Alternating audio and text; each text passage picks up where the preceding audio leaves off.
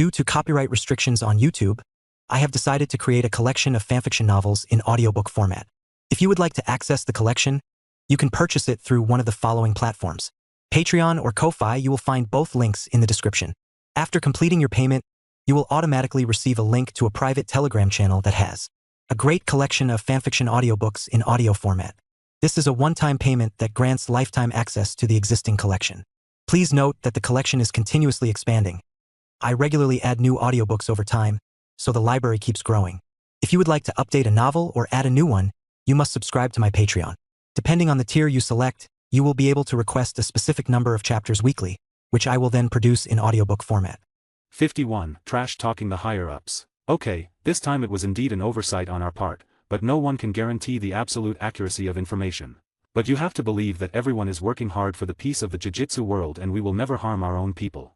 This is where the top brass showed their shamelessness. They knew that Gojo already knew the truth of the matter, but they still said these things in a high-sounding manner, even though they themselves did not believe their words. Haha. Gojo's face became extremely cold and he said, "If you do this again, I will kill you all." At this moment, the head of one of the three great sorcerer clans, the Gojo clan, and the most powerful sorcerer in the modern world's aura instantly burst out. Gojo was too lazy to beat around the bush with these rotten people. Faced with the blatant danger posed by Gojo, the higher-ups dared not speak out. After all, they couldn't restrict Gojo. The room fell into dead silence. At this time, Kazuma found the right opportunity to speak. "I have to say, you old antiques are very thick-skinned. I wonder if such a thick skin can withstand Sukuna's attack. How about next time, I let you guys fight Sukuna?" As soon as these words came out, murderous intent instantly enveloped him. Even Gojo beside him looked at Kazuma with some surprise. What surprised him was that Kazuma was so good at trash talking. Presumptuous.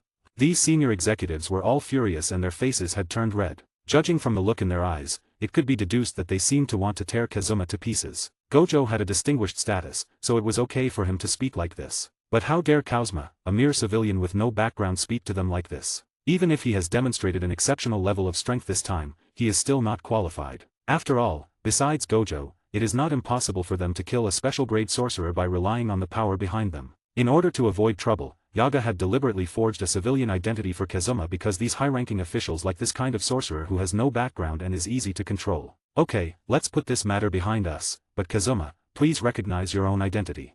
An old woman spoke up to smooth things over. This time, they had specifically called Gojo and Kazuma over for two things. In addition to scolding them, there was another important matter. That is, to test what kind of person Kazuma is. As high-ranking officials, their primary concern is obedience. For example, Yaga and Gakugenji Yoshinobu are obedient people. As for a strong person like Gojo Satoru who cannot be controlled, just one is enough. They had already discussed it long before. If Kazuma is obedient, he can be reused or even take over the position of principal in the future. After all, his potential is obvious to all. But if he is unruly, he will be transferred to Kyoto Jujutsu High to help Gakugenji Yoshinobu. As senior executives, they naturally know how to wield power. An institution cannot have too many talents. Otherwise, it will be difficult to control. Judging from the conversation just now, Kazuma is obviously not an easy person to deal with. So, several senior executives looked at each other and nodded. Kazuma is very capable, and Kyoto Jujutsu High is in need of teachers.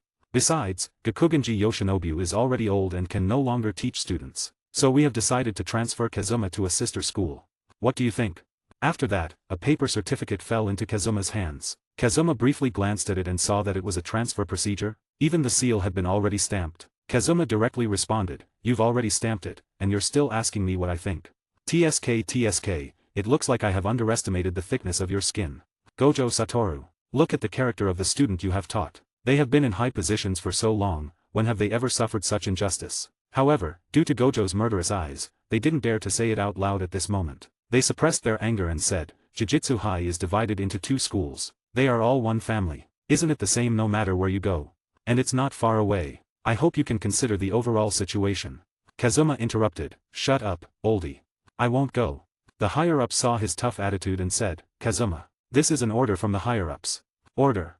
Kazuma sneered. A blazing flame ignited in his palm, turning the paper certificate into ashes. "Even if the King of Heaven comes, it won't work. I said I won't go. Nobody can change my mind."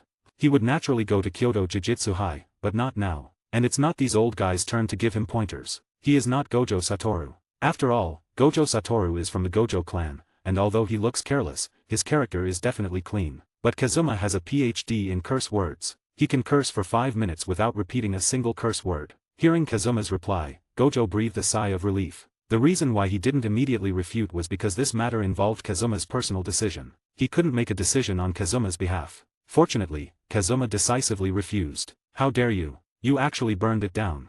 However, before they finished speaking, they immediately shut their mouth because a faint voice sounded in the room. Cursed technique lapse, blue.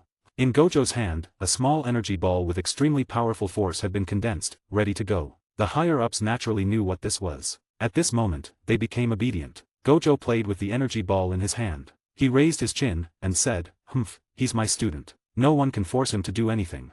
The room suddenly became quiet, and no one among the upper echelons dared to say a word. At this moment, Gojo felt unprecedented joy. Through Kazuma's actions, he understood a truth. When facing these high-level officials, it is impossible to reason with them. 52. Yago's arrival. To put it bluntly, it means he has to lower himself when facing these people. When he thought about it this way, Gojo realized that the way he treated these people was very wrong. These arrogant, self-righteous old guys only know fists. 5 minutes later, Kazuma and Gojo left. The room became silent again, with only the faint sound of teeth grinding being heard. This child must not be allowed to stay.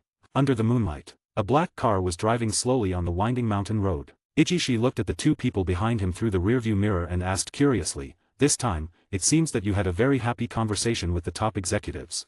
In the past, he always drove Gojo to meet with the higher-ups, but the results were always the same. As Gojo left, he had a gloomy face, as if he was very angry. But this time, he was smiling all the way. Did he reach a consensus with the higher-ups? Or did they compromise? It can't be because of Kazuma, right? Gojo burst into laughter and said, "Ah, this is really a great relief. Those old guys in the upper echelons must be furious, ha ha ha.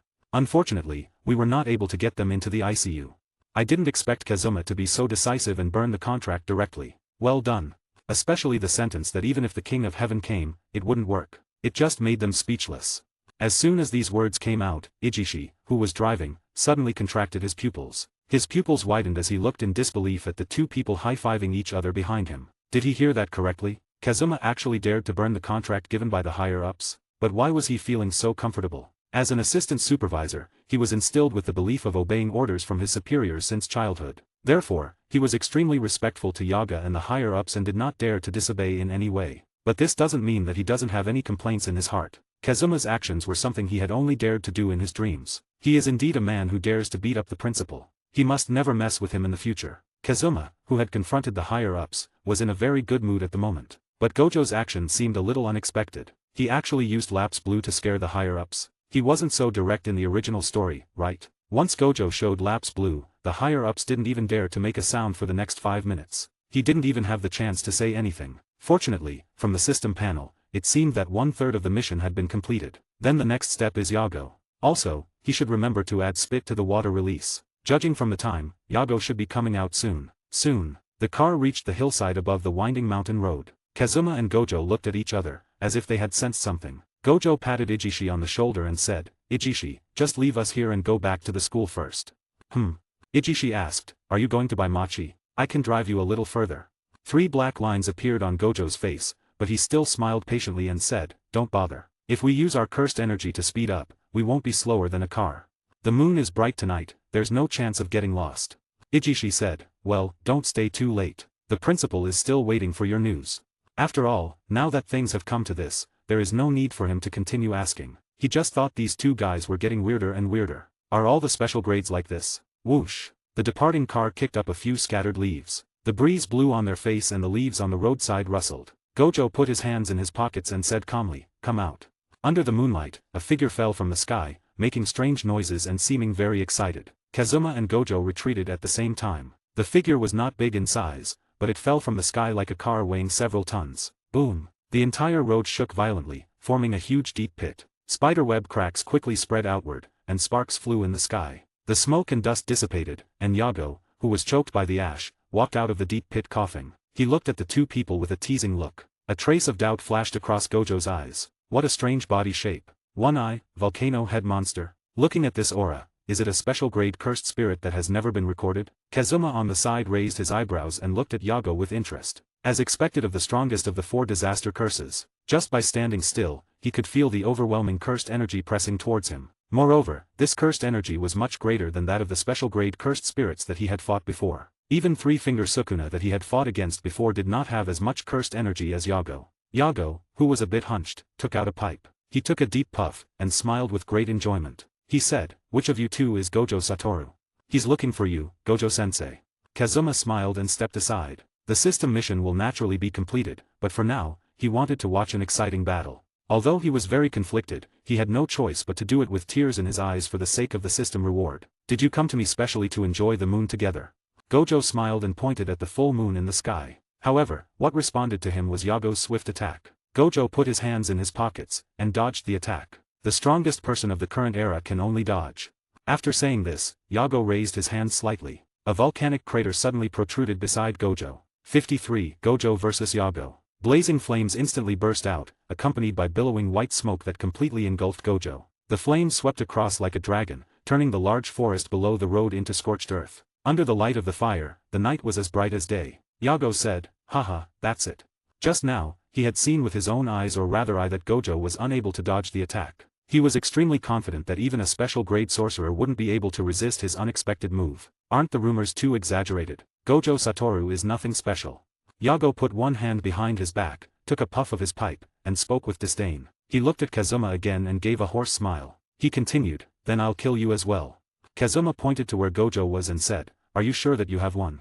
"What?" Yago's face changed, and he turned his head away suddenly. The thick smoke slowly dissipated, and a tall figure stood there unharmed. Gojo used one hand to disperse the remaining smoke and said calmly, "Why are you causing a fire? Don't you know how dangerous that is?"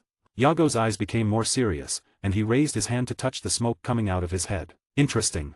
The purpose of his visit this time was to see Gojo's power. Geto claimed that Gojo was the strongest in the current day and age. Gojo was the rarest, and Geto was so fearful that he chose to collect Sukuna's fingers. In Yago's view, why was there a need to make things so troublesome? Just kill all humans, and reshuffle the world. Create a world without humans. But now, things were getting interesting. Looking at Gojo, who was doing warm-up exercises, Yago grinned. "How about this? Ember insects." Suddenly, a dense swarm of strange-looking insects appeared in the sky, flapping their wings at a high speed and flying toward Gojo. Seeing this, Gojo was not panicked at all. Instead, a playful smile appeared at the corner of his mouth, and he calmly raised two fingers. The next moment, something strange happened. The dense swarm of insects stopped in front of Gojo, as if they were separated by invisible energy. They couldn't make any further progress. The swarm of insects let out a piercing scream and surrounded Gojo, smashing the road into pieces. "Oh, this attack is pretty good, pretty clever." Gojo dodged to the side of the road and commented with interest. When he looked forward, he found that Yago's figure had disappeared. Yago said, "This is called a feint, stupid sorcerer." Yago flashed to Gojo's side. A blazing flame appeared on his palm and pressed toward Gojo's head. Boom! Gojo's head was instantly ignited. "It's not over yet, so-called strongest." Then, Yago aimed at Gojo's body and attacked him crazily, directly igniting his entire body and turning him into a fireman. Boom! The huge impact force shattered the roads on both sides and scattered smoke and dust. After doing all this, Yago smiled confidently and said, "The strongest. That's all." It seemed that Geto was too cautious. These so-called special-grade sorcerers were nothing special. Yago said, "Hey, you scum over there, the strongest among you humans is dead. Don't be sad, I'll send you to reunite with him right now." Kazuma was speechless. He said, "How come you didn't learn your lesson? Why are you repeating the same old routine?" Kettle.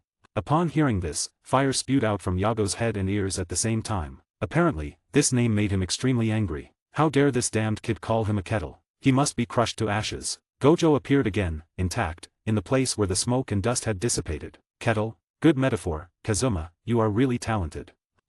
Kettle, right? I'll call you that for now. I've reminded you once, but why don't you learn your lesson?" Yago's body trembled, and he slowly turned his head, his eyes full of doubt. "What's going on?"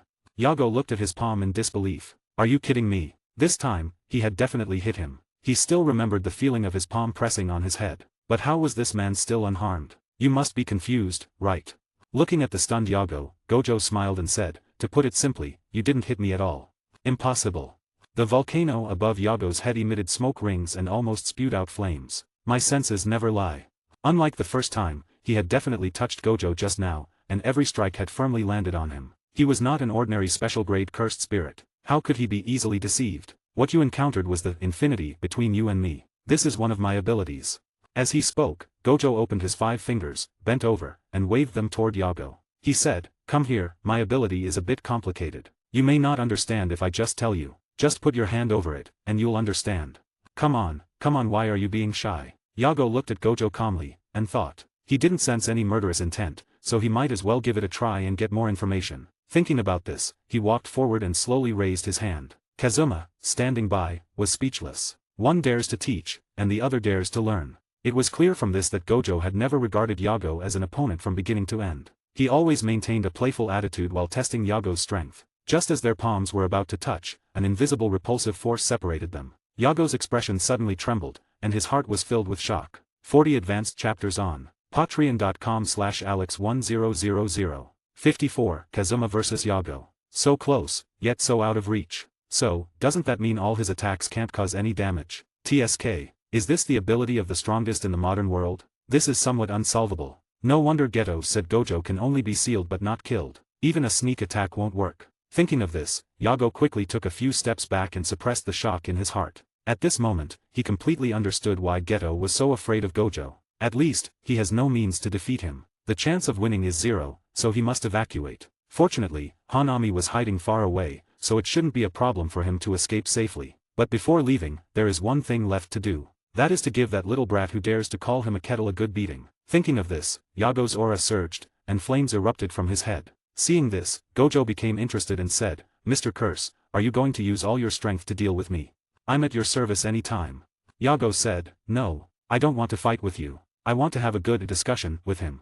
Yago pointed to Kazuma, especially emphasizing the word discuss. Gojo turned his head to look at Kazuma, whose Adam's apple was throbbing. Then, he looked at Yago, who was furious, and the corners of his mouth slightly curved. Then let's leave it to Kazuma.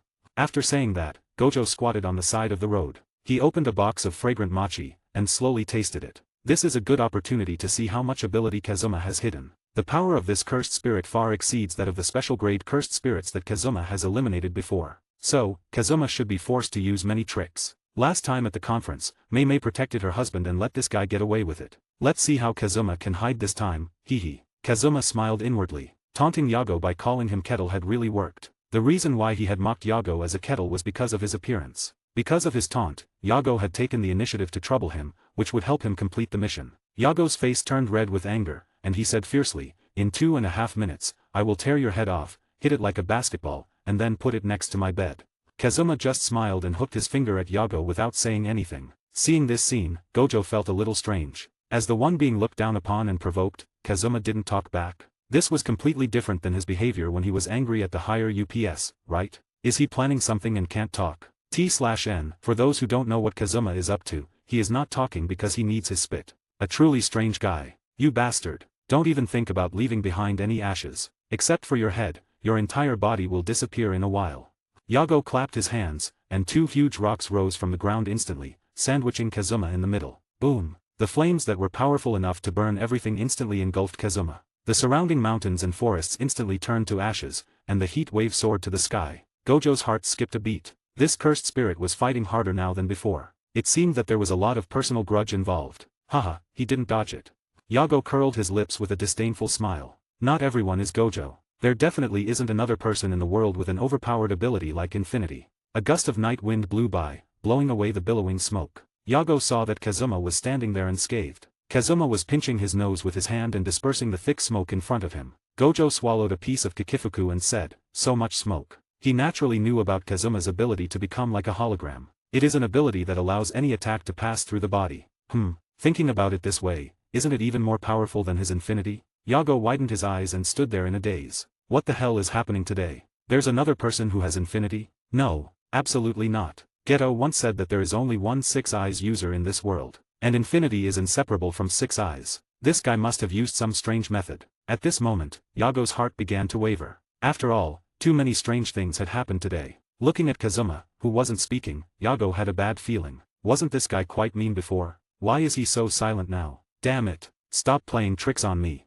Yago shouted angrily and threw out 2 huge fireballs from his hands. Suddenly, a dagger flew to his ear, piercing the air with a sharp whistle. In an instant, Yago's attitude changed from vigilance to disdain. Because this was just the lowest level cursed tool. However, he immediately regretted his attitude when he saw Kazuma's figure disappear out of thin air. That's right. He disappeared in an instant, without any trace left, not even an afterimage. Suddenly, the hairs on his back stood up. This was the instinct of one of the 4 disaster curses. Bang! An extremely strong feeling of being pushed back hit him. Accompanied by a violent hurricane, his face and even the night were illuminated by a white-blue light. Just like that, Yago maintained an extremely surprised expression as he flew backward at a very high speed, knocking down a row of large trees along the way. At the same time, the ground was also rubbed by Yago's uncontrolled body. Sparks flew out, and deep gullies were left behind. Gojo covered his neck with both hands, almost choking to death on the cake. He pulled down his blindfold, saying in surprise, "Is this what Mei Mei and the others call Rasengan?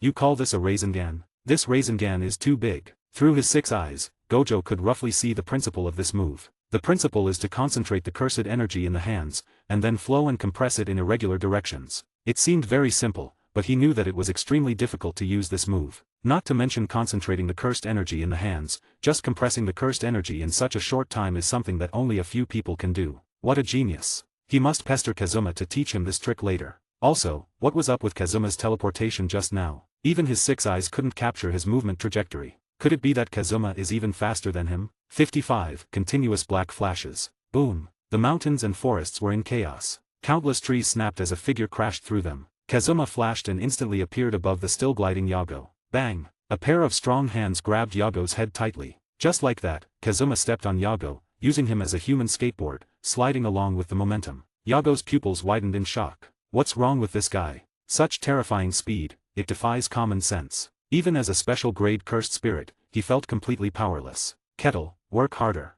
Kazuma's words instantly ignited a fire within Yago. Kettle. How dare he call him that again? Die.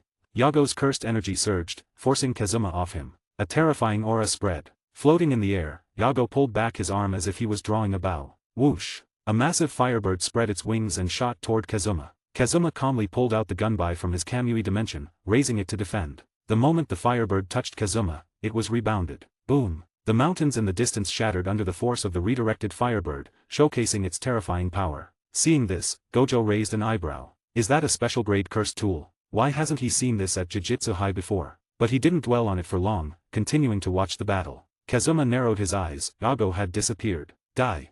Yago suddenly appeared at his side, clapping his hands together. A concentrated flame, sharp as a blade, pierced straight through Kazuma's heart. Ha, that's it. Yago exhaled, retrieving a pipe from his waist and taking a deep breath. He had been caught off guard by this sorcerer earlier, but fortunately, he didn't have Gojo's ability. Wait, what? With a poof, Kazuma's body transformed into a wooden log. A substitution technique. At the same time, Yago's pipe snapped in half as a violent gust of wind rushed toward him. Black lightning twisted like serpents in the night. Bang, bang, bang. Kazuma moved at incredible speed. He didn't use any fancy techniques, just raw power and extreme velocity. Each strike was wrapped in crackling black lightning. In the darkness, 2 figures clashed at high speed. They separated, and then collided again in an instant. Crack. A loud snap echoed through the battlefield. Kazuma's fist landed cleanly on Yago's cheek, contorting his face. Yago's teeth shattered, and he was launched into the distance. Gojo suddenly stood up, staring at Kazuma in disbelief. It wasn't just Kazuma's physical dominance that shocked him. It was Black Flash. Kazuma had strung together consecutive black flashes. The highest known consecutive black flashes was Nanami's 4-hit streak. How many had Kazuma just performed? Dozens? Hundreds? The more Gojo thought about it, the more outrageous it seemed. He had been expecting to gauge Kazuma's abilities in this fight, and now the guy's casually spamming Black Flash. When did triggering Black Flash become so easy? Ugh. Pfft. Yago spat out blood, tumbling down the mountain like a rolling boulder. Under the pale moonlight, his bruised and swollen face twitched. Black Flash, again. Where did this monster come from? And that wooden log trick. When did he set that up? Yago finally realized that Kazuma wasn't just strong. He was different. He was stronger than even Gojo in some ways. And to make it worse, he broke his pipe. Unforgivable. Boom. The ground trembled as fire erupted from Yago's body. Let's see how you handle this, brat. Yago pressed his hands to the ground, laughing wildly. Suddenly, magma surged through the cracks of the mountain, the temperature rising rapidly. Kazuma glanced down. Huh, his feet are getting a little toasty. As one of the 4 disaster curses, Yago specializes in fire techniques. Kazuma knew that Yago was about to do something big. And then, boom, flaming pillars shot into the sky, turning the battlefield into a sea of fire. The night sky glowed red. Seeing this, Gojo had an idea and disappeared. A moment later, he reappeared, while holding a confused Yuji by the collar. Wah, Gojo-sensei, what's going on? Yuji had just been enjoying a movie when Gojo had suddenly dragged him away, saying something about a rare opportunity. Now, he was standing in the middle of hellfire. Yuji's eyes widened. Wait, isn't that Kazuma? It's Danjiro. Gojo stuffed a piece of Kikifuku into Yuji's mouth. He said, sure. Watch carefully. This is a rare moment where Kazuma might actually go all out. The power of Yago's attack was no joke. Even Gojo would have to take it seriously. Now, the real question was, how would Kazuma deal with it? The sea of flames surged forward. Kazuma's lips curled into a grin. Finally, he had been waiting for this. Planting his foot firmly on the ground, Kazuma leaped high into the air. The cursed energy in his body surged toward his throat. Water release, great waterfall technique. Water release, falling rain needles. Water release, water shark bullet technique.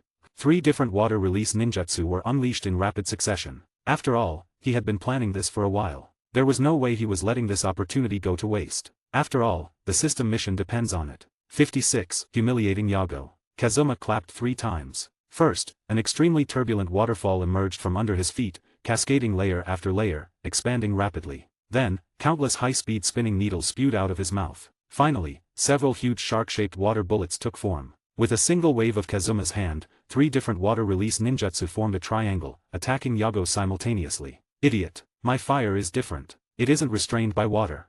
Yago stomped the ground, his power surging even further. I'll evaporate all your water.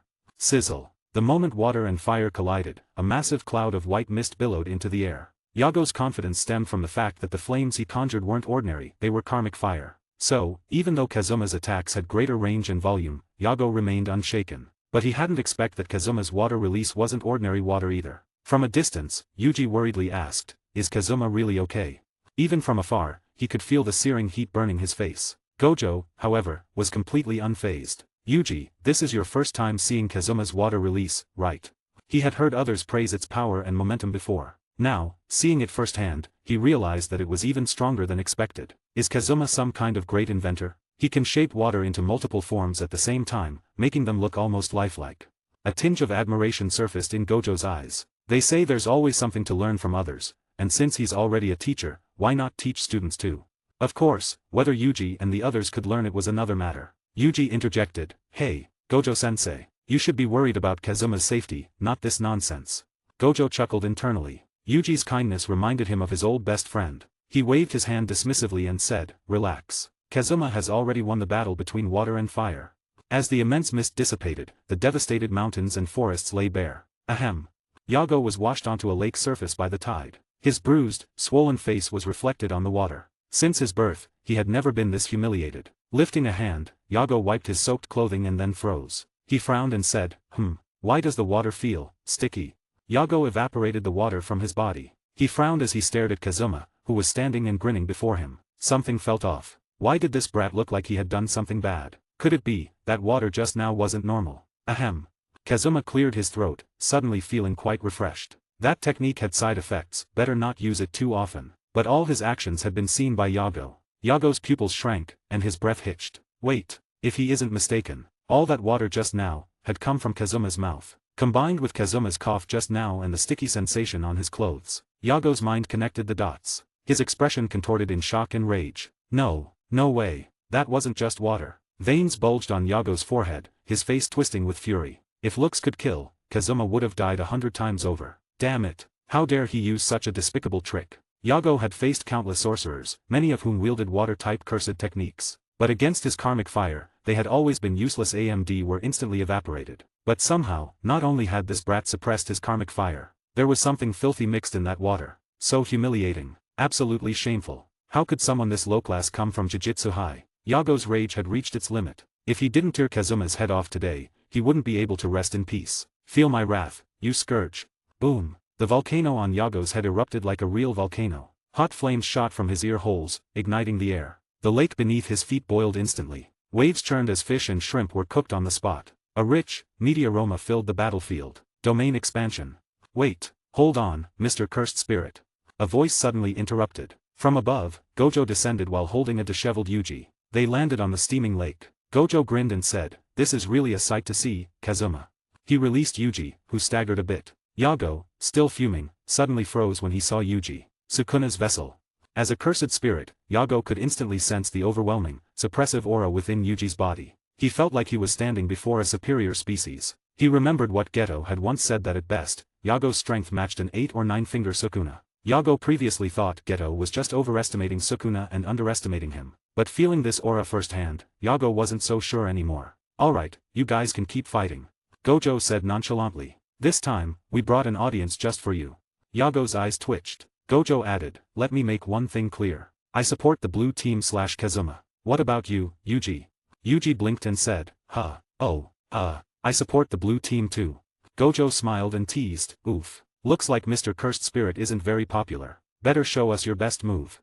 After saying that, he casually pulled Yuji backward and positioned him and Yuji safely behind Kazuma. Kazuma sighed and asked, are you guys betting on a winner? You think this is an octagon cage fight? But then again, coming from Gojo, it wasn't that surprising. Meanwhile, Yago was seething with anger. How dare they? How dare they treat this as a spectacle? Natural disasters cannot be mocked. With a furious roar, Yago slammed his hands together and activated his strongest technique. Domain expansion, Coffin of the Iron Mountain. 40 advanced chapters on patreon.com/alex1000. 57. Active group chat. A violent cursed energy spread out instantly, soon surrounding Kazuma and the others. The unfolding area resembled the interior of a volcano, with magma spurting out from cracks in the rocks. Kazuma observed the domain, and some general information about Yago's domain surfaced in his mind. First, there was the guaranteed hit effect within the domain. An ordinary sorcerer would likely be reduced to ashes the moment they step in. This is an extremely dangerous space and can also pursue targets based on the caster's will. The target's ashes might scatter all over the place. With Gojo's protection, Yuji was naturally fine. Yuji looked around like a curious baby and exclaimed, wow, this is a domain. His tone was full of wonder and envy. Gojo patiently explained, a domain is a unique ability of powerful sorcerers and special-grade cursed spirits, constructed using their own cursed energy. What you encountered in the Eshu Juvenile Detention Center before was just an embryonic domain. This cursed spirit is far more powerful. By the way, having no domain and having a domain are two entirely different levels. Basically, in a fight between a domain and a non-domain user, once the party with a domain uses a domain, the battle is almost instantly decided. So, the best way to counter a domain is to use your own domain in response. The stronger domain wins. I see. Yuji nodded thoughtfully, then suddenly looked surprised. He asked, does Kazuma have a domain? If not, wouldn't he be in danger? Kazuma is different, so he doesn't count. Gojo had no choice but to answer this way. After all, Kazuma had never displayed his domain. But recalling the massive Rasengan from before, he suspected that Kazuma must have one. After all, such terrifying control over cursed energy should be more than enough to awaken a domain. However, if Kazuma did have one, he should have used it the moment the enemy's domain took effect. That would have been the safest course of action. But Kazuma had too many skills and it was impossible to predict his next move. As a master creator of cursed techniques, how would he break through this domain? Come on, Yago, force Kazuma to reveal all his hidden cards. Boom. A scorching wind blew against Yuji's face, making it difficult for him to breathe. So strong. This was the most powerful cursed spirit he had encountered so far. Compared to the special cursed spirit that had nearly killed him in the Eshu Juvenile Detention Center, this one was on an entirely different level. Even Three-Finger Sukuna would be no match for the cursed spirit before him. Looking at Yuji's worried expression, Gojo said, don't worry, Kazuma will win. After all, that cursed spirit is very weak. Yuji thought, you call this weak? Gojo had brought him here to witness this high-level fight. Was he really not afraid of getting into trouble? Just the battle's aftermath might send him to his grandpa. Yago furiously said, asshole. Do you even understand your situation? This is my domain. He angrily looked at the people across from him. They were casually chatting and laughing, completely unfazed by his domain. Damn humans. Arrogant sorcerers. Today, he will show them the consequences of angering a natural disaster. The moment he spoke, the surrounding rock walls collapsed, and magma gushed out. Flames beneath their feet boiled, coalescing into a massive, red-hot sword. Yago wasted no time, aiming the giant sword at Kazuma. First, even though he had been suppressed repeatedly, Kazuma always gave him the unsettling feeling that he could kill him in an instant. Second, Kazuma not only called him a kettle repeatedly, but also used that despicable trick. Unforgivable. The moment the giant sword locked onto Kazuma, Kazuma felt the entire domain's heat waves converging toward him, but he remained calm. He slowly raised his hand, and covered his left eye, leaving only the scarlet, eerie right eye visible. Since acquiring Tsukuyomi, he hadn't found a suitable target for experimentation. Isn't a perfect test subject here right now? Watching Kazuma's composed stance, Gojo narrowed his eyes slightly. Kazuma, is he not going to use his domain? Could it be that he is going to summon the giant purple Shikigami that Mei and the others mentioned to withstand this attack? Either way, it must be something incredible, right? Thinking about this, Gojo smirked. He pulled out his phone and tagged all the members in a group chat called Jujutsu Family. Group leader, Gaga Masamaike Gojo. What the hell are you up to now? Tagging everyone in the middle of the night. Yuta, there's no need to worry. I'm overseas, and it's daytime. My favorite is Kikufuku, Gojo Satoru. Anyone want to witness something crazy? We're in the middle of a battle against an unknown, volcano-shaped special-grade cursed spirit, sad face. He then uploaded a video of Kazuma facing Yago. Mei, where the hell are you guys? Why does it look like you're inside a volcano? Why is there a giant flaming sword over Kazuma's head? Nanami, if I'm not mistaken, this must be the cursed spirit's domain. I can almost feel the heat through the screen. Him, hey, are you insane? Why did you bring Yuji? Do you want him to die? My favorite is Kikufuku, Gojo Satoru. Yep, this is the cursed spirit's domain. It's called Coffin of the Iron Mountain. It's an unidentified special grade cursed spirit, so for now, let's just call it Kettle, courtesy of Kazuma. Nobara, Go help Kazuma. He's fighting a cursed spirit, and you're over there filming and posting in the group chat. Shoko, ZZZ. Group leader, Daga Masamaike Gojo. Stop standing around and help Kazuma, you idiot.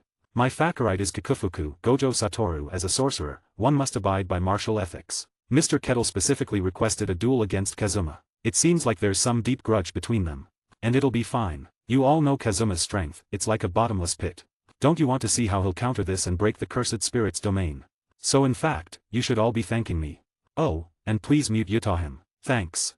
Him, everyone. 58, first target of Tsukuyomi. After Gojo talked about Kazuma's strength, everyone's curiosity was aroused. Kazuma was a mysterious guy, and from time to time, he would use a curse technique they had never seen before, shocking their hearts. They wanted to see how many cursed techniques Kazuma had hidden up his sleeves. Just like that, Gojo turned on the video, and everyone in Tokyo Jujutsu High lost their sleepiness. They held their breath and stared at the screen. It was like watching the climax of a masterpiece movie. To get a better viewing angle, the thoughtful Gojo even went to the side of Kazuma and Yago to take pictures. Yuji was left alone, trembling in fear. Then, the next second, everyone, including Gojo, was shocked. Kazuma's lips curled up into a faint smile. He raised his hand and gently stroked his eyes. Then, a scarlet and strange light shot out from his eyes. Two huge glowing symbols appeared out of thin air behind Yago, and gorgeous scarlet patterns slowly rotated. The next second, a dazzling blood-red light emanated. While watching, Nobara and Shoko accidentally fell into a trance. Their eyes rolled back as they fell onto their beds, becoming unconscious.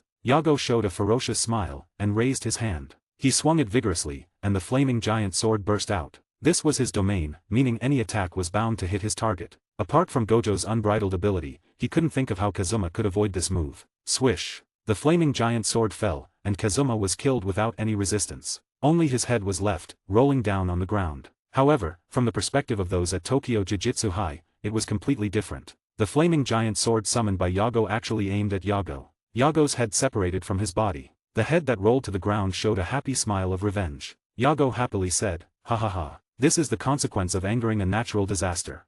You'd better take a look at yourself."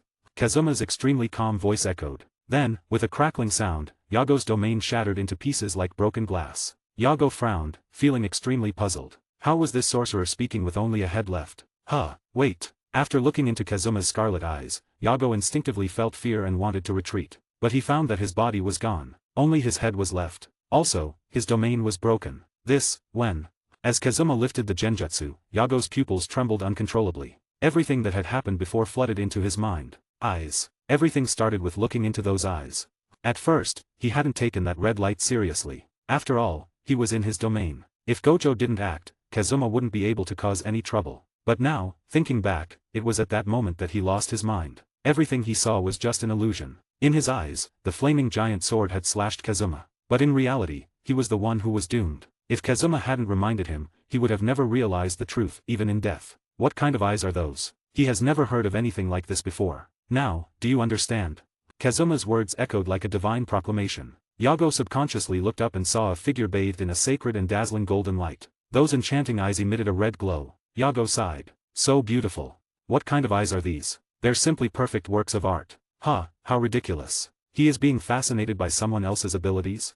What's going on? Mr. Cursed Spirit actually swung his sword at himself. Gojo stepped on Yago's head, pointed his phone at him, and said with a smile, "Mr. Cursed Spirit, is there something you're worried about? Come, let everyone see what you look like." Then, Gojo moved closer and looked carefully into Kazuma's eyes. He stroked his chin and frowned. He said, your eye color has returned to black again."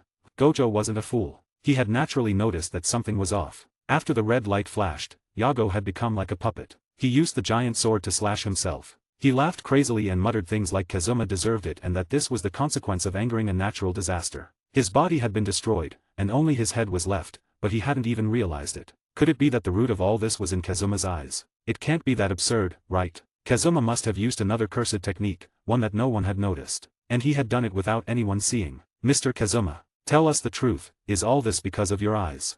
Don't try to escape the question. Everyone is watching you.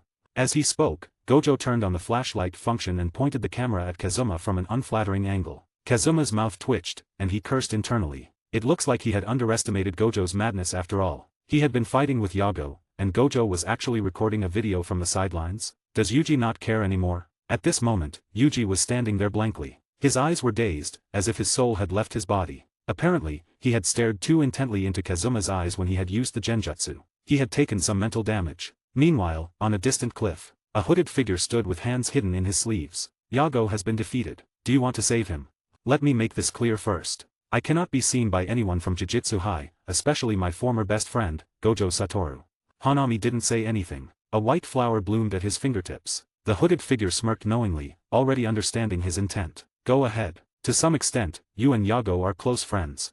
Whoosh. Hanami's figure disappeared in an instant. 59. Making use of the sniper. Kenjaku looked at Hanami's disappearing back, and stopped where he was. His face was full of solemnity. Ever since Yago had used his domain, he had been unable to observe what was happening inside. Soon after, a cracking sound was heard, and the domain was violently broken open. Could it be that Gojo had taken action? Although Yago's domain was very strong, it was useless in the face of Gojo's infinite void. In that case, the destruction of Yago's domain was reasonable. Hopefully, Yago's brain hasn't been too affected from the infinite information he has received. But Kenjaku was very confused about one thing. Why did Yago suddenly go crazy and point a finger at another person? Moreover, he was constantly on the losing end against that guy. Could it be that this guy is the sorcerer who had destroyed Mahito's plan and killed the love-cursed spirit? It seems that Jujutsu High has welcomed a genius comparable to Yuta. But it's no big deal. Kenjaku smiled and took out a box wrapped with sealed cloth strips. Prison realm. Gojo, I will have to inconvenience you to stay in this prison for a while. If you are not sealed, how can I dare to come out into the world? At the foot of the mountain. After Kazuma explained, Gojo opened the group chat with half belief and half doubt. My favorite is Kikufuku. Gojo Satoru, you all heard it, that was a genjutsu. Mei, that's right, my Kazuma once controlled a group of curse users to kill each other with just a glance face with steam from nose. You taught him, hiss. Hushed face, isn't this too crazy? He can actually confuse the mind of a special grade cursed spirit. Nanami, but the backlash from overusing his eyes is also huge. When he fought Sukuna, it's not an exaggeration to say that his face was covered in blood. Yuki, what a bummer. I thought we could see a wonderful duel, but it ended with just a glare from this little brother. I wonder what kind of woman he likes. Everyone. Looking at Yago, who only had a head left, Kazuma nodded with satisfaction. It was his first time using Tsukuyomi, and the effect was very good, far exceeding ordinary genjutsus. Moreover, he still had a trick up his sleeve. He had only used Tsukuyomi to make Yago see a false impression. The truly torturous and horrific side of Tsukuyomi had not yet been revealed, such as the cross-execution platform. It's better to keep a trick like this to himself for now. If he shows too much abnormality, what if Kenjaku uses the prison realm on him rather than Gojo? Whether Kamui can be used to escape from prison realm is still unknown. After all, the setting of prison realm is very overpowered. Kazuma did not plan to take a risk and bet on his chances. And this is different from manga/anime. This is real life, full of variables. If he gives out too much information in a spoiler-like manner, he may be able to avoid some things from happening, but doing so will also lead to the birth of many unknown variables. As a transmigrator, he must not forget about the butterfly effect. It is better for the plot to not deviate too greatly from canon so that it will be easier for him to do things. At this moment, Yago was still staring at Kazuma's eyes. His previous anger towards Kazuma had long since dissipated, replaced by fear. Gojo stepped on Yago's head and swung it back and forth like a football. He casually asked, "Tell me, who instructed you to ambush me? What is your purpose?" Gojo had not forgotten that this guy had specifically asked for him at the beginning. Therefore, there must be someone behind the scenes, or some ally. If such a powerful special-grade cursed spirit has allies, this matter's seriousness should not be underestimated. Gojo stepped harder, causing Yago's head to deform and his eyes to bulge. He said impatiently, "Tell me quickly, or I'll kill you." Yago said with difficulty, "Asshole. I won't tell you anything." At this moment, Yuji regained consciousness. He didn't know what had happened, but he saw that the powerful cursed spirit was only left with a head. Wow! Is this curse's vitality so strong that even with only a head left, it can actually speak fluently? Just when Yuji had finished speaking, boom! A strangely shaped white flower stuck straight into the ground. What? Yuji and Gojo both looked at the flower stuck in the ground in confusion. The next moment, a beautiful and warm atmosphere enveloped the place, making them feel happy, as if they were falling into the warm embrace of their mother. As the flowers suddenly bloomed, a sea of flowers spread out all over the mountains and fields in an instant. The demeanor of Gojo and Yuji suddenly changed. They both narrowed their eyes and it looked like they were enjoying themselves. The two held hands and laughed foolishly, spinning in circles happily. Wow, the flowers are blooming, hee. So beautiful. Little did they know that Yago's head had disappeared from the spot. Kazuma quickly reacted and sighed in his heart. This move of Hanami should also be considered a genjutsu, right? Bang! Gojo slapped himself back to reality and said, "This aura, is it a curse? A curse technique that can make people fall into a warm embrace and unable to extricate themselves?" Looking at Hanami's escaping figure, Gojo became decisive. However, just as he was about to make his move, Yuji's ankles were suddenly entangled by vines that broke out of the ground. Yuji was hanging in the air, and about to smash against the sharp spikes on the ground. Tisk! Gojo cut the vines without hesitation and saved Yuji. Looking at the figure going away, his expression froze. Another unrecorded special grade curse? It should be its accomplice. Moreover, the aura of cursed energy on his body is equally powerful. It looks like the world of Jujutsu is about to fall into turmoil. Forget it, let's go back and let Yaga investigate it thoroughly. Let's go back, Kazuma. Gojo and Yuji turned back to look at Kazuma at the same time, and then their eyes widened. You brought stuff with you when you went out." The two of them stood there in shock, looking at the sniper rifle in Kazuma's hand in disbelief. Kazuma's lips curved slightly and he said, "Times have changed, and as a sorcerer, we must keep up with the times." After saying this, he half-crouched down and got into position. The direction he was aiming at was naturally the one in which Hanami had escaped. At the same time, in the depths of the forests, Hanami was holding Yago's head in his hands and trying his best to run away. 60. Yago's traumatic experience. "Hanami, I owe you a favor. Can you use your curse technique to make me another pipe later?" The loss this time was quite big. The pipe that had been with him for many years was actually broken by that boy. Hanami said, "Shut up. You just burned a lot of lovely vegetation in that battle." As a cursed spirit born out of fear of land-based natural disasters, he was a little angry at the moment. Sensing that there was no one chasing after them, he breathed a sigh of relief. As expected, compared to Yago's life, Sukuna's container was obviously more important. At this moment, Yago suddenly shouted, "Be careful." The two curses breathing stagnated, and they looked shocked. They seemed to have sensed something. Hanami felt a chill on his back and subconsciously used his curse technique. Countless vines interweaved to form a shield that protected him and Yago. Bang! A bullet infused with cursed energy, spinning at high speed, pierced through the wooden shield. At the same time, half of Hanami's body was blown to pieces and purple blood sprayed out. The large-caliber bullet was deeply embedded in the rock wall. Fortunately, Hanami had managed to protect Yago's head at the last moment. Otherwise, given Yago's current condition, he would have instantly died from this shot. Hanami reluctantly suppressed the fear in his heart and continued to run away. As long as his head didn't explode, these injuries could be repaired quickly. Just now, was that a gun made by humans? Is this real? He had experienced the power of guns before. Ordinary guns couldn't break his defense at all. With the strength of the 4 disaster curses, they could even survive against missiles. But this shot actually blew off half of his body. If his head had been shot, the consequences would have been disastrous. Jujutsu High actually has this kind of weapon hidden? This important information must be told to Geto and Mahito. Ha! Kazuma exhaled, blowing away the white smoke from the muzzle of the gun. As expected of a special grade cursed tool version of a sniper, one shot actually destroyed half of Hanami's body. And there was no need to worry about bullets because they were all generated by cursed energy. The only drawback was that the recoil was quite strong. An ordinary person would probably be blown away by it. But to be honest, through observation with the sniper scope, he found that Hanami and the Queen of Curses Rika looked a bit similar. Were they distant relatives? Yuji blinked and said, "Hit. Kazuma replied, "Yeah, it's a pity. The opponent used his ability to protect his vitals, but half of his body is gone." Half of his body is gone. Is it that powerful? The opponent is a special grade cursed spirit. Gojo smiled bitterly and shook his head. Not just them, even that cursed spirit had probably never expected Kazuma to pull out a sniper rifle. It's really hard to figure this kid out. He had brought Yuji here specifically to broaden his horizons. But who knew that Kazuma wouldn't play by the rules at all? With just a glare, he inexplicably broke through the curse's domain. Yuji learned nothing, and the exciting duel he had expected never happened. And now, even more ridiculous, Kazuma actually pulled out a sniper rifle. He looked at Yuji's eyes that were shining with excitement. He was clearly fascinated by the sniper rifle. What's so fun about a sniper rifle? Is it as powerful as his hollow purple? Wait, it actually looked kinda cool. Gojo placed a hand on Kazuma's shoulder and whispered, "Ahem, Kazuma-kun, this sniper rifle should be a special grade cursed tool, right? Can you lend it to me to play with?" As for the source of the gun, Gojo was too lazy to care. Since Kazuma didn't say anything on his own, he naturally wouldn't ask too much. On a golden beach, the sea breeze blew on their faces. Mahito was leisurely flipping through a notebook filled with numerous names and information. These were all artificial cursed spirits he had created through idle transfiguration over the years. As if realizing something, he closed the book and glanced sideways. He said, "You're back. Yago looks pretty miserable." It seems that this time, it was Hanami protected Yago. Kenjaku looked at Yago with a smirk and said, facing Gojo, "It's already pretty good to have saved a head. How do you feel?" In front of him, the strength you were so proud of became useless. But don't lose hope. After all, he is Gojo Satoru. Yago, still held in Hanami's palm, sighed and said, "Kenjaku, is there a second prison realm? I want to arrange one for Kazuma as well."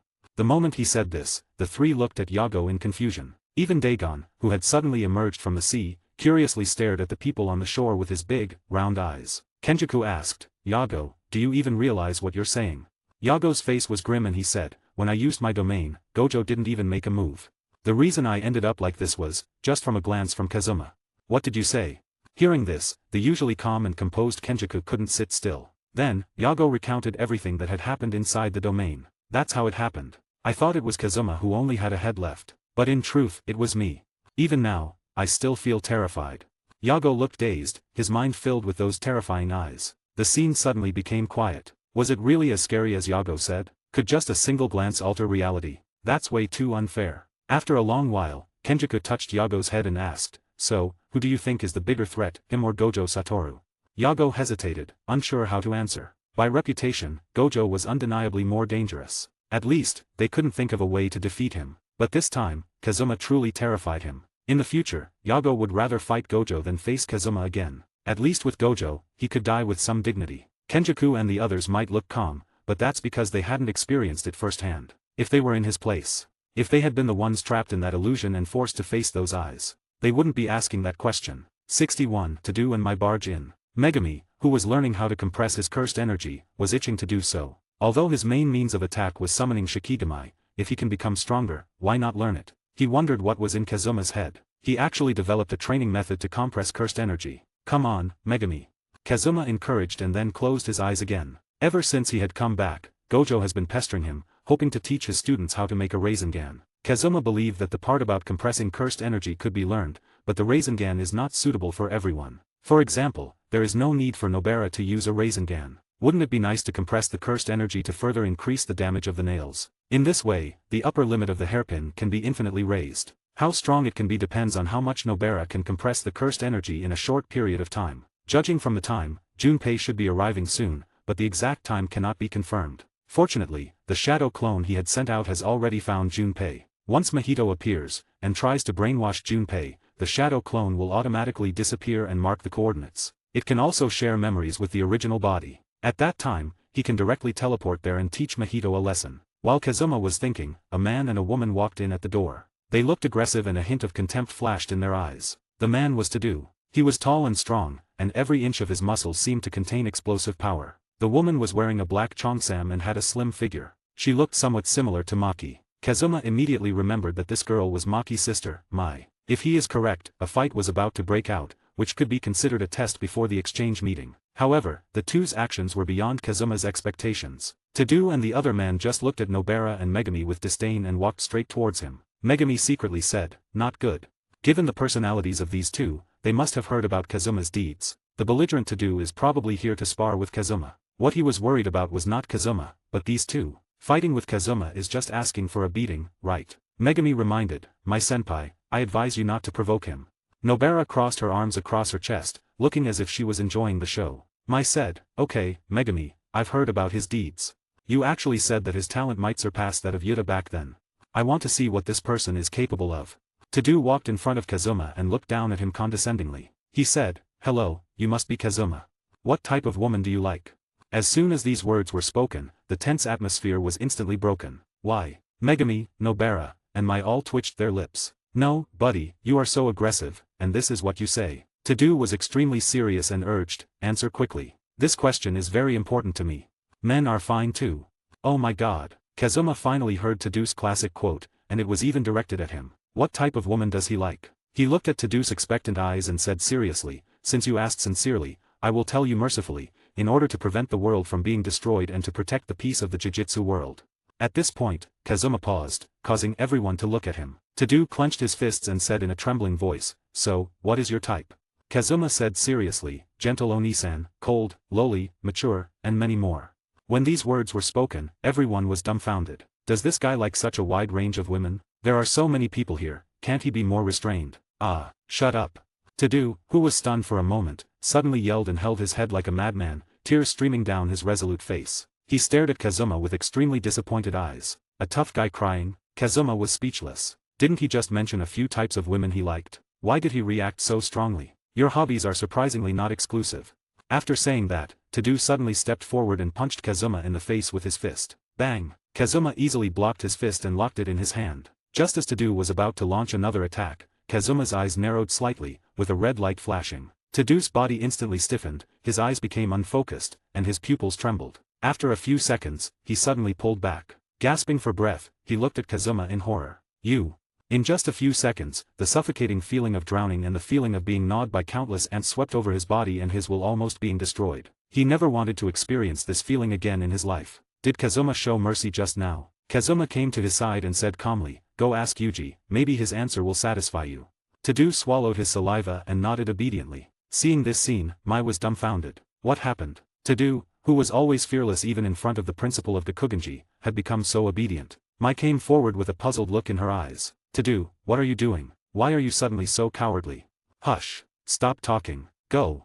Tadu turned and left, not caring whether Mai followed him or not. Mai frowned slightly, looked at Kazuma deeply, and left with Tadu. As for Megumi and Nobara, they were not too surprised. After all, they knew the horror in Kazuma's eyes. Nobara said, "By the way, Kazuma, how do you know that Yuji's answer will satisfy that big guy?"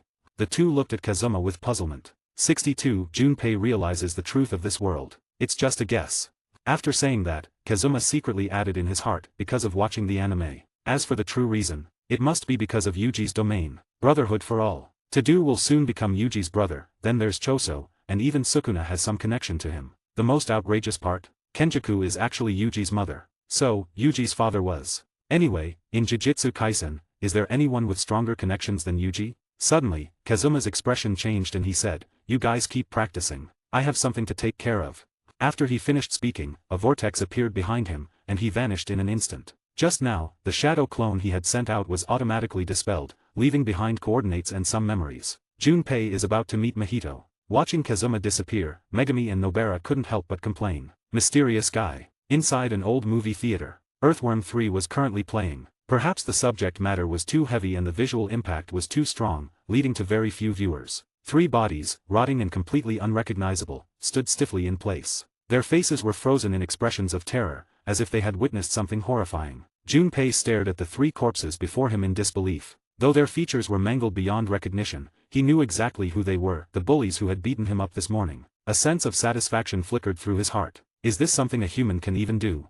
Suddenly, an image flashed in his mind, a man with pale skin, blue hair, and stitches all over his body. Just moments ago, those 3 had been causing a ruckus in the theater when the blue-haired man had walked up to them. And then this. That guy had done it. Just by touching them, he had killed the 3 punks who had tormented Junpei for so long. Thinking about it, Junpei didn't feel fear. Instead, a deep yearning for power surged within him. I have to find him.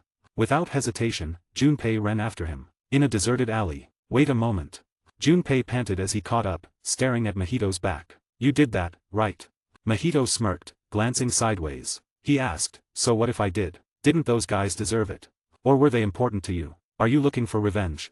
As he spoke, his forearm morphed into a sharp, bone-like blade. Junpei's breath hitched. So strong. If he had that kind of power, who would dare to bully him? Who would dare to mock his mother? I want to become as strong as you.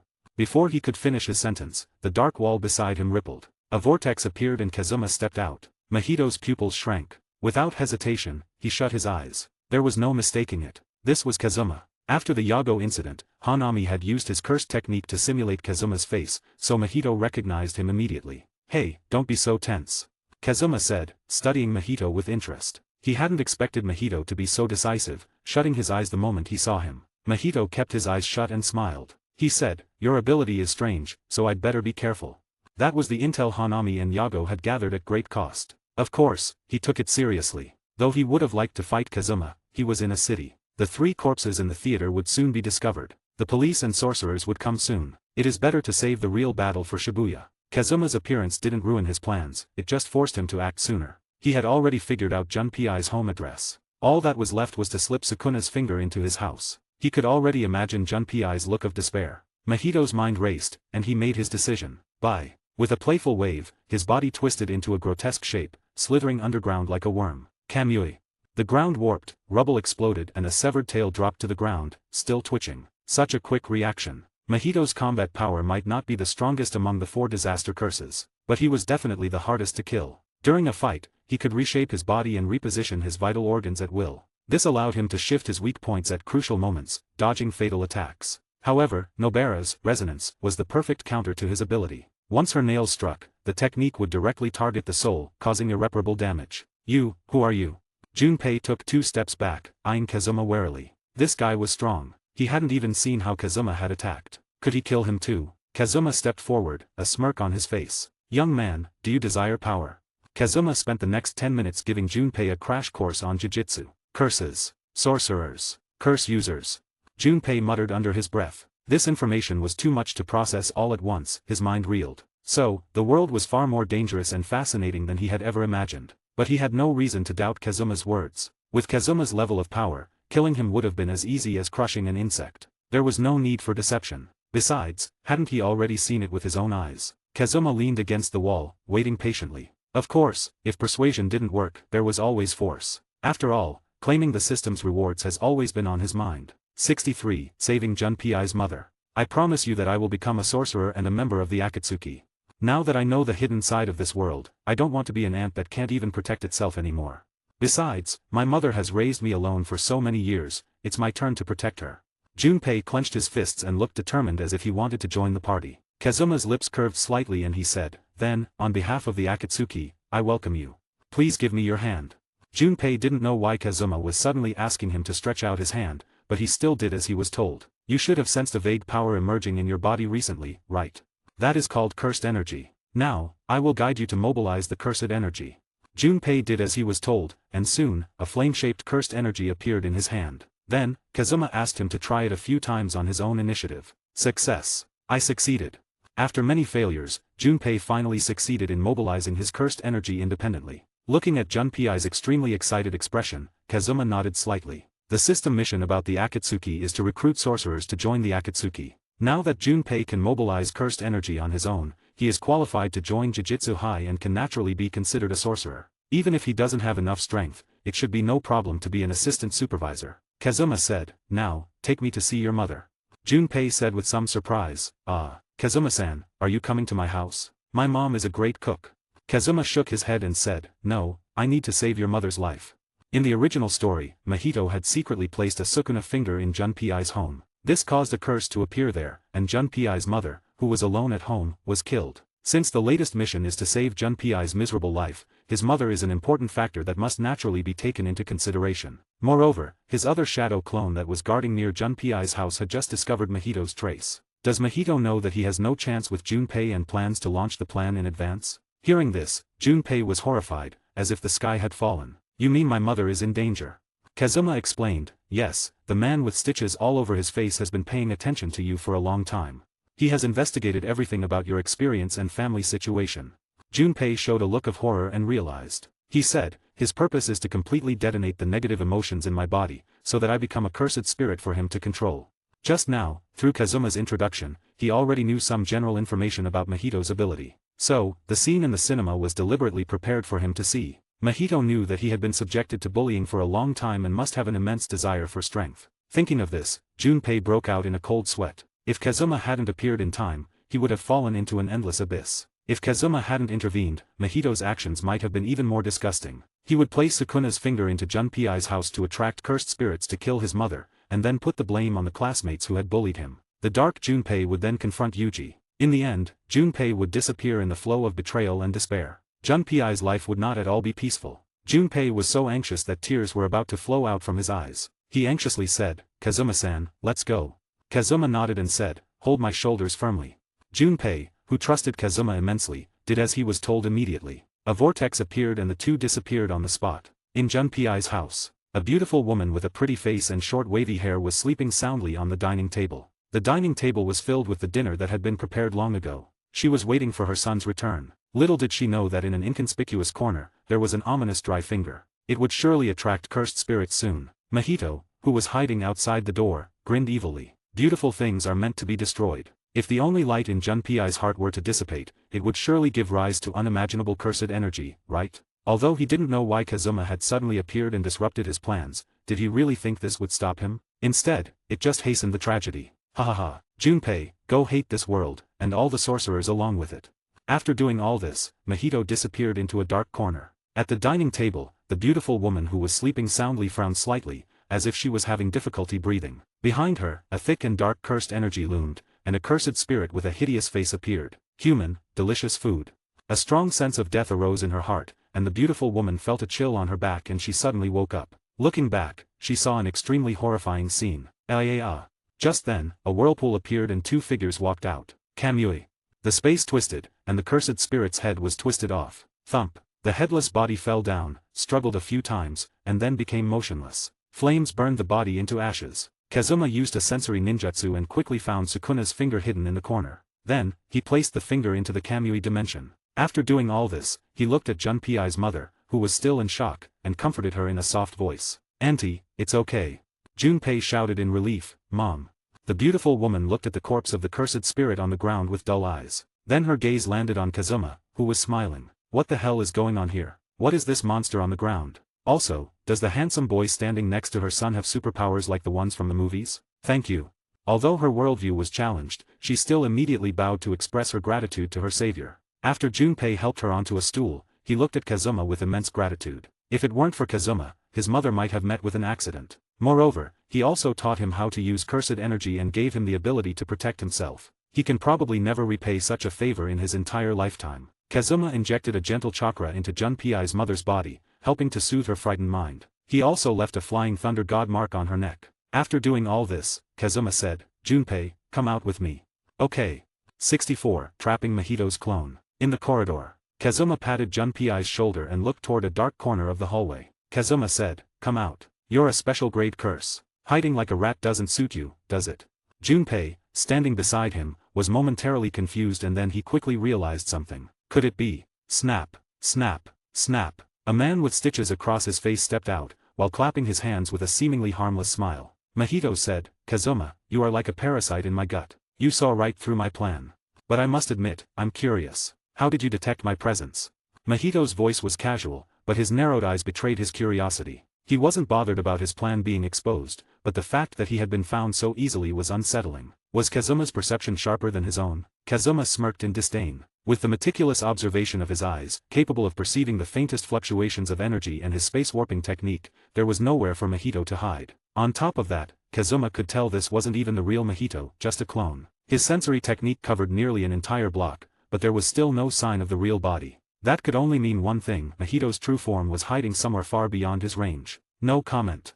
Kazuma replied flatly. The moment those words left his mouth, space distorted behind the clone's head. A sudden wave of impending death surged through Mahito's mind. He had no time to think. He just dodged instinctively. Bang! Half his head was crushed by the distortion of space, sending blood spurting out. Clutching the mangled remains of his skull, Mahito staggered back, eyes filled with shock. What kind of ability is this? He hadn't sensed any energy fluctuation at all. It's those damn eyes again. Had he not possessed an exceptional intuition, he would have been obliterated instantly. Kazuma lightly said, I'm about to cast a genjutsu now. That was all Mahito needed to hear. He immediately shut his eyes, fingers digging into his palms. Damn it. This was humiliating. Kazuma was toying with him like a child. But he had to suppress his rage. He'd underestimated Kazuma before, assuming genjutsu was all that he was good at. But now, he knew that this guy could manipulate space as well. This was valuable intel. Even if his clone is destroyed, the information will be transmitted back to his original body. But, that also meant he needed to find a way out of this situation.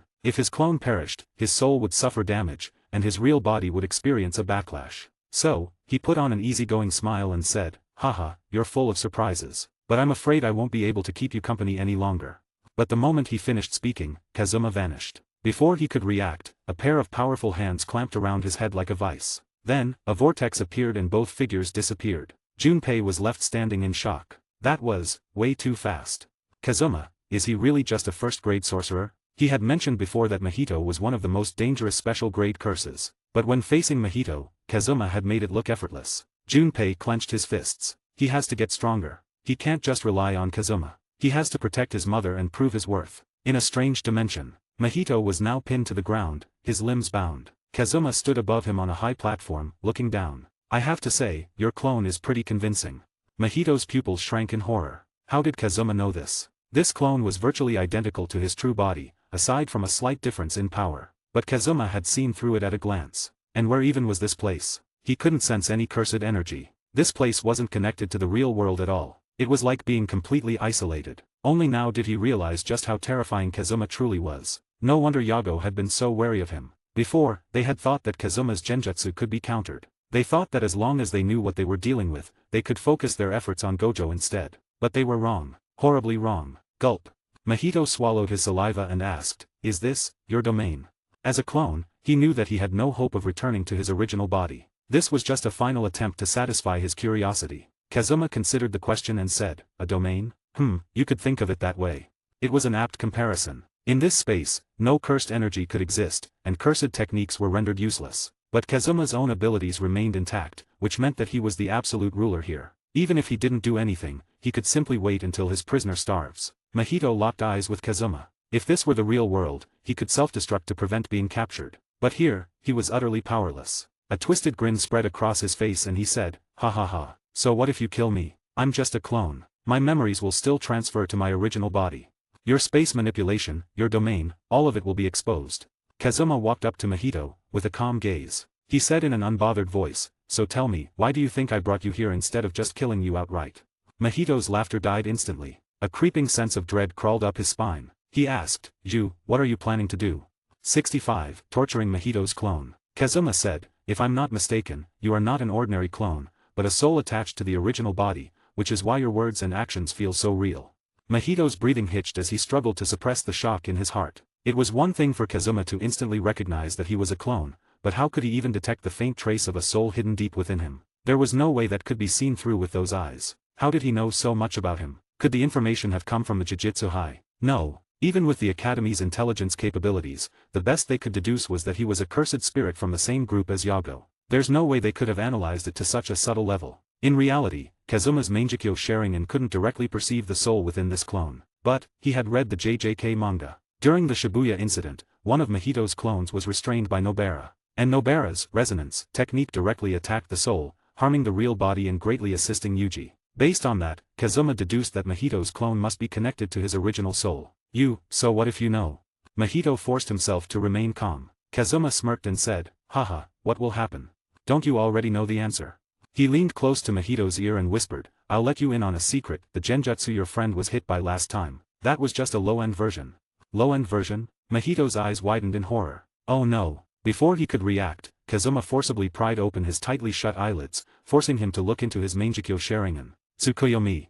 Mahito's consciousness blurred as his vision went black. When he opened his eyes again, he was bound to a cross. The sky was blood-red, and countless crows circled overhead. Then, an army of Kazuma's clones, each holding sharp swords, mercilessly stabbed him. The agonized screams never stopped. 3 seconds passed in reality, but in the world of genjutsu, Mahito suffered for 3 whole days and nights. During that time, Kazuma also used a genjutsu to erase any knowledge of his abilities from Mahito's mind. However, this was just a precaution. Because after 3 days of torture, Mahito's clone's soul had completely collapsed. In simple terms, he had been reduced to a fool. Not only could he no longer provide useful information to his original body, but he would also transmit all the happiness he had suffered during those 3 days. This is the proper way to handle Mahito. Whoosh! A vortex appeared, and Kazuma returned to the corridor. Junpei hurried over, glancing at the vortex behind Kazuma, and hesitating to speak. Kazuma smirked and said, "Don't bother looking. He died very happily.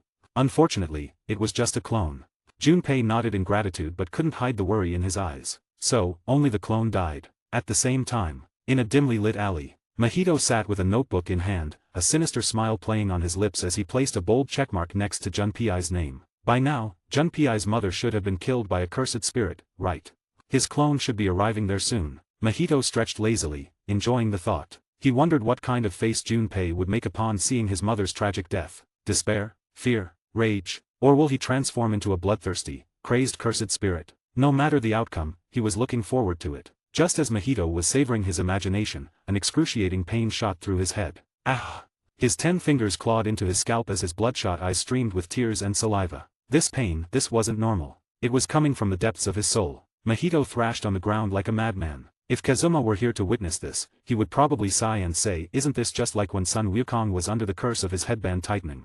At that moment, Mahito felt as if his very soul was being repeatedly minced in a meat grinder. But what confused him the most was, where was the footage of Junpei's mother's death? The memories sent back were completely fragmented. There was no useful information at all. Could this be Kazuma's doing? But before he could think further, the excruciating pain consumed him. Foam gathered at his mouth, and Mahito collapsed and fainted. It wasn't that his willpower was weak. Rather, he had just experienced 3 days of Tsukuyomi's happiness. Inside a warmly lit home, 3 people sat together at the dining table, talking and laughing. "Wow, Auntie's cooking is amazing," Kazuma praised sincerely. So, this is what a home-cooked meal tastes like. Having grown up in an orphanage, he had never experienced such warmth. Maybe it was the comforting atmosphere that made everything taste even better. Nagi happily said, "It gives me such a sense of accomplishment to be praised by our benefactor." Nagi rested her chin in her hand while smiling. Her cheeks were slightly flushed from the alcohol. She was happy to see her son, who had always been introverted, bonding with such a dependable older brother figure. Junpei had finally found a friend, and not just any friend, one far beyond ordinary people. As his mother, she felt proud. Kazuma had previously told her everything, the hidden side of this world, Junpei's situation, the dangers that lurked. Kazuma had expected her to struggle with accepting the truth. But now, he realized that he had underestimated her resilience. It suited her carefree nature from the original story. But the faint sadness lingering between her brows did not escape Kazuma's sharp eyes. She was still worried about Mahito returning. Setting down his chopsticks, Kazuma reassured them, "Don't worry. The enemy's plan has been exposed. They likely won't make another move anytime soon. Besides, I've placed a mark on your house. If there's any danger, I can arrive instantly. If you're still worried, you could always move to Tokyo Jujutsu High." 66. Kazuma's choice. After all, Kazuma is a teacher at Tokyo Jujutsu High, and Junpei is about to join it as well. He believed that Yaga would agree to this small request. This is also the safest method. Junpei said, "Mom, listen to Kazuma-san. Let's move to Tokyo Jujutsu High. There's no one here worth staying for anyway. They will only make sarcastic remarks anyway." Nagi was stunned and hesitated. She naturally knew that Junpei was referring to the nearby neighbors. Because they were a single-parent family, Nagi and Junpei had always been unpopular. Nagi didn't care about what the neighbors said behind their backs. It was not until now that she realized that she had not only ignored the gossip, but also her son's feelings. Thinking of this, she suddenly stood up and bowed deeply to Kazuma. She said, "I don't know how to repay your kindness, I can only." Tokyo Jujutsu High. Kazuma roughly described the experience of Junpei and Nagi to Yaga. While Yaga was hesitating, he took out his trump card, Sukuna's finger. So, Yaga immediately arranged accommodation for Junpei and Nagi that night, and his attitude was as good as it could be. After saying goodbye to Junpei and Nagi and returning to the dormitory, Kazuma couldn't wait to check out the system. Long-term mission: the higher-ups of the Jujutsu Society are corrupt. Refuse to work for them. Please create the Akatsuki and invite sorcerers to join. Progress, 3/3, completed. Reward, Eternal Mangekyo. Just as he was about to receive the reward, a reminder came to his mind again. Ding! Congratulations to the host for completing the mission. Hashirama cells are being distributed. Kazuma was so excited that he immediately sat up straight. The Eternal Mangekyo he had been dreaming of was finally in his hands. Receive. Kazuma could feel his pupils trembling wildly, and his Mangekyo sharing and seemed to be transforming. Accompanied by a needle-like stinging pain, hot tears dripped into the palm of his hand. Hiss. Kazuma's breathing became rapid, and he quickly closed his eyes and covered them tightly with both hands. This feeling was somewhat similar to the first time he had gotten the Mangekyo Sharingan, but the after effect was much stronger and longer lasting. Half an hour later, the pain was gone, replaced by an incomparably comfortable warmth. Kazuma slowly opened his eyes, and a dazzling blood-red light flashed. It was already night and it was pitch black all around, but now he could clearly see every corner of the room. Even when he gazed outside the window, the patterns on every leaf could be clearly seen. Is this the Eternal Mangekyo? The most obvious change was the further improvement of his observation ability. But Kazuma knew that it was much more than that. The biggest difference between Eternal Mangekyo and Mangekyo lies in their side effects and abilities. The side effects of the Eternal Mangekyo are almost zero. Now, he no longer needs to worry about becoming blind due to overuse of his eyes. Moreover, Kazuma could clearly feel that this transformation of his eyes had brought him a new ability. Amaterasu, the black flame that never goes out. Once the enemy is ignited by Amaterasu, they will either have to cut off the part of their body affected by it or just accept their fate of being burned to death. Although in Naruto, no one has ever been burned to death. Except for White Zetsu. This can be found out through the fight with Mahito. The enemies in JJK are very cautious. Mahito even fought with his eyes closed the entire time, not giving himself any chance to perform genjutsu. Now he has one more trump card, Amaterasu. Kazuma smiled evilly in his heart. he has gained another move again. Who among the 4 disaster curses will come to explore next time? Not only that, after evolving into the eternal Mangekyo, he can also activate the 3rd or even 4th stage of Susanoo. As for the perfect Susanoo, it requires the Mangekyo to be developed to the extreme and a huge amount of chakra is needed to use it. Kazuma already has the former, and as for the latter. He looked at the test tube filled with golden blood in his hand, and the corners of his mouth twitched. It seems that this test tube contains Hashirama cells. The most outrageous thing is the note. Concentrated perfect native Hashirama cells. Life and death are determined by fate. Wealth and honor are determined by God. Use with caution. This. Can't the system just automatically transfer it to him? Kazuma knew very well that the risk of transplanting Hashirama cells was very high. For most people, at the moment of injection, they would probably not be able to withstand such a strong force. They would most likely suddenly die and reunite with their loved ones. After all, with the powerful vitality of Hashirama cells, the moment they come into contact with blood, they will turn into a deadly poison. It would be fortunate if one died from their blood vessels bursting, internal organs being unable to bear the burden, and their body collapsing. The most frightening thing is if a person doesn't die instantly because of their strong physique. At that time, they will suffer continuous torture, and ultimately fail. Therefore, without a strong physique and will, transplanting Hashirama cells is tantamount to seeking death. With his current physical strength, Kazuma can barely open the gate of pain, but the side effects will be serious after that. From this perspective, it would be difficult to withstand the extremely powerful life force of Hashirama cells. Kazuma put away the test tube and lowered his head in thought. Since coming to this world, he has always been very steady. He has only been doing the safest things, and he has never taken a gamble. But how could he not use the Hashirama cells that he had obtained with so much effort? Kazuma decided to take a gamble. He never wanted to experience the lack of chakra again. This choice might sound stupid to some, but this is his choice. If he is afraid of just this, he won't be true to himself anymore. When coming to this world, he had decided that he would change the ending. If he doesn't have any courage, how can he do that? Will he just watch on as his once favorite characters and now loved ones die? No, he won't let that happen. 67. Rinnegan or Idle Death Gamble? Kazuma was ready to gamble, but the risk must be minimized as much as possible. Hakari could use his domain, Idle Death Gamble, to gain infinite cursed energy and automatically use reverse cursed technique, frantically healing his injuries to achieve near immortality. Kazuma couldn't do this, but he could still rely on others. Soon, Shoko's beautiful face appeared in his mind. Her reverse curse technique was highly effective on others. If he could convince her to help, the success rate of fusing Hashirama cells would definitely increase. But considering that Shoko might run out of cursed energy, an additional support is needed. This reminded Kazuma of Utahim. Utahim mostly wears a red and white shrine maiden costume and always has a bow tied behind her head. If Shoko is the strongest healer in the world of Jujutsu, then Utahim is definitely the strongest support. Her unique cursed technique, Solo Forbidden Area, could increase the total amount of cursed energy for everyone, including herself, within its range. If Utahim continuously provides amplification for Shoko, and Shoko continuously provides healing for him, then the probability of success would increase drastically. As for the remaining risks, he could only rely on his willpower and physical endurance for that. Apart from all this, he couldn't think of anyone else's technique that could assist him. Just in case, he needs to ask someone he could absolutely trust to protect him. For example, Mei Mei. Kazuma knew her strengths and weaknesses, and she knew his, which made her reliable. Kazuma considered going to the Kamui dimension for the procedure. After all, it is absolutely safe there, and there is no risk of interference. But the Kamui dimension lacks cursed energy. In there, Shoko and Utahim won't be able to replenish their cursed energy, so that idea was dismissed. Or perhaps he could just take over Tenjin's lair.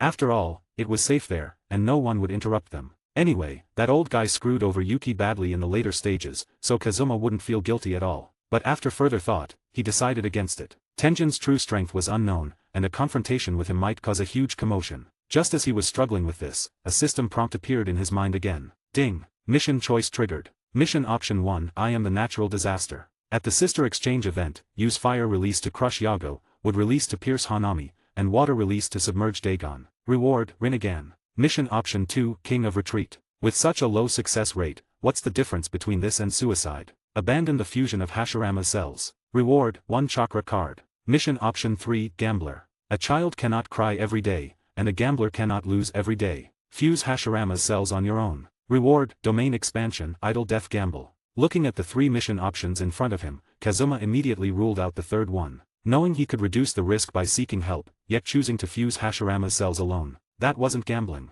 That was just recklessness. No, that was foolishness. Although Idle Death Gamble was powerful, it didn't appeal to him much. As for the second mission, asking him to give up on fusion, and offering such a measly reward, 1 chakra card, was he being treated like a beggar? That was an immediate rejection. Now, only the first option remained. The reward was the Rinnegan. The Rinnegan, known as the eye that controls life and death, transcends even the eternal Mangekyo Sharingan. Just imagine, during the Shibuya incident, a single Shinra Tensei flattening Shibuya, followed by multiple Chibaku Tensei. That would be a sight to behold. Kazuma started resonating with the feeling pain must have had when he had gone to Konoha to bring peace. However, Kazuma believed that to some extent, the eternal Mangekyo Sharingan was more practical. For example, the Kamui ability of his current eyes, whether in attack or defense, was no weaker than the Rinnegan. If he had to change his eyes to Rinnegan, he would only change one eye and ensure that he keeps his Kamui no matter what. This was his greatest defense against Sukuna's cleave. After all, in the original story, Sukuna had used cleave to kill Gojo.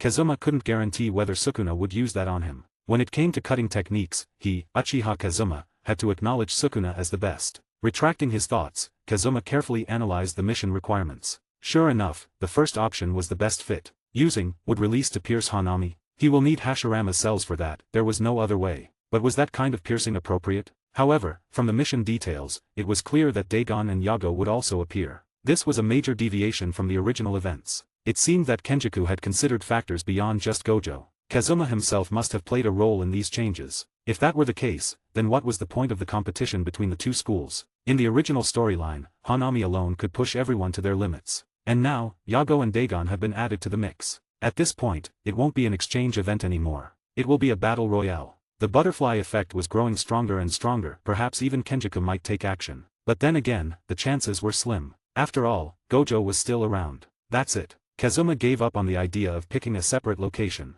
He would fuse Hashirama's cells directly in the forest battlefield of the exchange event. And while at it, he could prepare by marking the area with Flying Thunder God imprints in advance. For now, the priority was to convince Shoko and Utahim to help him and complete the fusion before the exchange event starts. The next morning, Gojo was absent from school because he had received information regarding Geto. As a result, the task of guiding the students had been assigned to Kazuma. But Kazuma had a feeling that Gojo had vanished on purpose. Afterward, Kazuma held a special meeting with Maki and Junpei. After all, these two were members of the Akatsuki, so their strength had to be formidable. 68. Asking Shoko and Utahim for help. After doing all this, Kazuma came to the infirmary. When he opened the door, he found Shoko and Utahim enjoying the air conditioning, with soap operas playing on their phones. Shoko asked, Kazuma, have you finished teaching your students? Shoko glanced sideways at Kazuma and smiled. Utahim looked at the two of them meaningfully and said, well, I won't interrupt you guys. Go ahead and chat. However, Kazuma raised his hand to stop Utahim and said with a smile, would you two like to go for a drink? I'll treat you. As soon as these words came out, Shoko's eyes flashed and her face turned slightly red. Ever since her opportunity was snatched away by Mei Mei last time, she hadn't found a chance to invite Kazuma. Unexpectedly, Kazuma had taken the initiative to invite her. Utahim stepped forward with her hands on her hips, frowning and examining Kazuma. She said, you are quite ambitious. Aren't you afraid that Mei Mei will do something? Kazuma's mouth twitched. AMD, he said, this time, I actually have an important matter that I would like to ask you two for help with. Izakaya. What? Utahim, who was sitting opposite Kazuma, couldn't help but exclaim, causing the guests around to look at her strangely. Utahim leaned closer and lowered her voice, are you serious about such a dangerous thing? Kazuma had already anticipated the two women's reactions and was not surprised. After all, this kind of thing does sound crazy. Shoko, sitting to the side with blurry eyes, took a sip of sake. She moaned comfortably, and looked slightly tipsy. She said, I agree to Kazuma's request. Utahim said, hey. Shoko, are you serious? This matter involves life and death. You must be drunk.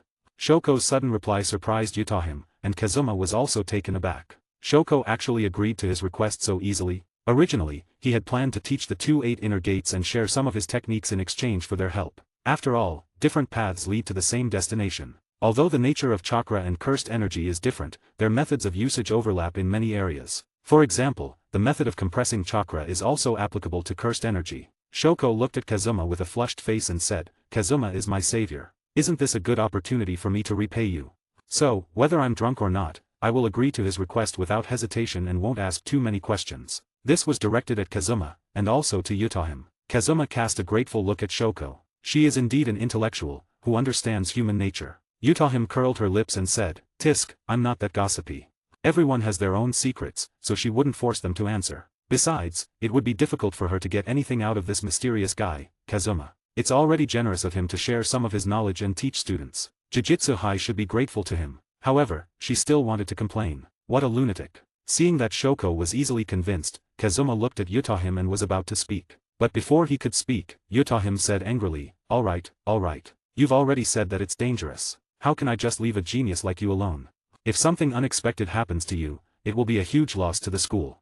Although she was a teacher at Kyoto Jujutsu High, Yutahim thought there was no real difference between the two institutions. The stronger Kazuma was, the better it would be for Jujutsu High as a whole. Therefore, after learning that her ability would play a key role, she had no intention of refusing from the beginning. Kazuma said awkwardly, ahem, drink some wine. In the evening, the three were walking down the street. Shoko seemed very happy today, so she drank a lot, which resulted in her needing Yutahim's support just to stand. Suddenly, it started raining heavily. As sorcerers, they naturally wouldn't be affected by a little rain. However, Shoko on the side complained, so annoying, my cigarettes keep going out. Boom. Above Kazuma's head, purple flames burned and condensed into a skeletal arm, wrapping around the three of them and completely blocking the rain. Kazuma didn't mind getting wet. But it won't take long before Shoko and Yutahim start showing off their wet body and tempting him. At that time, he would be in trouble. Yutahim raised her lips slightly and praised, oh, that's quite thoughtful. Then, Kazuma snapped his fingers. A wisp of black flame relit Shoko's extinguished cigarette, and then it immediately dissipated under his control. Wow! Black flame? So magical. The drunken Shoko slightly opened her beautiful eyes. She sighed, and took a puff with a look of enjoyment. Kazuma secretly smirked. Susanoo as an umbrella and Amaterasu as a lighter? He has finally figured out how to use the eternal Mangekyo properly. Yutahim, standing beside him, looked at Kazuma as if he were a monster. Even though the black flame had disappeared quickly, she could still clearly feel its terrifying temperature. What a monster. How many abilities does this guy have? Shoko said, hey, Kazuma, my reverse curse technique is somewhat related to medical skills, so I want to borrow some of your potion. If I can analyze its composition, I might be able to do a better job at healing during your fusion. Don't worry, I'll only take a small drop for inspection and carefully put it back afterward, so nothing will go to waste. Even though she was drunk, Shoko was still sharp. Hearing this, Kazuma thought for a moment and handed the potion containing Hashirama's cells to Shoko. Shoko's medical skills were beyond doubt. If studying Hashirama's cells could enhance the reverse curse technique's healing effects, that would be a huge advantage. At this moment, Yutahim suddenly thought of something and asked, by the way, Kazuma, when do you plan to start the integration? Have you chosen a location? After all, this was a matter of life and death, and all preparations had to be meticulous. There was no room for carelessness. Kazuma said in a deep voice, it will start tomorrow, and the location will be at the venue of the sister school exchange event. 69. The fusion begins. Deep in the forest. Inside a cave. Whoosh. As a whirlpool appeared, Kazuma, Shoko, Yutahim, and Mei walked out one after another. Shoko handed the potion containing Hashirama's cells to Kazuma and said with a serious expression, Kazuma, do you really want to take such a big risk and inject it? After hearing Shoko's words, Yutahim and Mei looked at Shoko at the same time. Mei frowned and asked in confusion, Shoko, what on earth is up with this potion? Just last night, Kazuma had suddenly appeared in her dormitory and roughly told her about the situation. But what did the major risks that Shoko mentioned mean? Didn't Kazuma say there was only a little risk? Shoko pointed at the golden liquid and said in a complicated tone, after my observations last night, I found that the energy contained in this golden liquid in the test tube is beyond imagination. It is an unknown primitive cell, and its phagocytic and differentiation capabilities far exceed those of the cancers we know about. Once injected into the human body, these protozoan cells will flow through Kazuma's bloodstream to the blood vessels throughout his body. By then, the blood in his body will be hotter than boiling water. His body temperature will soar to an unimaginable level. Blood vessels will inevitably burst, and the internal organs will be under unimaginable stress. Kazuma took a deep breath and asked in a serious tone, how long will these symptoms last? He had actually anticipated these symptoms a long time ago, but what he was most concerned about now was time. Shoko lit a cigarette and said solemnly, if it is an ordinary person, the moment the drug is injected, they will probably die suddenly, and all the pain will only last for a few seconds. Then she looked at Kazuma helplessly and said, but as a sorcerer, you are very powerful and have an amazing physique. The symptoms will last for at least 1 day or even longer, but the maximum time will not exceed 3 days. So, you can rest assured that this will be completed before the sister exchange meeting. In short, this will be a life and death battle. It depends on whether Kazuma's cells are killed by these protozoa first, or whether he can produce enough antibodies to resist before that, so that a balance can be achieved between the two, and they can live in peace. Yutahim and I will do our best to treat your physical breakdown, but the mental torture. Shoko didn't continue talking, and everyone knew what was going on. Last night, during the whole process of her research, she was so terrified that she couldn't sleep all night. Just a small drop contained such terrifying energy. And Kazuma wanted to inject the entire test tube. Kazuma is really crazy. Yutahim and Mei couldn't help but gasp after hearing this. Utahim asked, "Is this so scary?" Even though Kazuma had said yesterday that there would be a risk to his life, she never thought that it would go to this extent. No wonder Kazuma had asked her and Shoko for help. If he were alone, he would be in great danger, and he still is. Mei sighed helplessly, came near Kazuma, and glanced at him. She said, "Is this the little bit of risk you told me about? Do you want me to be a widow?" Kazuma smiled awkwardly and scratched his head. He said, "Aren't Shoko and Utahim here to help me? I am very confident, don't worry." Mei said, "TSK. I really can't do anything with you. Don't you dare fail." Mei did not try to persuade Kazuma further. As Kazuma's supporter, it's not her job to stop him at this time. She just needs to do the best she can. Mei stood in front of the hole with a huge axe in hand and began to share her vision with the summoned crows. Although this was a dedicated venue for an exchange event between sister schools, and no one is allowed to enter before the meeting starts, there is always a chance of something happening. Under the observation of the crows, Mei would never allow any person or animal to disturb Kazuma and the others. Life and death are determined by fate. Wealth and honor are determined by God. Come on, Shoko. Kazuma leaned against the rock wall and handed the Hashirama cell potion to Shoko while rolling up his sleeves and stretching out his arms. This made him think of the times when he had received intravenous drips and injections. Only this time, the anti-inflammatory potion was replaced with the deadly Hashirama cells. Shoko said, "You've reached this point, and you still have the heart to laugh." Shoko rolled her eyes at him but still took the potion carefully. Ha! She calmed herself down a bit, and made sure her hands were not shaking. Then, she aimed the tiny needle at the front of the test tube at Kazuma's blood vessel, and slowly pushed the syringe down. At this moment, all the concentrated Hashirama cells were injected into Kazuma's body. Almost at the same time, Shoko and Utahim started using their respective cursed techniques. Boom! Utahim's solo forbidden area enveloped Shoko. With her current semi-first grade sorcerer level strength, she could completely cover the entire cave. But in order to further enhance Shoko's power, she focused the range of the cursed technique on Shoko alone. Shoko could clearly feel that her cursed energy had been amplified, and the healing effect of the reverse cursed technique had been further improved. The entire cave was silent. All that could be heard was the four people's nervous breathing and Kazuma's extremely fast heartbeat. 1 second later, Kazuma closed his eyes tightly. Except for the fever all over his body and swollen blood vessels, he had no other discomfort. At this moment, he not only did not feel nervous, but his heart was also extremely calm. He wondered what all of this was for. In fact, he could have stayed alive and developed steadily. With his current strength, as long as he was careful, it would be difficult for him to die. Is it to have a huge amount of chakra? To master would release? To complete the mission and obtain the Rinnegan? Probably all of them. He wanted to become stronger. So strong that he could turn Jujutsu Kaisen into One-Punch Kaisen. Gradually, the blood in his body began to boil, his blood vessels and meridians gradually expanded, and his veins bulged. Boom! Kazuma's heart beat violently as if it was hit by a sledgehammer. His eyes widened, and his eyeballs turned outward. Puh! A mouthful of blood sprayed onto the stone wall, dyeing it blood red. 70. Excruciating pain. Kazuma's eyes were bloodshot. His clenched teeth made a grinding sound. His fists were clenched so tightly that his nails dug deep into his flesh. At the same time, the skin on his body turned red as if it had been burned by a branding iron, and the scalding heat gushed out of every pore in his body. Seeing Kazuma's condition, the three women were shocked. Mei, who was standing at the entrance of the cave, bit her red lips and tightly gripped the axe handle. Utahim felt the warmth coming from Kazuma's body and was extremely horrified. Upon seeing this, Shoko quickly placed her hand on Kazuma's chest. Then, a warm and soft white light emanated, indicating the activation of the reverse curse technique. The moment her palm touched Kazuma's chest, she subconsciously wanted to pull away. The reason was simple, it was too hot. Fortunately, her reverse curse technique could be effective even without touching the body, and it wouldn't make the slightest difference. Shoko whispered softly, "If you want to scream, just scream." The pain Kazuma was currently suffering was beyond human endurance. If he tries to hold it back, it will be counterproductive. Kazuma had actually wanted to scream a long time ago, but as someone who cared about his image and reputation, he didn't want to scream in front of them. But the next second, there was no room for him. A muffled sound came from his body, which was the sound of a blood vessel rupturing. Severe pain swept through Kazuma's body, and he became stiff with pain. At this moment, the real integration had just begun. The concentrated Hashirama cells were constantly devouring the original cells in Kazuma's body. At this moment, Kazuma's cells and organs were all crying out in grief. Ah! Kazuma's 10 fingers dug deep into the rock wall in pain. It hurts. It hurts so much. At the same time, in a hot spring somewhere in the mountains, white mist slowly rose into the air from the spring, making it look like the area was covered with a hazy white veil. Beside the hot spring, Yago held the pipe in one hand and took a deep puff with a look of enjoyment. Ha! After a few days of soft and hard persuasion, Hanami had finally agreed to make a new pipe for him. He had even engraved a special volcano logo on it. Mahito said with a smile, "Ahahaha, found it, found it. Yago is secretly enjoying himself here."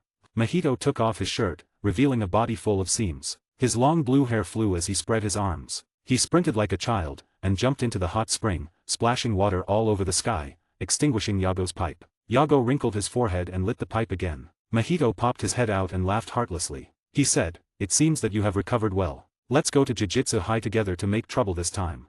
"Ah." Yago looked unhappy and said, "I have to go too."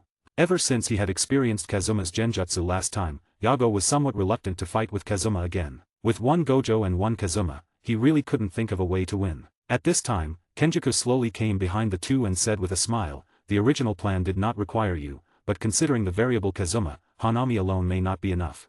So this time, except for me, all of you 4 disaster curses will go out together to turn Jujutsu High upside down. This way, Mahito will have a chance to take all the Sukuna fingers collected by Jujutsu High." Yago asked, "Dagon is going to come as well?" Yago looked surprised, and quickly added, "Let's make it clear first. You guys will be the ones to take care of Kazuma." Kenjaku said, "Don't worry, just leave it to Hanami. Even if he can't defeat Kazuma, he can definitely escape. There will also be a curse user to cooperate with us." At this time, Mahito suddenly interrupted, with a distressed look on his face, "Speaking of Kazuma, I suffered a lot last time when I was collecting artificial cursed spirits. I seriously suspect that he has other cards hidden." Kenjaku smiled helplessly and said, "I had warned you guys a long time ago not to get too careless, but you guys are all more stubborn than the other." Mahito put his hands behind his head, lying flat on his back. He floated on the hot spring, his eyes full of fighting spirit. He said, "I've decided. Yago, let's stick to Geto's plan. Only Sukuna can deal with Gojo. I am really looking forward to it. What a scene it will be when the strongest fights the strongest. It would be great if I could transform Gojo and Sukuna into my artificial cursed spirits." Mahito began to daydream. Interesting. Yago's fighting spirit rekindled, and the miniature Mount Fuji above his head was ready to erupt. The temperature around him suddenly rose. "It doesn't matter if I am wiped out. I don't have to be the one standing, laughing out loud 100 years later. As long as we curses can eliminate these filthy humans, that will be enough. After all, we are the new humans." Mahito said, "Calm down, Yago, the hot spring has turned into boiling water." 3 days later. Today, the weather was fine. Today is the day of the sister school exchange event. On the tiled path through the forest, all the 1st and 2nd grade students of Tokyo Jujutsu High had arrived. "What? Instead of going to Kyoto for sightseeing, we are going there for an exchange event." Nobara stood motionless like a petrified statue. She looked at the pink suitcase beside her, as well as the large and small bags of snacks and clothes, and fell into deep thought. Yuji burst into laughter and said, "Ha ha ha, only a woman like you, who is obsessed with shopping would miss here." Nobara angrily said, "Do you want to die?" The laughter stopped abruptly, and Yuji immediately hid behind Megami. Then he continued to tease, "What a violent wild woman. Only Kazuma can deal with you." Maki interjected, "Stop it, the people from Kyoto Jujutsu High will be here soon. Don't let them laugh at you." Maki raised her hand to interrupt the two of them. Panda and Inumaki also agreed, with fighting spirit burning in their eyes. Tap, tap, tap. A sound of footsteps came from far away at the bottom of the stone steps. Yuji and others all looked over there. 71. Kyoto Jujutsu High's scheme. Mai said, "Oh my, it's been a long time since we last met. I wonder how much your strength has improved." Mai, who was walking in the front, glanced at everyone and her gaze finally stopped at Maki. TSK, still looking so superior. There were a few people following behind her. Miwa, who had long blue hair draped over her shoulders. She had a dazed look on her face, and was looking around carefully. Kamo Noritoshi crossed his arms, looking calm and cool. A cute little girl with golden twin ponytails, Nishimiya Momo. And Mekamaru. "Wow, is this all metal? Are you Iron Man?" Yuji and Nobara exclaimed. Apparently, they were surprised by Mekamaru's appearance. But on second thought, if a panda can be a sorcerer, then adding Iron Man to the mix wasn't surprising. For a while, the two sides confronted each other, and the atmosphere became tense. After Gojo and Utahim finished introducing the rules of this competition, Yuji raised his hand and asked, "Gojo-sensei, where is Kazuma? I haven't seen him for several days." As soon as these words came out, everyone turned their eyes to Gojo and Utahim. Gojo also asked, "Oh yeah, where is Kazuma?" Everyone was speechless. He's a teacher, and even he doesn't know this. At this time, Utahim stepped forward to explain, "Kazuma is currently researching a new cursed technique. He may be late, but he will not be absent." After saying this, Utahim felt deeply moved. After these few days, she had come to admire Kazuma completely. He fainted, then woke up in pain and then again fainted. This cycle repeated for 2 whole days, but Kazuma still managed to hold on. With such perseverance, Utahim even suspected that even without her and Shoko's help, Kazuma might have been able to get through it on his own. Suddenly, she realized why Kazuma was so strong. Now, on the third day, Kazuma's condition had gradually stabilized, but half of his body was covered with strange-shaped wood. However, he had said that there was no need to worry and that it could be resolved with just a thought. Now, the danger was basically over, and only Mei Mei was left to accompany him. Oh, so that's how it is. If someone else had said that they were busy researching cursed techniques, they would find it to be absolute nonsense. But since Kazuma was the one who had said so, it made sense. They were already looking forward to it. What new technique would Kazuma come up with this time? Kyoto Jujutsu High. Pre-war meeting room. All the students of Kyoto Jujutsu High stood quietly on the tatami mat, looking at Principal Gakugenji, who had called them over. Follow the plan and kill Yuji. A hint of ruthlessness flashed across Gakugenji's old face. This is what the higher-ups want. Yuji is an unstable time bomb. No one knows how many of Sukuna's fingers he can accommodate. If he can't bear it anymore and Sukuna completely wakes up, the consequences will be disastrous. So, I want you to kill him, accidentally, in the team competition. Nishimiya Momo curled her lips and complained in her heart. How annoying. Can't we all just live in peace? It's such a hassle. Mai frowned and asked, I'm afraid this matter is not that simple, right? Although Yuta is not here this year, they have Kazuma, who is really strong. Having said this, she turned her gaze towards Tadu, who was leaning against the wall. When Tadu heard the name Kazuma, he felt a chill run down his spine. He couldn't help but recall those strange eyes in his mind. Gakugenji explained, according to the news, Kazuma's strength is comparable to Yuta, so he will not participate in the competition. What? On par with Yuta? Doesn't that mean he's a special grade sorcerer? Everyone looked at Gakugenji in disbelief, but he remained seated on the tatami mat, as motionless as a mountain. Obviously, as the principal, Gakugenji wouldn't lie about this matter. Doesn't this mean that Tokyo Jujutsu High has one more special grade sorcerer? They had heard Yutahim mention Kazuma. It was said that he was a rare talent introduced by Gojo not long ago. But who could have thought that in such a short time, he would become so strong? Not long after entering school, he had already reached the level of a special grade. Tadu's eyes lit up, and the haze in his heart dissipated. So, the one he had faced last time was a special grade sorcerer? Then his loss was understandable, and not shameful. Mai then asked, but principal, killing is clearly prohibited, right? If we kill Yuji, how will we face Gojo?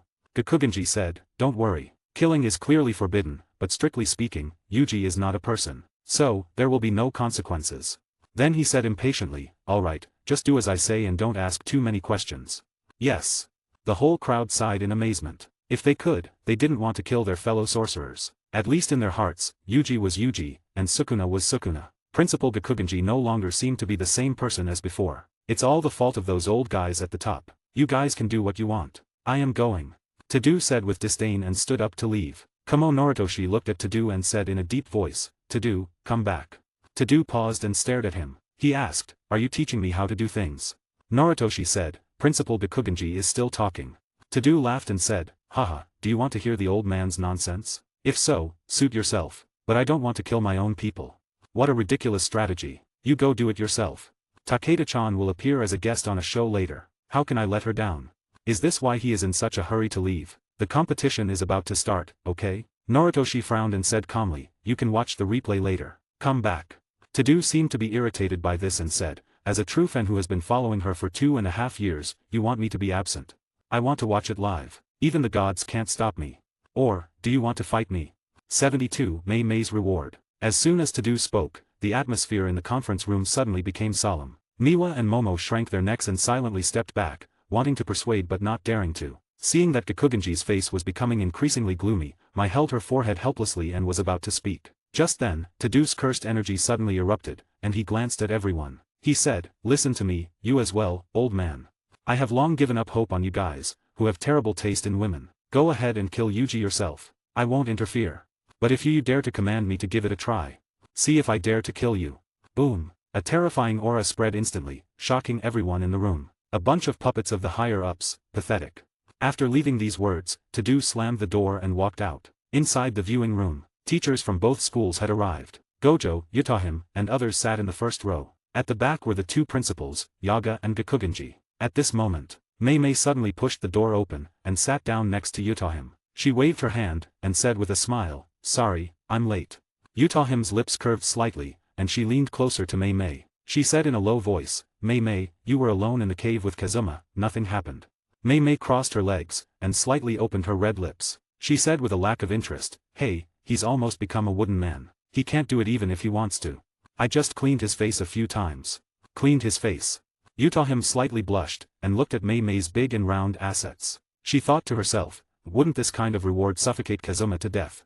At this moment, Gojo asked, Mei Mei-sensei, why hasn't Kazuma come yet?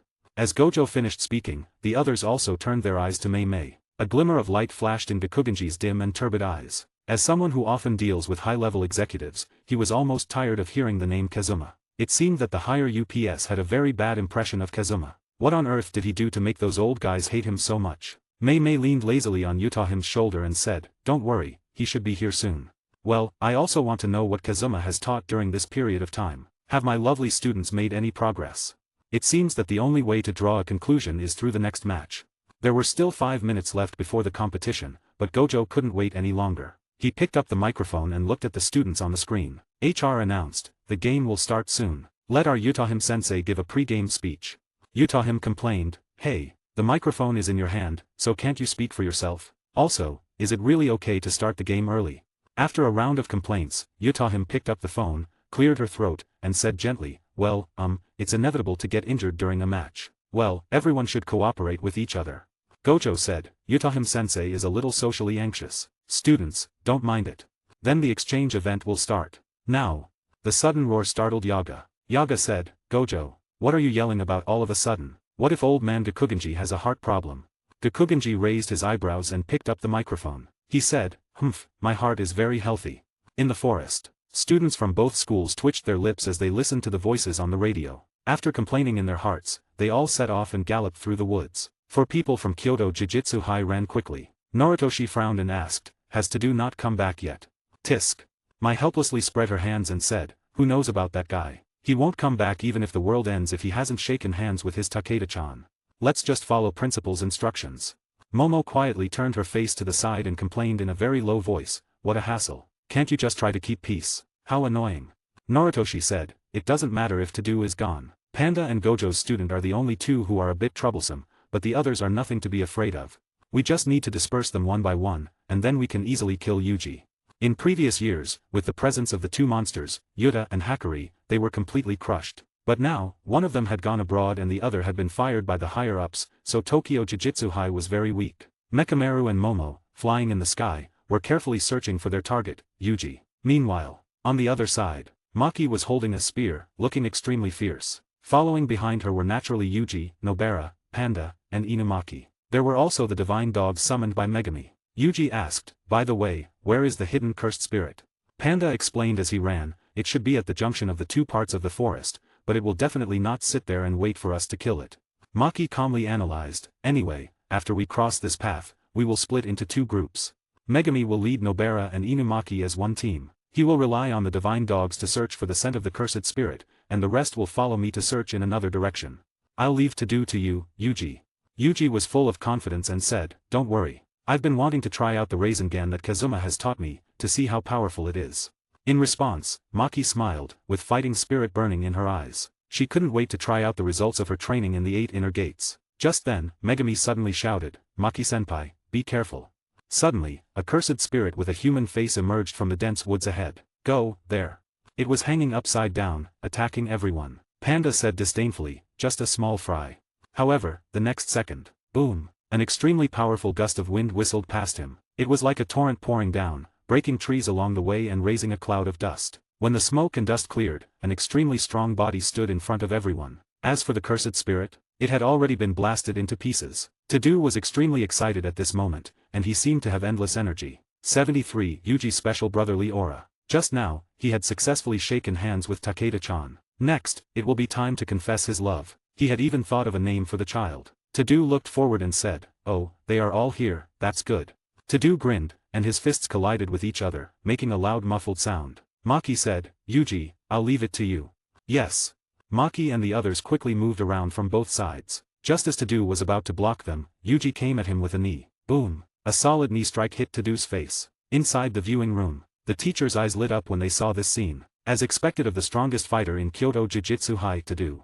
Killing the cursed spirit with one punch was okay. What's impressive is that he was completely unharmed by Yuji's full-strength attack. Yaga found the right opportunity and applauded. Gakugenji snorted coldly and did not respond. Yaga's obvious sarcastic tone showed that it was not a compliment at all. It was obvious that he was just using Tadu to highlight Yuji's excellence. Yuji, a student who had just joined the Tokyo Jujutsu High, was so quick that he was able to catch Tadu off guard. Gekugenji looked at the screen with cloudy eyes and sneered in his heart. I'll let you be proud for a while. Narutoshi should be making a move soon. The minor feud between the principals had been going on for years, so Gojo and the others did not intervene. In the forest. Bang, bang, bang. The two figures clashed at high speed, punches colliding. Tadu roared angrily and punched out with great force, knocking Yuji away and slamming him hard against a tree. Tadu rubbed his nose and looked at the person in front of him with interest. He asked, "Are you Yuji?" He vaguely remembered Kazuma once saying that a man named Yuji might be able to give him a satisfactory answer. Yuji ignored the blood flowing from his forehead. He assumed a fighting stance, and warily looked at the tall man in front of him. What a tough guy. With all those knee strikes and punches, he still wasn't hurt. No wonder everyone attaches so much importance to this guy named Tadu. Thinking of this, Yuji not only did not retreat but became even more determined to fight. At this moment, Tadu slowly stepped forward, and crossed his arms. He shouted with a serious expression, "Tell me, what kind of woman is your type?" Huh.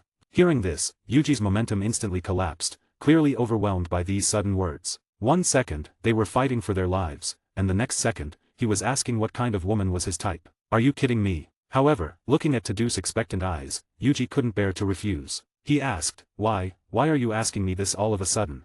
Tadu said, "Tell me, this is very important to me." Tadu took another step, getting closer to Yuji. He stared into Yuji's eyes with a burning intensity. Yuji swallowed and stepped back subconsciously. Finally, he held his chin, thought for a while, and said seriously, "If I really had to say. I think I like tall girls with big butts. Someone like Jennifer Lawrence."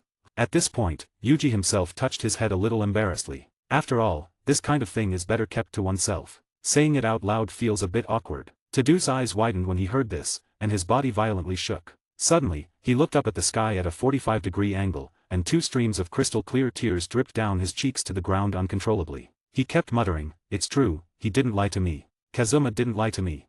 If Kazuma saw this scene, he would just say, Yuji's domain had been triggered, brotherhood for all. Memories that didn't exist appeared in Tadu's mind. Tadu automatically imagined a deep brotherhood with Yuji. Soon, Tadu fell into a wonderful world. There, he spent a joyful high school life with Yuji, and the two became inseparable friends. Afterwards, Tadu mustered up the courage to confess his love to Takeda-chan but was rejected and given the good guy card. Takeda responded, "Tadu, you're a good person, but we're just not meant to be."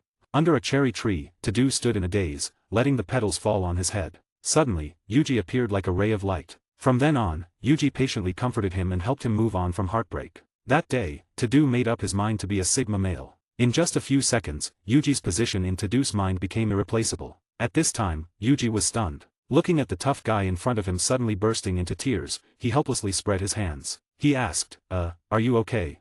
Should we still fight now? After all, we are rivals, right?" Did this guy cry just because of his answer? Tadu wiped away his tears and said, "No. We are best friends." Yuji said with some confusion, If I remember correctly, this is our first time meeting, right?" Tadu said, "No need to say more, let's spar as close friends."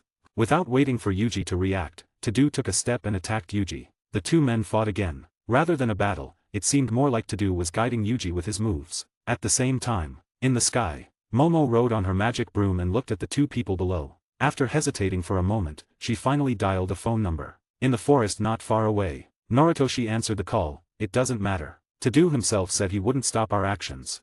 Miwa, Mekamaru, Yuji is right in front, let's go." Inside the viewing room, everyone stared at the screen. The scene just now was obviously seen by everyone, causing Gojo and the others to laugh so hard that their stomachs were about to cramp. Only Gekugenji had black lines on his face, and the cane in his hand was almost crushed. Gojo said, "Ha ha ha. This Tadu is really interesting. He's quite my type. Yaga, how about we poach Tadu over here?" Gojo laughed and looked at Yaga behind him. Cough, cough. Yaga coughed twice and gave him a sharp glare. "The principal is sitting right next to you. How can he say such a thing? Doesn't he have any respect for him at all?" However, at this moment, the screen showing Yuji and Tadu suddenly went black. Then, countless snowflakes appeared. 74, a new Kazuma. "Hey, what's going on? Is the surveillance broken? That shouldn't be the case. I specially asked someone to renovate it before the competition." Gojo was very confused. Just when everyone was worried about it, a smile appeared on Gekugenji's lips. He said, "It's normal. Maybe it was caused by a fierce fight." Everyone nodded in response to this without too much doubt. After all, similar situations had occurred many times in the previous 2 competitions. At that time, with the existence of Yuta, more than one surveillance camera was damaged. Yuta him curiously looked at Mei Mei, who was standing next to her with a calm face and holding her fair chin with one hand. Him asked, Mei-san, don't you find the scene just now interesting? Mei closed her eyes tightly and put a finger in front of her red lips. She said, "Sho, I'm looking at Kazuma."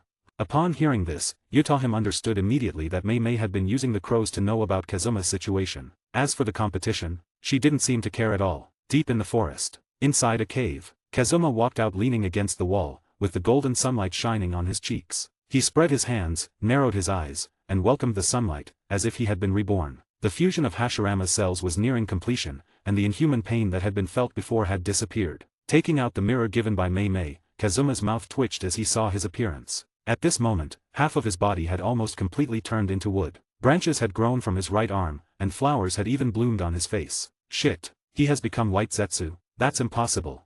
Boom. Kazuma's body shook violently, and the wood, branches, and flowers on his body instantly turned into powder. Instead, a sturdy body with clear lines appeared on the mirror. Every inch of muscle on his body seemed to contain explosive power. Transformation successful. Is this the power of concentrated Hashirama cells? Every cell in Kazuma's body was filled with a vast power, almost ready to burst out. And every cell contained a huge amount of chakra. From now on, the word lack of chakra will no longer exist in his dictionary. Kazuma walked out of the cave and raised his hand slightly. Wood release, cutting technique. Swish. Countless sharp wooden sticks suddenly pierced out from the ground, instantly sealing off the entire cave. Seeing this scene, Kazuma's mouth slightly curled and he nodded with satisfaction. As the saying goes, high risk, high reward. This time, after fusing with Hashirama cells, he had gained a huge amount of chakra. Most importantly, he can now successfully use wood release ninjutsu. His strength has made a qualitative leap at this moment. To complete the system mission, he will have to penetrate Hanami with wood release. For that, this technique of insertion will be the most suitable. By the way, Hanami seems to be very good at controlling trees. In the original story, he had controlled a giant tree and chased Yuji and the others to kill them. Kazuma wondered if his wood release, deep forest emergence could beat it. Kazuma couldn't wait to test it out. Mei had just left not long ago. Calculating the time, the sister school exchange event should have already started. In that case, Kazuma clapped his hands and instantly created several shadow clones. Kazuma said calmly, "Find everyone's location, and place flying thunder god marks everywhere." Yes.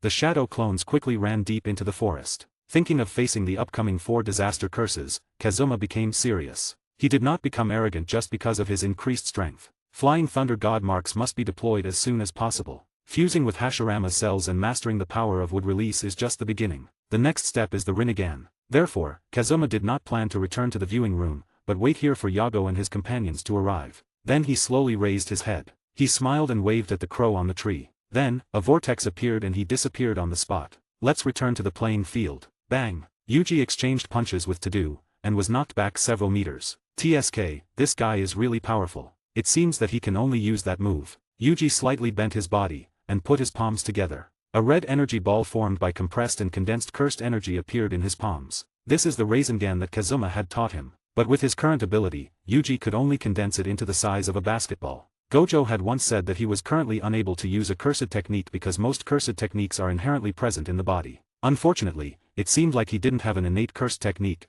and his supernatural physique was his only advantage. But Kazuma's Rasengan is different. After initially mastering it, Yuji discovered that Rasengan is strictly speaking not a technique at all, but a special way to compress cursed energy. As long as a person has cursed energy and masters this magical compression method, they have a chance to use it. It was precisely because of this that Yuji admired Kazuma even more for being able to come up with such a wonderful method. Tadu looked at the red energy ball in front of him and asked curiously, "What kind of cursed technique is this?" He could clearly feel the terrifying power contained within that energy ball, and it was constantly increasing as Yuji accumulated his power. At this moment, Yuji became alert and decisively threw out the Rasengan. But he did not throw it towards Tadu. Instead, he threw it above the tree trunk beside him. Almost at the same time, bang! A bullet made of cursed energy was fired and it collided with the Rasengan. The bullet was quickly destroyed, but the power of the Rasengan remained undiminished. Before the Rasengan even arrived in front of her, a violent gust of wind had already appeared on her cheeks, causing her to feel pain. Mai's eyes widened. She suppressed the shock in her heart, jumped back and barely dodged. Boom! The big tree was instantly crushed by the Rasengan. Looking at the big tree where she was before, Mai took a deep breath. What a powerful force. Didn't they say that Yuji had no other means of attack besides brute force? What's going on with this red ball of energy? Yuji said, "Are you satisfied with the power? This is the unique skill that Kazuma taught me step by step." Yuji shook his numb wrist and smiled excitedly. Mai asked, "Is that Kazuma's creation?" Him had once said that the most frightening thing about Kazuma was not his strength. It was his terrifying creative ability. 75. Tokyo vs. Kyoto. Presumably, this strange energy ball should be one of the Kazuma's creations. This cursed technique exerted this much power in Yuji's hands. What would it be like if Kazuma himself uses it? The more Mai thought about it, the more frightened she became. If she has the chance in the future, she will definitely try to get to know Kazuma better. Nice power. Suddenly, an indifferent male voice sounded. Yuji turned around and saw Kamo Noritoshi on the tree trunk behind him. He was pulling a bow and arrow to its full length and aiming it at him. At the same time, a figure flashed by his side. Mekamaru opened his palms and an energy cannon condensed in his palms. The hunting time begins. Yuji looked around intently and gritted his teeth. He said, "Am I surrounded?" Wrong. Yuji looked at the muzzle of the revolver pointed at him, the bow that was drawn to its full length, and the mechanical bullet that was about to fire. A bad feeling crept into his heart. Do these people want to kill him? Just at this moment. Clap. Yuji and Tadu instantly switched places. Everyone was stunned, and Noritoshi found that Yuji had suddenly appeared on the top of the tree with a confused look on his face. Is this Tadu's curse technique? Boom. A punch came at them fiercely, and everyone quickly moved away to avoid it. I told you, if you dare to get in my way, I'll kill you. Tadu was like a ferocious beast, his eyes sweeping over everyone. Noritoshi was upset and retorted, "You clearly said that, if we dare to command you. Get lost. It's all the same."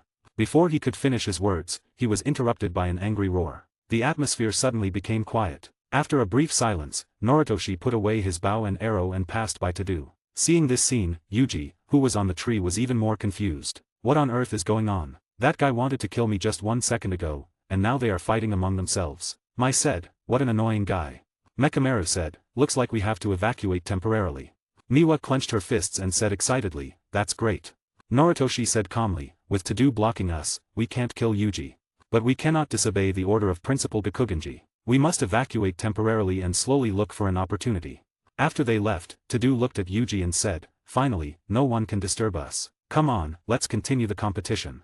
But before that, Tadu suddenly walked up to Yuji, hooked his shoulders, and smiled. Tadu said, "Since I saved you just now, can you teach me about that energy ball you just used?" Yuji said, "Ah, you mean the Rasengan. This is what Kazuma taught me. He holds the copyright, so I need his consent." Tadu was shocked and said, "Hey, we are close friends." High in the sky, watching everything below, Momo sighed and said, "This is a complete mess. Anyway, keep going. I'm feeling extra cute today too." However, at this moment, a Shikigami wrapped in lightning with a face like an owl suddenly appeared above her. Is that Megami's Nu?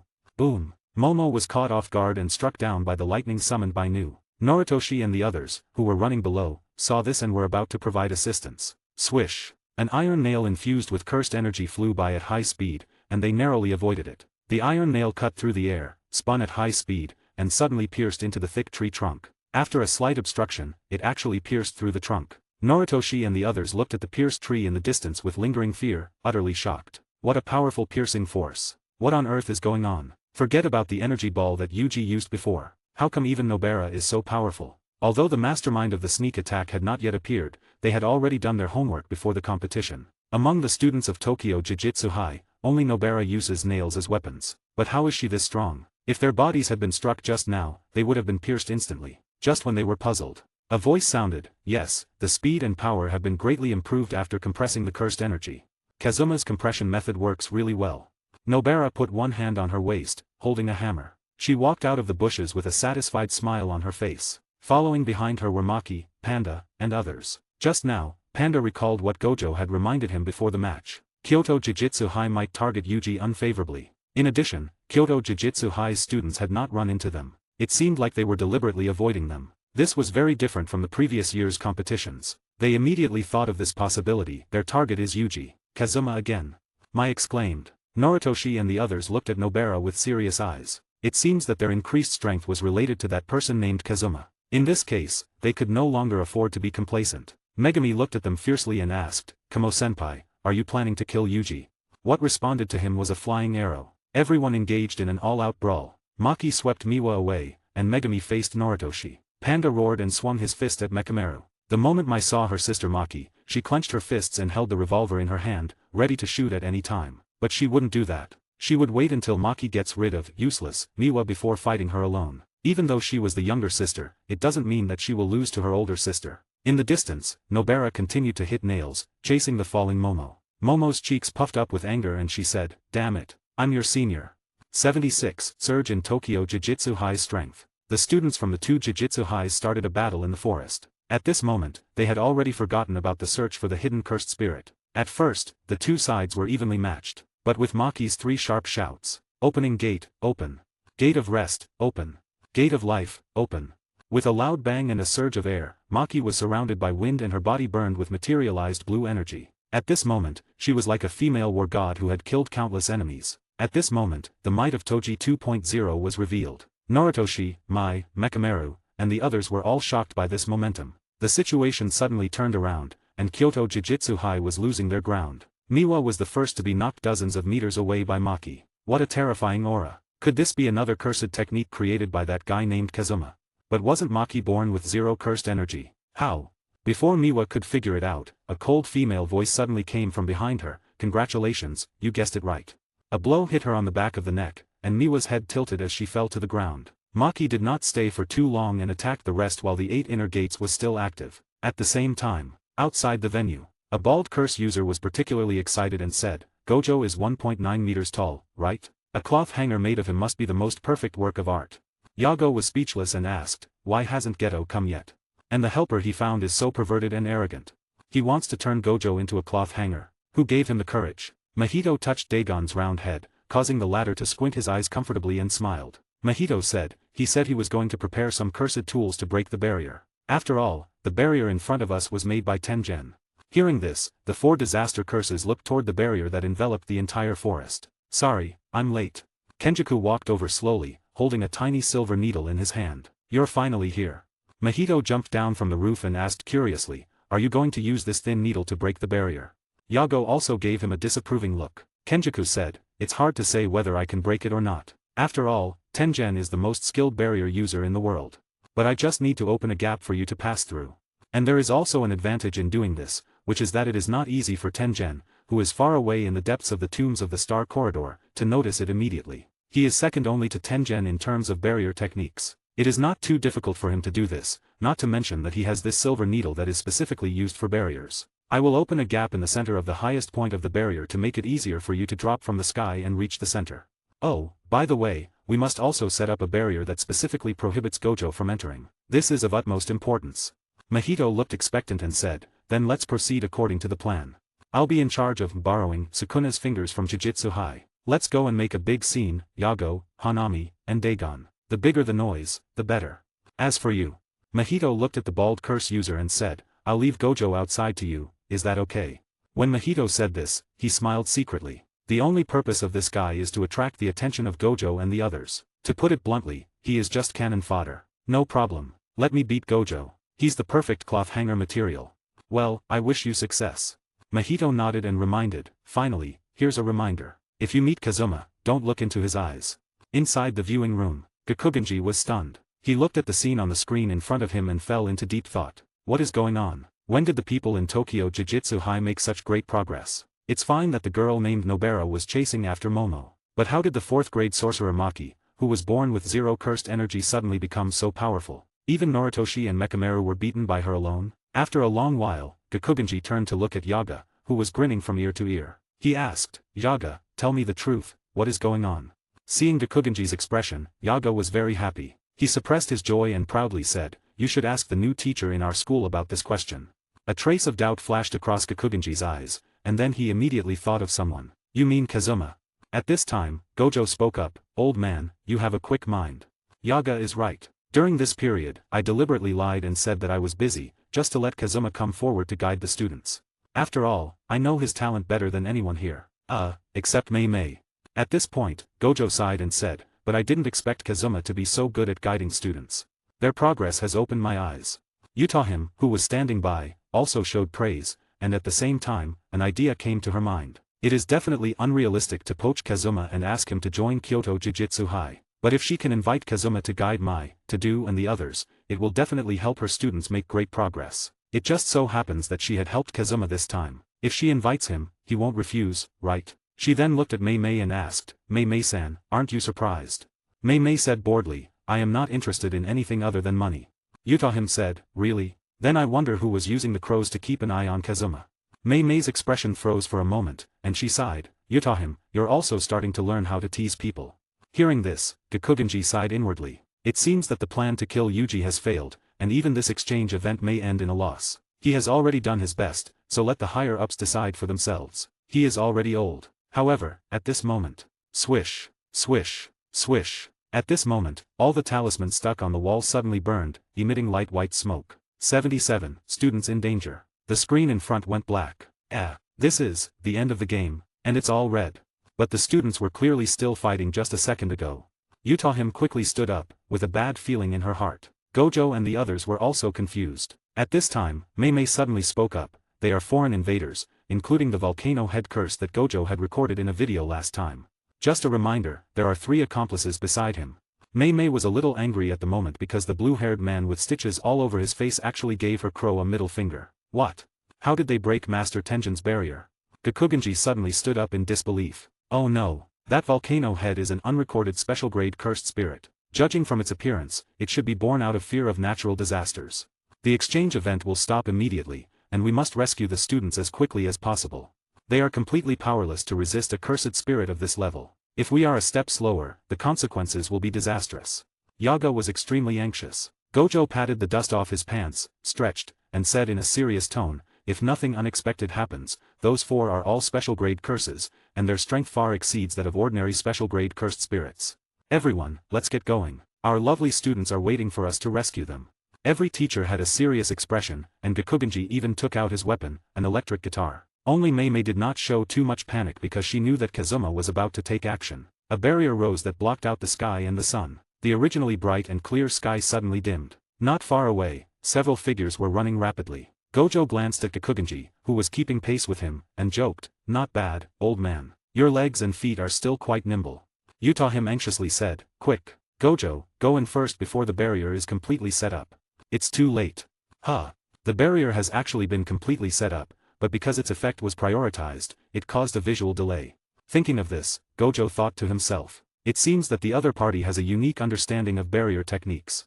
As they were talking, they had already arrived in front of the barrier. Now that he's here, he can just break it. Gojo raised his hand and placed his palm against the barrier. However, at the moment of contact, boom, a powerful repulsive force pushed Gojo back. Seeing this, Utahim and the others were shocked. Even Gojo was forcibly repelled. Is this barrier so strong? Wait, why were you bounced away? But I can go in. As she spoke, Utahim had already reached her hand into the barrier. The whole process was unobstructed, as if the barrier did not exist for her. Then, Mei Mei and Gakugenji also successfully reached their hands in. Gojo's face suddenly darkened and he said, it seems that the other party came prepared. They're not restricting others from coming and going freely in exchange for absolutely rejecting me. That means, except for me, you all can come and go as you please. As soon as these words came out, Utahim and the others were stunned. The intent couldn't be clearer. The purpose is to prevent Gojo from entering. It seems that the enemy is not only a master of barrier techniques but also has a solid grasp of intel. Things have gotten more troublesome. Gojo said, the other party has obviously put in a lot of effort this time. The 4 disaster curses have all been dispatched. Do they want to kill all the students? Even if you enter now, I'm afraid you won't be their match. Gojo's tone became more serious as he said, because, apart from that volcano head, the other 3 are also very likely to have domains. Hearing this, Utahim clenched her fists, feeling powerless. At this moment, Mei Mei suddenly spoke up, Utahim, don't forget that Kazuma is still inside. Utahim's eyes suddenly lit up, her tense heart relaxing, replaced by an inexplicable sense of security. Yes, the incident had happened so suddenly that she had forgotten about Kazuma. That guy will definitely protect the students. Gojo let out a sigh of relief and complained, Mei Mei, why didn't you say so earlier? Only Gakugenji looked puzzled. Why was Kazuma inside? But now was not the time to worry about that. Well, I guess except for old man Gakugenji, we all know Kazuma's strength. But we can't let our guard down just because of the security he brings us. After all, the enemies are 4 disaster curses. Even if Kazuma can handle them alone, what if they target the students? I'm afraid he won't have the time to protect so many students all at once. So, everyone, hurry inside. I'll break through this barrier as soon as possible and come to support you. As he spoke, Gojo had already risen into the sky, searching for weak points in the barrier. Utahim and the others nodded at each other and entered the barrier. The scene completely changed the moment they stepped inside. The sky took on a different hue. Under the cover of the barrier, the bright daylight had shifted into a dim, blood-red sunset. The moment they touched the ground, an overwhelming cursed energy surged toward them like a tsunami. The 3 tensed. Utahim couldn't help but shrink back, cold sweat dripping from her forehead. Mei dropped her usual calm demeanor, gripping her giant axe tightly. Gekugenji placed his old, bony fingers on his electric guitar, ready to act at any moment. What a terrifying aura. Is this the cursed energy of the 4 disaster curses, far surpassing even regular special-grade cursed spirits? Suddenly, a figure leaped forward, shouting crazily. Hello, hello, hello. Why is there an old man and 2 women here? Where is Gojo? Looking at the bald man wielding a kitchen knife, Gekugenji frowned slightly and said, a curse user. Although he wasn't the source of the overwhelming cursed energy, his strength shouldn't be underestimated. Mei, you taught him, go protect the students first. I'll handle this. Gekugenji held up his electric guitar. A rock song was about to be played. At that moment, a dazzling light suddenly flashed in the sky. 78. Inamaki's stance. A high-speed spinning ball smashed down from above the curse user's head. Rasengan. Boom. The wind howled. A massive spiral ball struck head-on, almost swallowing the bald curse user whole. When the smoke and dust cleared, the curse user, who had just been boasting about turning Gojo into a cloth hanger, was lying unconscious in a deep pit. Kazuma suddenly appeared beside everyone. Kazuma. The 3 immediately turned to the side. Gekugenji's mouth fell open, his eyes filled with disbelief. That's Kazuma. That energy blast just now had instantly knocked out the curse user. Before, Gekugenji had only heard rumors about Kazuma's strength but had never witnessed it firsthand. Now that he had, he realized that it was beyond extraordinary. Judging from his appearance, he couldn't be more than 20 years old. Kazuma said, you have misunderstood. I'm just one of his clones. My real body is in the center of the forest. The exact battle situation is unknown. With that, Kazuma's clone vanished in a puff of white smoke. The mission here was complete, and this clone's memory would soon be transferred back to the main body. A clone? That guy really comes up with the weirdest techniques. Mei and Yutahim both thought to themselves. Gekugenji was utterly shaken. If just a clone is this powerful, what about his real body? Don't space out, old man. Kazuma is in the center of the forest, and I'm sure he's already fighting the 4 disaster curses. We need to help him. Mei gripped her axe and sprinted toward the forest center. Yutahim said, Principal, let's move. Even if we can't fight, we can protect the students and ease Kazuma's burden. Besides, my cursed technique can boost Kazuma's power. If we hold out until Gojo breaks through the barrier, this whole mess will be over. Gekugenji nodded, and they quickly rushed toward the center of the forest. The students from both schools had abandoned their fights and were now running for their lives. Behind them, Yago stood wreathed in flames, an inferno stretching out in his wake. Hanami leaped from tree to tree, each step making the massive vegetation extend hundreds of meters forward. Dagon floated effortlessly on an ocean-like expanse, spitting water arrows at those fleeing below. Boom! A volcanic crater-like structure suddenly protruded from the ground. Raging flames erupted, rushing toward Jujutsu High's students. Yago stood on the flames, his eyes gleaming with madness. Watching the students flee in panic, he felt pure exhilaration. Kazuma had beaten him before, making him forget who he really was. He was a disaster curse. He was far above other special-grade cursed spirits. The flames surged forward, ready to consume everyone. Just then, Inanaki yanked down the collar covering his mouth and shouted at the approaching inferno. Extinguish! The moment he spoke, the searing flames instantly extinguished, vanishing into thick white smoke. Pfft! Cough cough. Inanaki staggered, clutching his throat as a sharp pain shot through him. The metallic taste of blood rose, but he swallowed it down. That was too much. Just using his curse technique once had caused such massive backlash. It was clear he was nowhere near the same level as the enemy. Inanaki was shocked to his core. Yuji turned back, and worriedly asked, Inanaki-senpai, are you okay? Maki warned, don't stop. These 3 cursed spirits are way beyond what we can handle. We have to hold out until the teachers arrive. Panda spoke in a deep voice, Tadu, I'll need you to use your cursed technique to assist everyone later. Tadu gritted his teeth and said, I know. Why did these damn guys have to show up now? His sparring match with his best friend Yuji was just getting good. If he could, he'd rip their heads off and dribble them like basketballs. Standing on the flames, Yago looked surprised. I didn't expect these ants to have such abilities. Was this the sorcerer Geto had mentioned? It was interesting. Still, he wanted to see how much backlash Inanaki could endure. Yago glanced at Hanami, who stood atop a massive tree, and at Dagon, who was floating effortlessly on the water. Your turn. Let's turn Jujutsu High into ashes.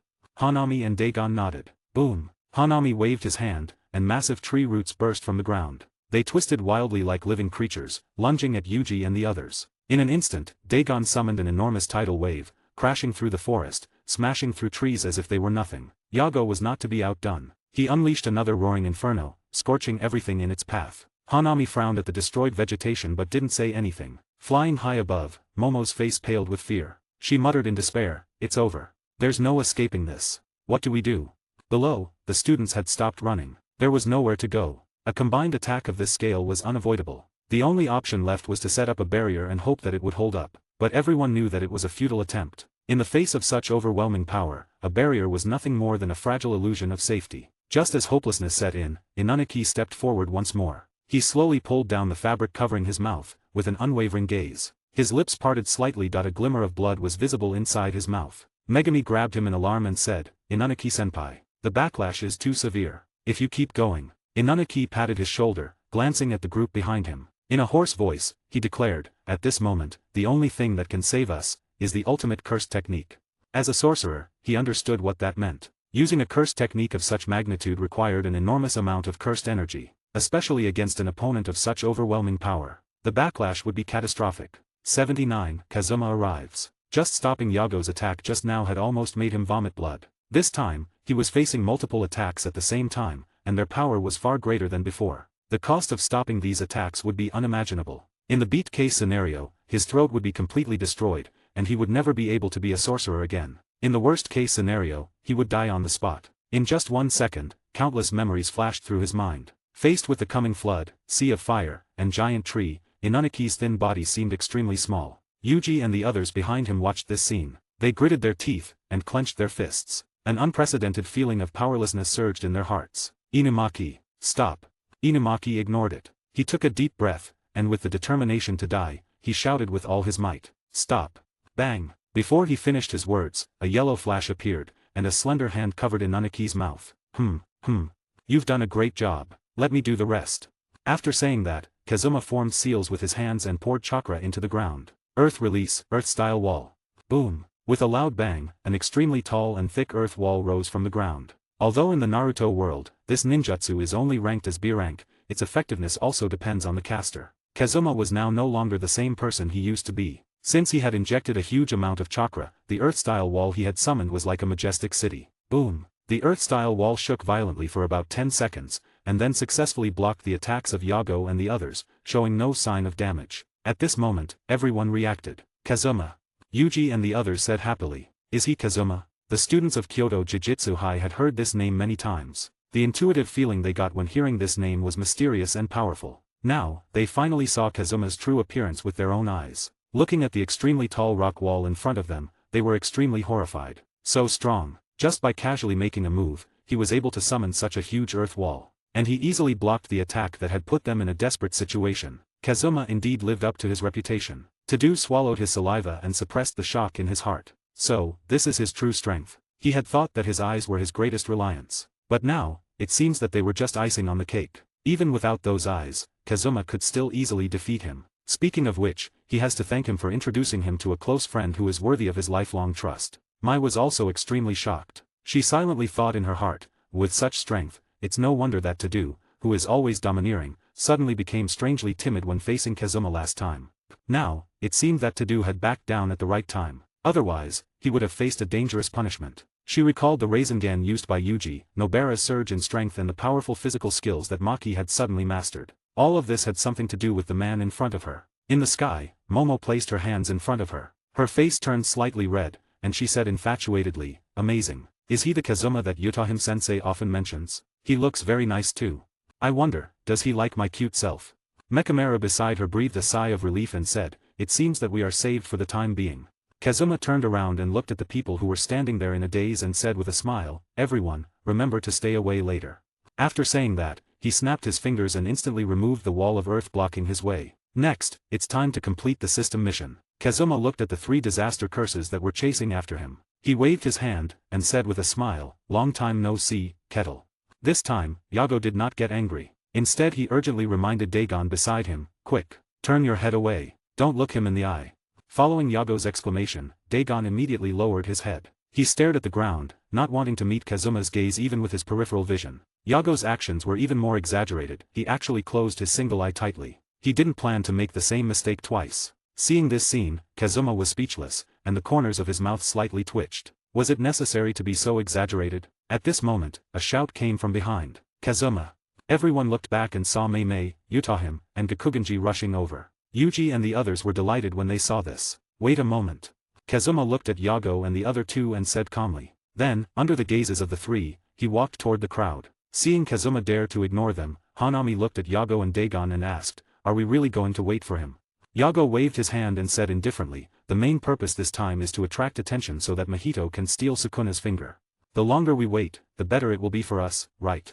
On the other side, Yutahim said seriously, I will use my cursed technique for you. As long as we can hold out until Gojo breaks through the barrier. Kazuma ignored Yutahim and looked at Kikugenji, who was standing aside with a serious expression and holding an electric guitar. Wasn't this the old version of the already old Yamamoto? As a conservative, he seemed to want to kill Yuji this time, but his plan had obviously failed. Yutahim explained, he is the principal of Kyoto Jujutsu High, Kikugenji. Oh, then please take the students and hide away. Kazuma glanced at Kikugenji indifferently. He had no good impression of this person. After saying that, Kazuma turned and walked toward Yago and the other two, his eyes full of excitement. Yutahim stamped her feet and said anxiously, hey, do you really not need a boost? She certainly knew that Kazuma was very strong, especially after his transformation. Now, he might be able to go even further. However, what he had to face this time were 3 special-grade cursed spirits of natural disaster level. 80, Kazuma versus 3 disaster curses. Mei said, okay, Yutahim, Kazuma just doesn't want you to be in danger. Your cursed technique has a small range. If you want to provide him with an amplification, you will have to be close to the battlefield. Just imagine, can you withstand a battle of this level, even just the aftermath? And we can't rule out the possibility that they will attack the students. Our mission is to protect the students and let Kazuma fight without any worries. Hearing this, Yutahim nodded with a complicated expression, lamenting her own weakness. Soon after, except for Kazuma, the rest of the people evacuated to the rear. Mai asked, Mei-sensei, Yutahim-sensei, why did those 3 cursed spirits react so strongly when they saw Kazuma? Either they looked away or closed their eyes tightly, as if they were scared. As soon as these words were spoken, they attracted curious glances from others, and even Kikugenji felt puzzled. After hearing what Mai said, it did seem true. The moment Kazuma appeared, the momentum of the 3 cursed spirits that had been chasing them collapsed slightly and was replaced by fear. Nobara said playfully, you can ask Tadu-senpai about this. He knows it better than anyone else. Hearing this, everyone turned their eyes to Tadu. Tadu coughed and cursed Nobara in his heart, why bring this up now? With so many people around, what about his dignity? And he's in front of his best friend, Yuji right now. But under the weight of so many curious gazes, he finally said awkwardly, it's all because of his weird eyes. Once you look into his eyes, you will fall into endless pain. Having said this, Tadu paused for a moment and then said with a serious expression, it's terrifying. And that volcano head curse, he must have been affected as well. Suddenly, Yuji's eyes lit up. He clapped his hands as if he had suddenly realized something. I was wondering why only his head was left last time. After the previous incident, he had asked Gojo, but the latter had just told him to figure it out himself. When he asked Kazuma, the only answer he got was that Yago went crazy and hit himself. It was only now that he fully understood the truth. Damn it. As the one involved, he was only now realizing the full story. He blamed it on Gojo and Kazuma, those 2 riddlers. To put it simply, it's a genjutsu. Mei smiled as she parted her red lips. She was actually the first victim of those eyes. The suffocating feeling was unforgettable. After her explanation, everyone could roughly imagine just how terrifying it was. This ability is simply impossible to defend against. It's practically a second 6 eyes. I strongly suggest Kazuma follow Gojo's example and cover his eyes. Wait. At this moment, Maki said worriedly, but if the 3 cursed spirits adopt such a countermeasure, won't Kazuma's eyes be useless in the next battle? As soon as these words were spoken, everyone's expressions turned grim. That's right. If the opponents intentionally close their eyes or avert their gaze, won't Kazuma's ability be useless? So, can Kazuma still win? Or at the very least, can he hold on until Gojo arrives? For a moment, they couldn't help but worry about Kazuma. At the same time, they deeply felt the importance of information. After all, they had just experienced firsthand how terrifying these 3 cursed spirits were. Mei said, really? I actually want to see how long those 3 scourges can last against him. Mei curled her lips slightly. Then, she let a crow fly into the sky to observe the battle. Only those who truly understand Kazuma know that things like information gathering never worked on him. Ah, Mei-sensei, are you serious? As soon as the words fell, boom, a roar like an explosion echoed from the battlefield. 4 figures shot through the sky at the same time. Kazuma brushed the dust off his collar, looked at Yago and the other 2. He said jokingly, my goodness, the disaster curses are all blind. Yago closed his single eye tightly, not caring about Kazuma's ridicule at all. Yago sneered, nothing to say, huh. If we don't look you in the eye, what are you going to do about it? Hanami, Dagon, attack together. We must cut this brat into pieces today. Be careful to leave his head behind. I'm going to use it as a kettle. Yago had never forgotten the idea of revenge. Daring to insult him again and again, calling him a kettle, he'll pay a heavy price. And this time, Gojo couldn't intervene, making it the perfect opportunity. Suddenly, they formed a triangle, completely surrounding Kazuma. Flames, giant trees, and tsunamis all surged toward Kazuma at once, their force no different from a true natural disaster. Kazuma sneered in his heart, no way. Do they really think I only know how to use genjutsu? He formed seals with his hands. Boom. The ground trembled as countless thick vines burst from the earth and soared into the sky. Under Kazuma's control, the vines quickly intertwined to form a massive wooden sphere, completely encasing him inside. Hanami saw this and slightly hesitated. Why can Kazuma control the forest too? But then, his expression darkened as he increased the speed of the giant trees. Humans, who only know destruction, aren't worthy of controlling nature. Boom. The combined attacks of Yago and the others slammed into the wooden sphere. The sky shattered, the ground trembled, and terrifying shockwaves spread outward. Even the surrounding trees struggled to stay upright. 40 advanced chapters on patreon.com/alex1000. 81. Hanami and Dagon's transformation. After the explosion, Yago and the other two stared at the broken wooden ball with a hole in it. However, when the smoke and dust cleared, the wooden ball was empty. Where is he? Impossible. He clearly hid inside the wooden ball at the last moment. At this moment, not only were Yago and the others confused, but the students and teachers, who were watching the battle from a distance, were also stunned. Mei-Mei-sensei, where is Kazuma? Yeah, Kazuma clearly hid in the wooden ball just now. For a moment, everyone turned their eyes to Mei-Mei. Because she, who can control crows, must be able to see more clearly than anyone else. Sure. Mei-Mei placed her index finger on her red lips and closed her beautiful eyes. After a while, she slowly opened her eyes and said with a smile, "Look at the top of your head." Upon hearing this, everyone looked up at the sky and their pupils suddenly shrank. It was as if they had seen an extremely shocking scene. At this moment, Yago and the other two also felt something strange above their heads. A dazzling light pierced their brows and caused them to feel a dull pain. When they looked up, they were completely dumbfounded. Kazuma had appeared above them without them knowing, but that wasn't the shocking part. The real issue was, he was holding a huge ball in his palm. It was so huge that it almost covered half the sky. The Rasengan was so big that it nearly occupied their entire field of vision. Kazuma smiled and said, "I'll treat you to some meatballs."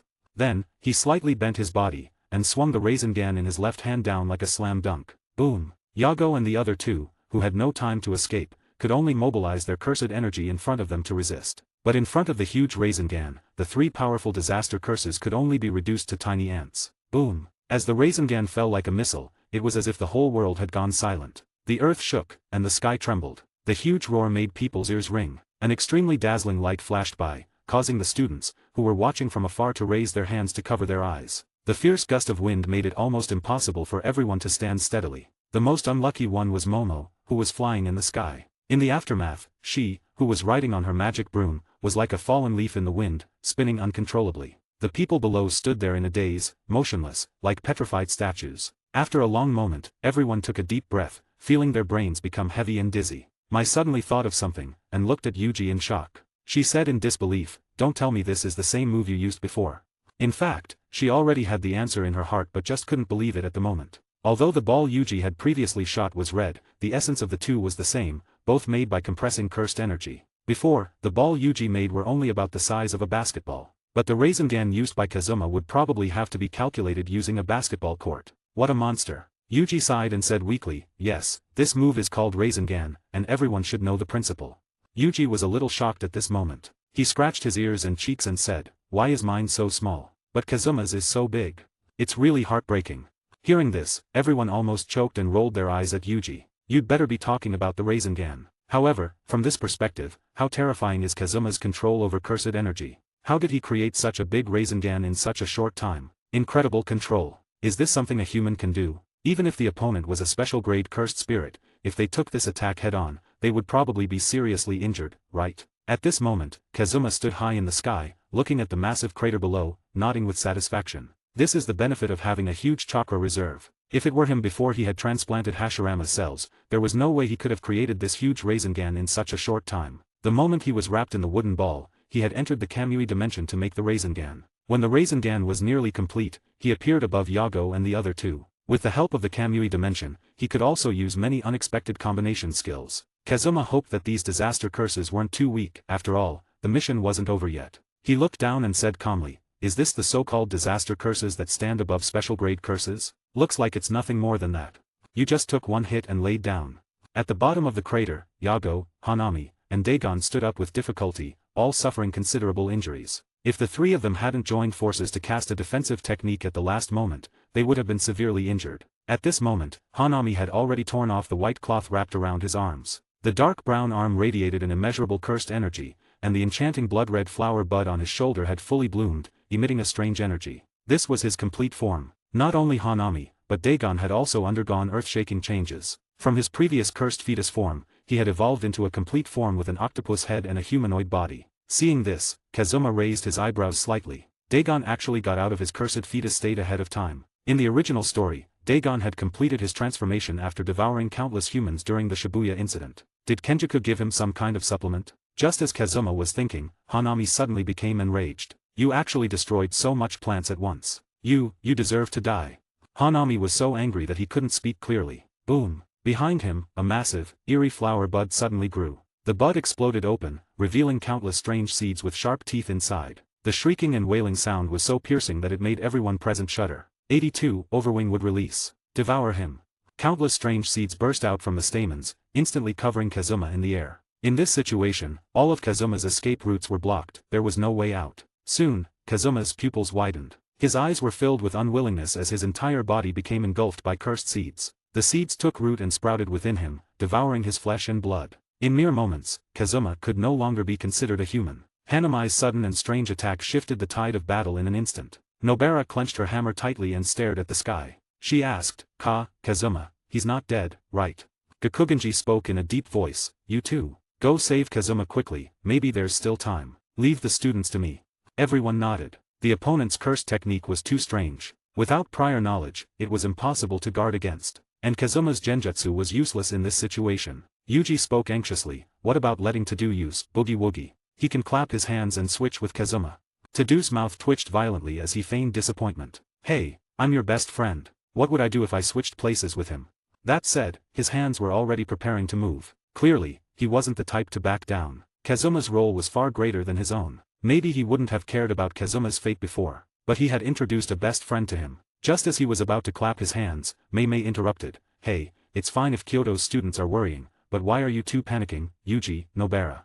Have you forgotten the substitution technique Kazuma used when he fought Sukuna before? Those cursed seeds are fast, but even if it were me, I'd have time to react. Do you really think Kazuma couldn't? Despite her calm tone, Mei's heart was anything but steady. She wasn't completely sure if Kazuma had managed to substitute himself in time. Hearing this, Yuji and Nobara slapped their heads, suddenly remembering, and their worry eased slightly. But the Kyoto students were confused. Substitution technique. What kind of ability was that? They had never heard of it before, but it sounded useful. Was Kazuma pulling off something crazy again? Yago looked at Kazuma, who was now completely parasitized and drained by the cursed seeds, and laughed wildly like never before. So what if he is powerful? No matter how strong he is, he's still just a human. But the very next moment, he regretted it. Kazuma, who had been immobilized in midair, suddenly vanished in a puff of white smoke. A flood of bad memories rushed into Yago's mind. Substitution technique? Hanami, retreat immediately. Sorry, this time it's a shadow clone. A calm voice whispered near his ear. Yago's face twisted in horror. He turned around, just in time to see a glimmer of light. Hanami reacted quickly, slamming both hands to the ground. Boom! Massive, towering trees erupted from the earth like coiling pythons. At that moment, Kazuma's voice rang out again. Would release, nativity of a world of trees.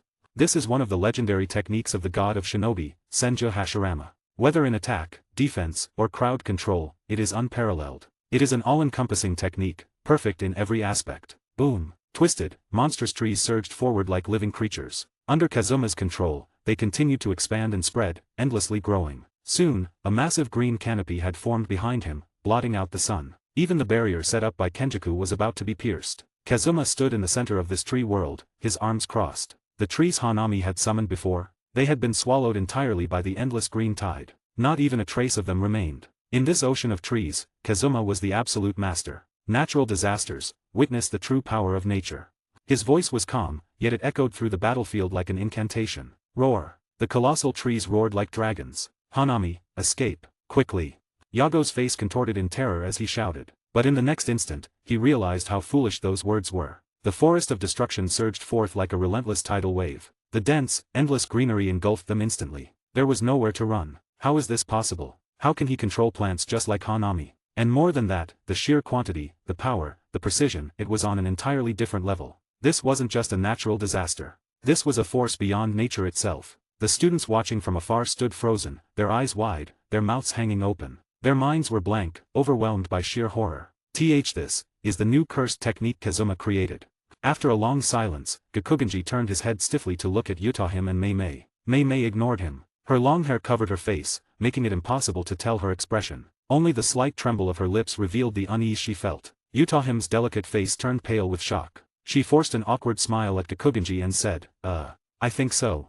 Creating a cursed technique? That was just an excuse she, Mei Mei, and Shoko had made up for Kazuma. But who could have imagined that Kazuma would really do that? Not only did he create a new cursed technique, it was on this level. Could this even be considered a cursed technique anymore? It wasn't just a cursed technique, it was a force of nature. Hearing this, Gakugenji nearly dropped his electric guitar. He had heard rumors that Kazuma was skilled at developing strange new cursed techniques, a true inventor of abilities. But now, he had witnessed it firsthand. In his 70+ years of life, he had never seen anything so overwhelming. Never. Now, he finally understood why the higher-ups were so terrified of Kazuma. If nothing unexpected happens, Kazuma will become the second Gojo Satoru. 83 maximum meteorite. But how much cursed energy is required to do this? In other words, how much cursed energy is contained in Kazuma's body? It's probably more than Yuta's, right? As for Yuji and the others in the back, they were already speechless. Before, the 3 disaster curses were chasing and killing them, but now it was Kazuma alone who was chasing and fighting the disaster curses.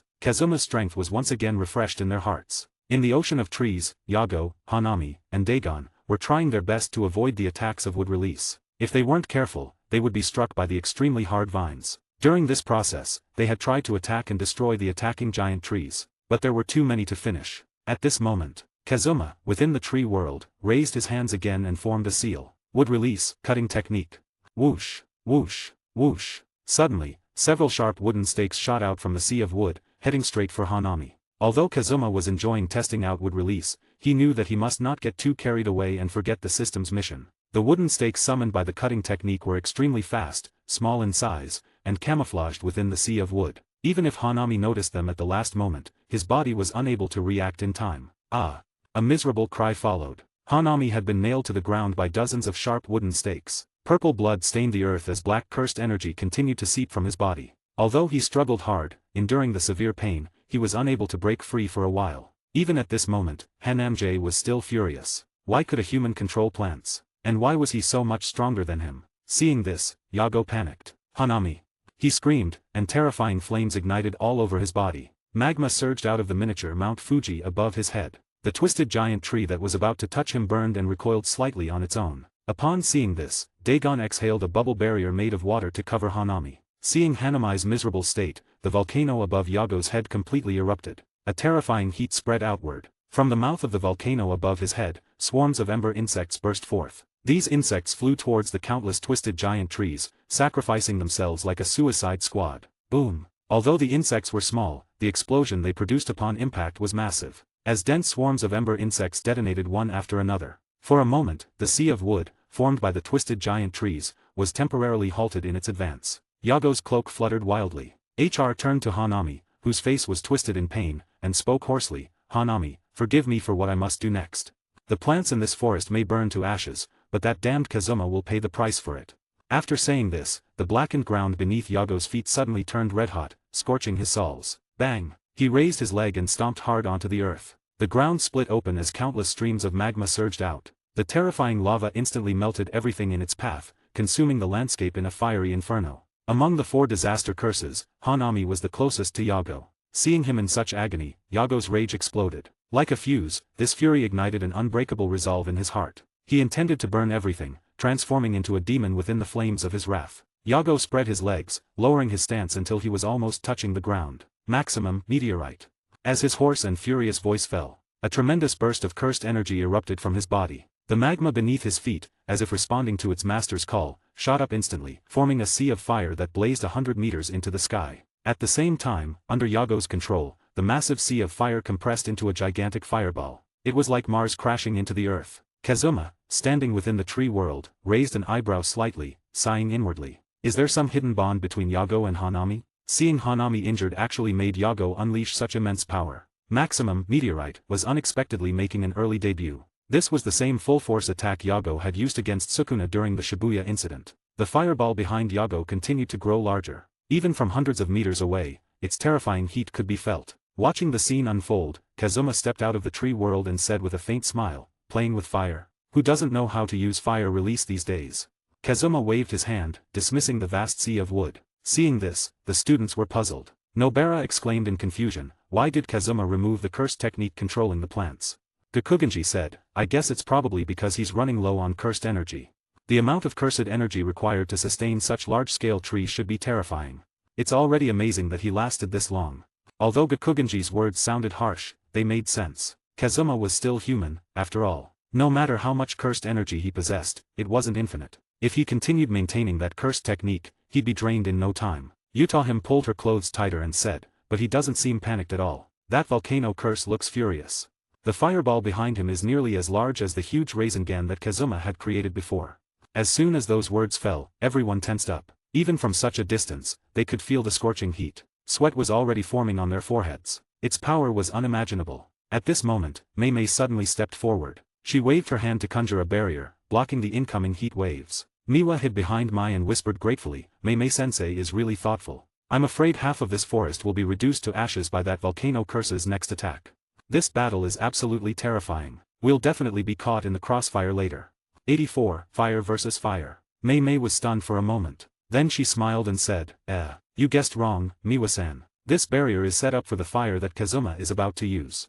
She had not forgotten the fire Kazuma had used at the abandoned construction site. At that time, even while standing far behind him, her skin stung from the intense heat, and Shoko was so affected that tears welled up in her eyes. Given Kazuma's personality, there was a high probability that he would use the same moves as his opponent to completely overpower them this time. What? Kazuma can also use fire?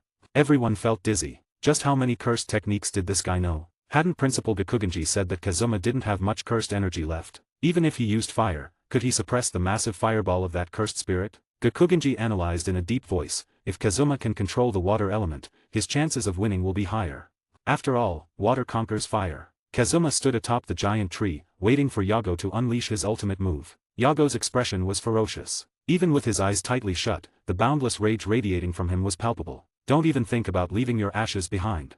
As the final word fell, the massive fireball in the air instantly locked onto Kazuma and shot toward him at high speed. The fireball was enormous, like a falling meteor. Kazuma had no intention of dodging. He strode forward and leaped high into the air. A huge surge of chakra flowed into his throat. Kazuma's cheeks bulged as he brought his hands together in front of his chest. Fire release, great fire annihilation.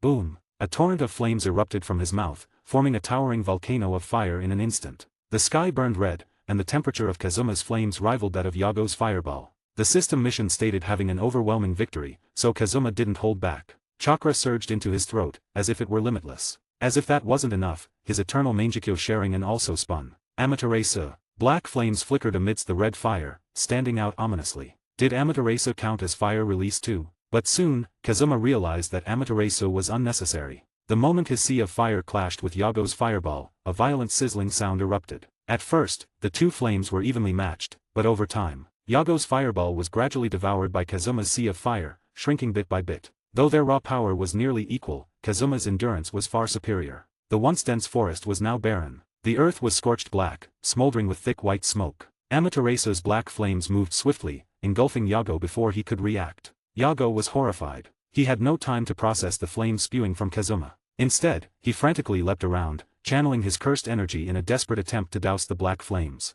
Seeing this, Kazuma smirked and thought to himself, "This is a flame said to be unquenchable. It will not die out until its target is reduced to ashes. If you can put it out, I'll admit defeat." Amaterasu, like the infernal flames of the underworld, continued to spread despite Yago's struggle. Yago screamed in agony, "Dagon, throw water on me." Hearing this, Dagon immediately raised his hands and summoned two powerful jets of water, drenching Yago. But no matter how much water poured over him, the black flames remained. Yago's shock and fury intensified. A chilling sense of death crept into his mind. What was this cursed flame? His own cursed energy couldn't erase it. Even Dagon's water couldn't extinguish it. The black flames crept further, torturing Yago mercilessly. This pain was unlike any ordinary fire, it burned deep into his very soul. If this continues, he will die. Dagon, cut below Yago's neck, now, before it's too late. Nearby, Hanami, still riddled with wounds, had just pulled the wooden stakes from his body. Seeing the situation, he shouted, "There's no time to put it out. The only option is amputation. Otherwise, if that strange black flame reaches his head, Yago is finished." Dagon nodded. He condensed an ultra-sharp blade of water and slashed toward Yago's neck. Swish. Yago's head separated from his body and his vision spun. Hanami caught Yago's head in his palm, lifted it, and muttered darkly, Mahito should be almost here. Let's prepare to retreat. Yago, now just ahead, sighed deeply. Is Kazuma my nemesis? Every time I fight him, I end up like this. Dagon, use your domain. Take us away. The three of us can't kill him. Despite his reluctance, Yago had to admit it. Dagon nodded, and crouched slightly. He pressed his hands to the ground, and spoke in a low voice. Domain expansion, horizon of the captivating Skanda. Death swarm.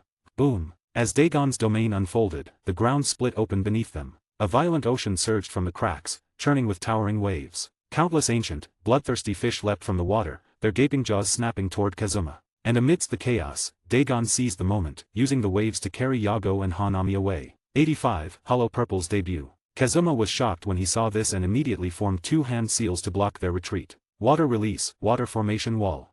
Water release, exploding water colliding wave.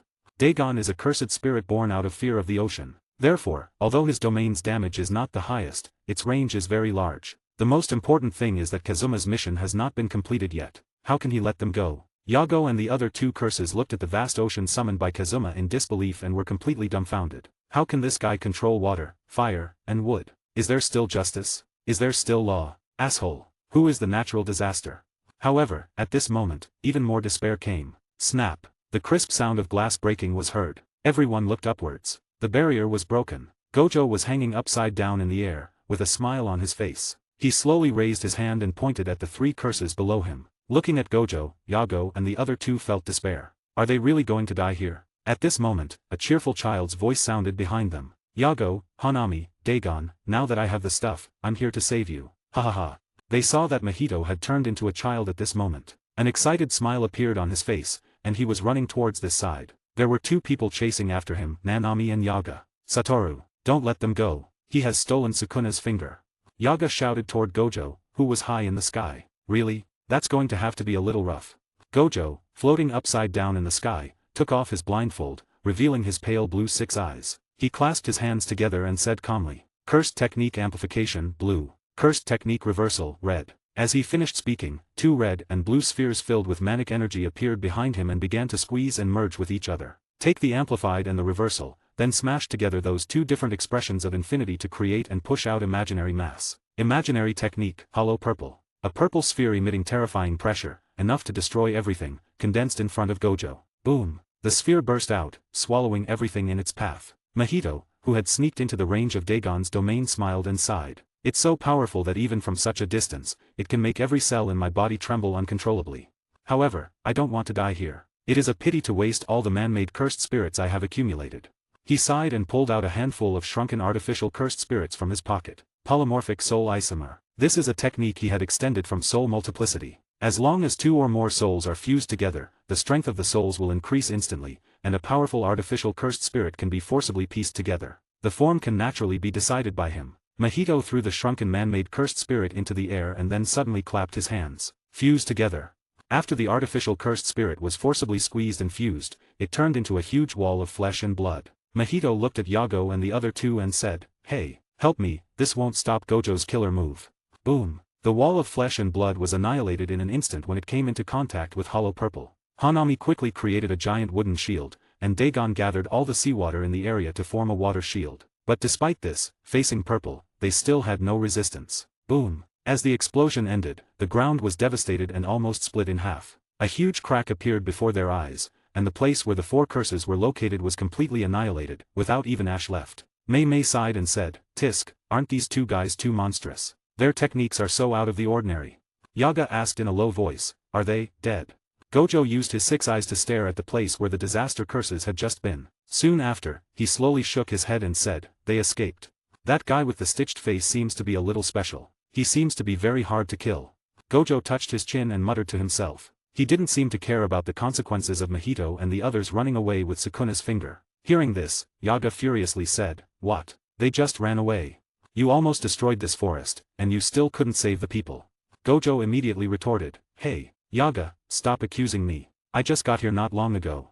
Yaga said, Who else could it be if not you? Do others have the ability to destroy the forest like this? Gojo looked at Kazuma in the distance with a smile in his eyes and said, You will have to ask Kazuma about this question. Kazuma. Yaga and Nanami both looked at Kazuma. In the distance, everyone breathed a sigh of relief, their tense nerves finally relaxing. It's finally over. What kind of sister exchange event is this? It's clearly an exchange event between special grade sorcerers and disaster curses. Yuji and the others came to their senses. Fear and helplessness appeared on their faces. Mei looked at Gakugenji, who had a dull look on his face, and said proudly, "Principal Gakugenji, didn't you just say that Kazuma's cursed energy was running low? But what about that sea of fire? And that terrifying tsunami?" The corners of Gakugenji's eyes twitched slightly, and for a moment, he didn't know how to answer. He himself was still extremely puzzled. From the moment Kazuma started fighting the three cursed spirits, he never stopped using super large-scale moves. If possible, he even wanted to dissect Kazuma's body to study what was so unique about it. This kid has an almost endless supply of cursed energy. Yuji suddenly remembered something and asked, "By the way, Kazuma, what's going on with your black flame? Is this another new cursed technique of yours?" 86. A traitor. Everyone turned their eyes to Kazuma, except for Yutahim, whose forehead was wrinkled. Although they were shocked by the boundless sea of fire, they were most curious about the strange black flame that they had never seen before. No matter what method was used, the curses could not extinguish it at all, and in the end, he was forced to amputate his limbs to survive. Kazuma made up a story and said, that's a variant of a cursed technique related to flames. You can think of it as a flame that never goes out. Once infected, there is no other way than to amputate the affected part decisively." Hiss. Everyone gasped. A flame that never goes out. Isn't that too far-fetched? Kazuma wouldn't use the black flames to burn his own people, would he? Yutahim, who was standing by, said, "You used such a dangerous flame to light Shoko's cigarette last time. You even said it's an ordinary flame, just with a special color." Yutahim's heart skipped a beat when she heard the words, "never extinguishes." Recalling the scene of that day, she couldn't help but feel scared. What if Kazuma's move had gone awry? What would Shoko do then? Everyone was shocked again. Did they hear that correctly? Kazuma had used this to light Shoko's cigarette? One dares to do it and the other dares to take it. However, Shoko should not have known about this. Otherwise, she might have to quit smoking on the spot. What never goes out? What about Shoko? Yaga and Gojo came over and looked at Kazuma with scrutiny. Did he do something to offend Shoko? But looking at Mei's smiling face, she doesn't seem to be jealous, right? Half an hour later, everyone gathered together to understand the whole story. Yaga said, "That's basically what happened. The other party's goal this time was not to kill the students, but to attract attention and steal Sukuna's finger.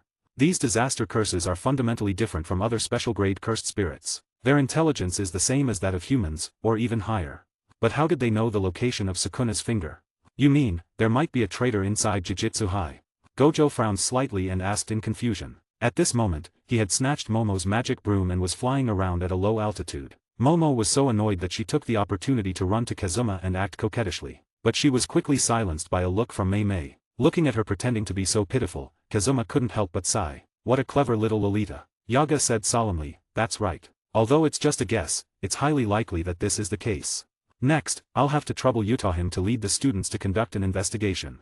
Yutahim nodded, but she was still a little reluctant to believe that there was a traitor. It's possible to collude with a curse user, but how could someone collude with a cursed spirit? For a moment, everyone fell silent. Jujutsu High has always been united, and there has never been a traitor. Kazuma already had the answer in his mind. One of them was a senior executive above the level of principal. The other was responsible for leaking information to the higher-ups. Thinking of this, Kazuma turned his gaze towards Mekamaru. When Mekamaru saw Kazuma suddenly looking at him, his heart skipped a beat in the secret room. But he soon realized that this was probably just a coincidence. So, Mekamaru nodded calmly towards Kazuma. Kazuma just glanced at him and then looked away. Having read the original story, he naturally knew everything. Mekamaru, strictly speaking, is not a traitor. He just wanted to use Mahito's idle transfiguration to completely heal himself. He also has a heavenly restriction like Maki, but his situation is completely opposite to that of Maki. His cursed energy can almost cover the entire country. He has a wide range of techniques and a cursed energy output that far exceeds his own strength. But the price is, his lower body is completely paralyzed from the waist down, and his skin is even more fragile than that of a newborn baby. Even a faint ray of sunlight can easily burn him. Whether it is Maki or Mekamaru, the lucky ones, they all hate the god's gift. After discovering Mahito and Kenjaku's Shibuya plan, Mekamaru had once tried to spread the news. But in the end, despite giving it everything, he still failed. Just as Kazuma was thinking about how to deal with this matter, Gojo suddenly shouted, "Kazuma is fine."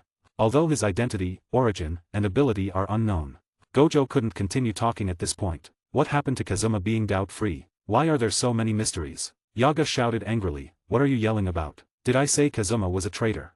If he hadn't fought the three disaster curses alone this time, the consequences for the students would have been disastrous. You have a chance of being a traitor, but there's no way Kazuma is the traitor. Everyone. Yuji said, I also think it's impossible for Kazuma to be the traitor. Those cursed spirits must hate Kazuma to death by now. Especially that volcano head curse. The way he looked at Kazuma seemed like he wanted to tear him into pieces. Kazuma was speechless. Why did they suddenly change the topic to him? However, seeing this scene, he couldn't help but feel a little emotional. The sister exchange event should be the one where the most people had gathered, right? After the Shibuya incident, people died left, right and center. Nobara was in a vulnerable state, and Nanami was blown to pieces by Mahito's idle transfiguration. At night, in the dormitory, Kazuma turned on the system panel. Congratulations to the host for completing the task, rewards are being distributed. Hearing this voice, Kazuma showed joy on his face and immediately sat up straight. However, the next second, the cold mechanical sound rang out again. The Rinnegan has been issued. Please transplant it yourself. 87, Rinnegan. Huh.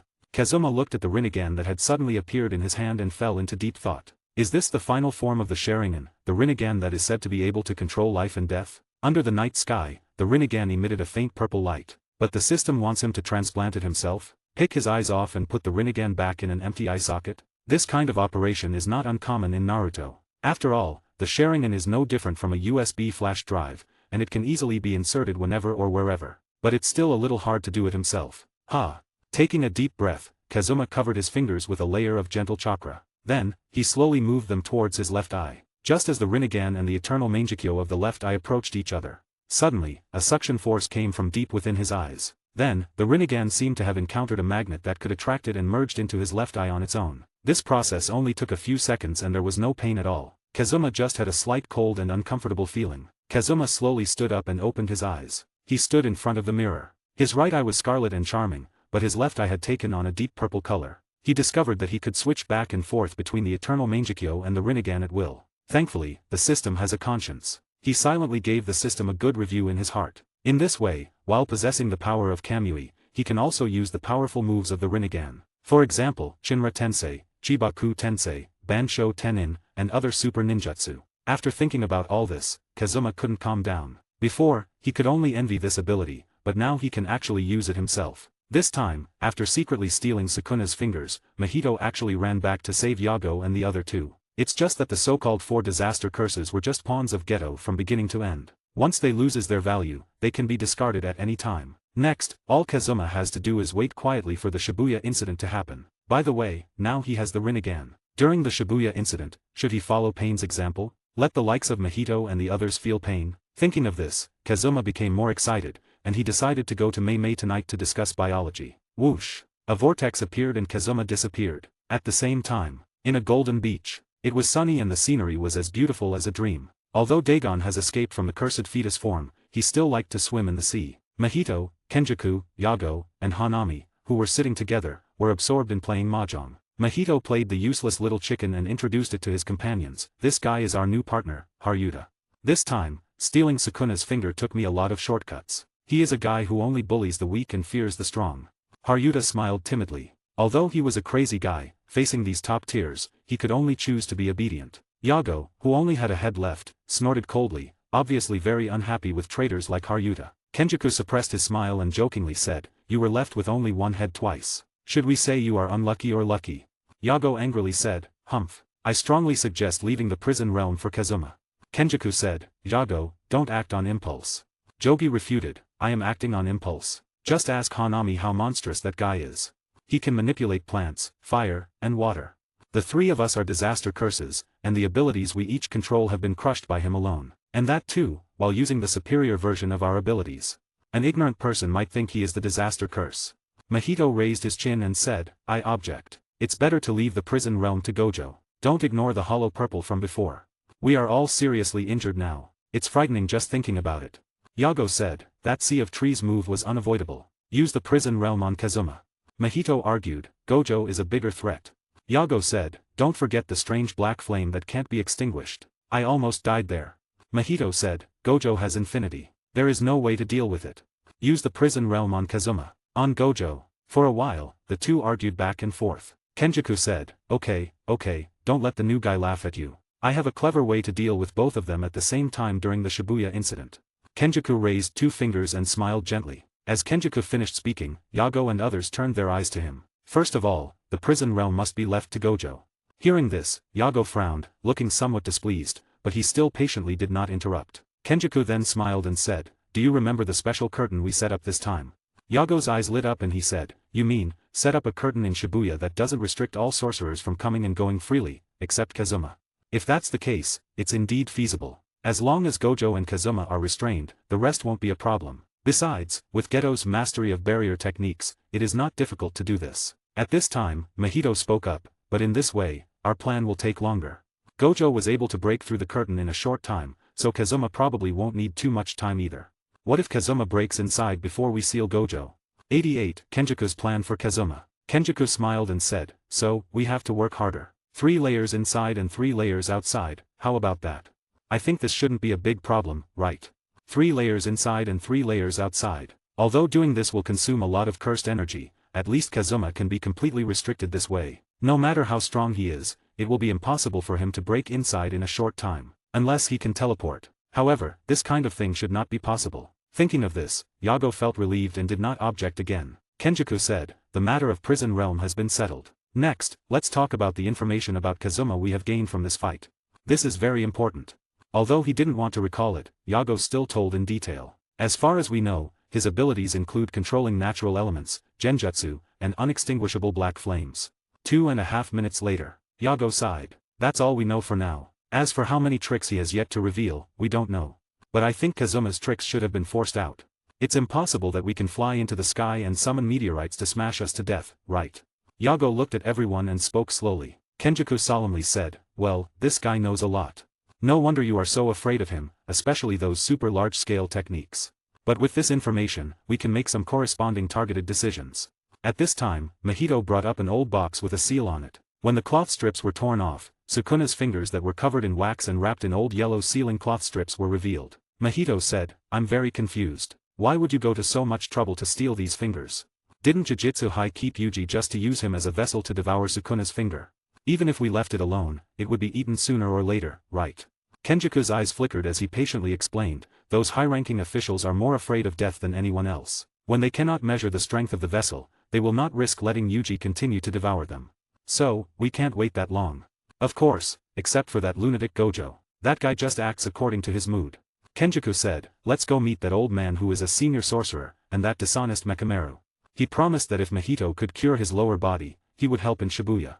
A few days later, in Jujutsu High, Kazuma had a few days of leisure. Every day, he only needed to teach the students of the 2 schools. In the evening, he would have a few drinking parties with Shoko and the others. How happy! But Kazuma knew that all this was just the calm before the storm. These days, Nobara has had her highlight moment. Just recently, combined with Yuji's Black Flash, she killed Eso and Kechaizu. These days, she has been shouting about her achievements in everyone's ears every day. "What are you standing there for? Give way to the hero." Or something like that. Yuji also foolishly followed behind to cheer and recount their heroic achievements. Little did he know that he had killed his 2 brothers. Megami has also made great progress. Just like in the original work, he successfully awakened his own domain, Chimera Shadow Garden. Although it is incomplete, it's still really impressive. Kazuma came to Kyoto Jujutsu High while thinking. There was no other way. He owed Utahim a favor. Since Utahim hoped that he could spare some time to guide her students, Kazuma would naturally not refuse. Anyway, the Shibuya incident is about to happen, and the world of Jujutsu is about to change.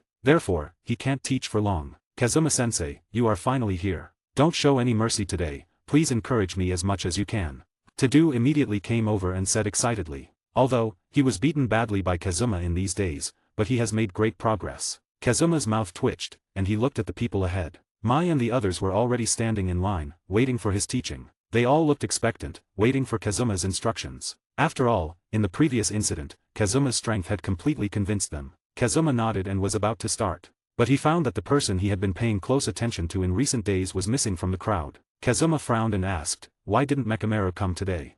After these words were spoken, Mai and others looked a little lost, as if they wanted to say something but hesitated. Miwa clenched her fists and lowered her head. The atmosphere suddenly became solemn. Seeing this scene, even if they didn't say anything, Kazuma understood what had happened. It seems that after the investigation by Utahim and others, they have discovered that something is wrong with Mekamaru. In addition, after not finding Mekamaru in the underground secret room, Jujutsu High has labeled him a traitor. Kazuma was silent for a while. Then, he turned on his phone and found that today was October 30th, 2018. If he remembers correctly, the Shibuya incident will happen on the 31st. That is tomorrow. Then today is the day Mechamaru has an accident. Should he save him? Just then. Ding! A new and important mission choice has begun. Mission Option 1, Fight with Sukuna using only Taijutsu. Reward, Kakashi's Intimate Paradise. Mission Option 2, Sukuna has many eyes, randomly poke 2 of them, and act as pain. Reward, Domain Expansion, Black Flash Octagon Cage. Mission Option 3, Stop Kenjaku's Plan. Put Kenjaku in the prison realm. Reward, Reverse Curse Technique. 89, Mechamaru vs. Mahito. Suddenly, Kazuma's eyes widened. What? A domain? System, are you serious? Judging from the literal meaning, does it mean that after using this domain, he can pull the enemy inside an octagon cage to fight with him? Thinking about it this way, it seems pretty impressive. Kazuma instantly became interested. However, it is not an easy task to poke Sukuna's eyes. Kazuma suppressed the shock in his heart and then looked at options 1 and 2. First, only using Taijutsu to fight against Sukuna carries a big risk. The combination of 8 inner gates and 100% Black Flash can unleash a terrifying power. With it, it should not be a problem for him to suppress Sukuna in terms of Taijutsu. But once Sukuna gets angry, it will be hard to say whether he will use his domain or not. The most important thing is that the rewards are not too good. Kakashi's Intimate Paradise? That's it. Before arriving in this world, had he not read any books? In fact, he was even tired of these books as he had read too many of them. Besides, why does he need that thing when you already has Mei? Then there is the third option. Stop Kenjaku's trap. Kenjaku was the occupying ghetto's body in the Shibuya subway station. Even with the combined efforts of Yago and the other disaster curses, they couldn't hold Gojo back for even a minute. The fake ghetto, played by Kenjaku, just called out Satoru and held Gojo in place. If this isn't a trap, what is it? Speaking of Kenjaku, he is really amazing. He is willing to go to extreme lengths all for his plans. But the reward for this mission was Reverse Curse Technique, which is not very useful to him. Now, he has Hashirama cells, and his basic recovery ability is no worse than the Reverse Curse Technique. If the reward was a fully automatic Reverse Curse Technique like that of Hakari, then he might consider it. So, in the final analysis, the reward is still too little. After some thought, Kazuma finally chose the second mission. After all, how can he not have his own domain after transmigrating to the world of Jujutsu Kaisen? It seems that this time, he will have to find a way to not only poke Sukuna's eyes, but also imitate pain and use Shinra Tensei and Chibaku Tensei. This time, the Shibuya incident will be even more lively with his participation. Kazuma-sensei, Kazuma. Mai raised her hand and waved it in front of Kazuma's eyes, bringing him back to reality. Kazuma asked, Mai, what's going on? Mai looked back at the classmates behind her, and hesitated for a while. Then she said, Mechamaru may not come back. After investigation, it is preliminarily determined that he is one of the traitors. Everyone felt very sad at this piece of news and, at the same time, they were very puzzled. No one would have thought that the approachable and friendly Mechamaru was actually a longtime spy inside Jujutsu High. The classmate they had been with day and night had now turned out to be a traitor. This was a huge blow to them. Kazuma asked, Mai, do you think the Mechamaru is a traitor? Suddenly, Mai's mouth curved slightly. She leaned closer to Kazuma and whispered playfully, whether he's a spy or not, Kazuma-sensei should know better than anyone else, right? After all, you can predict the future.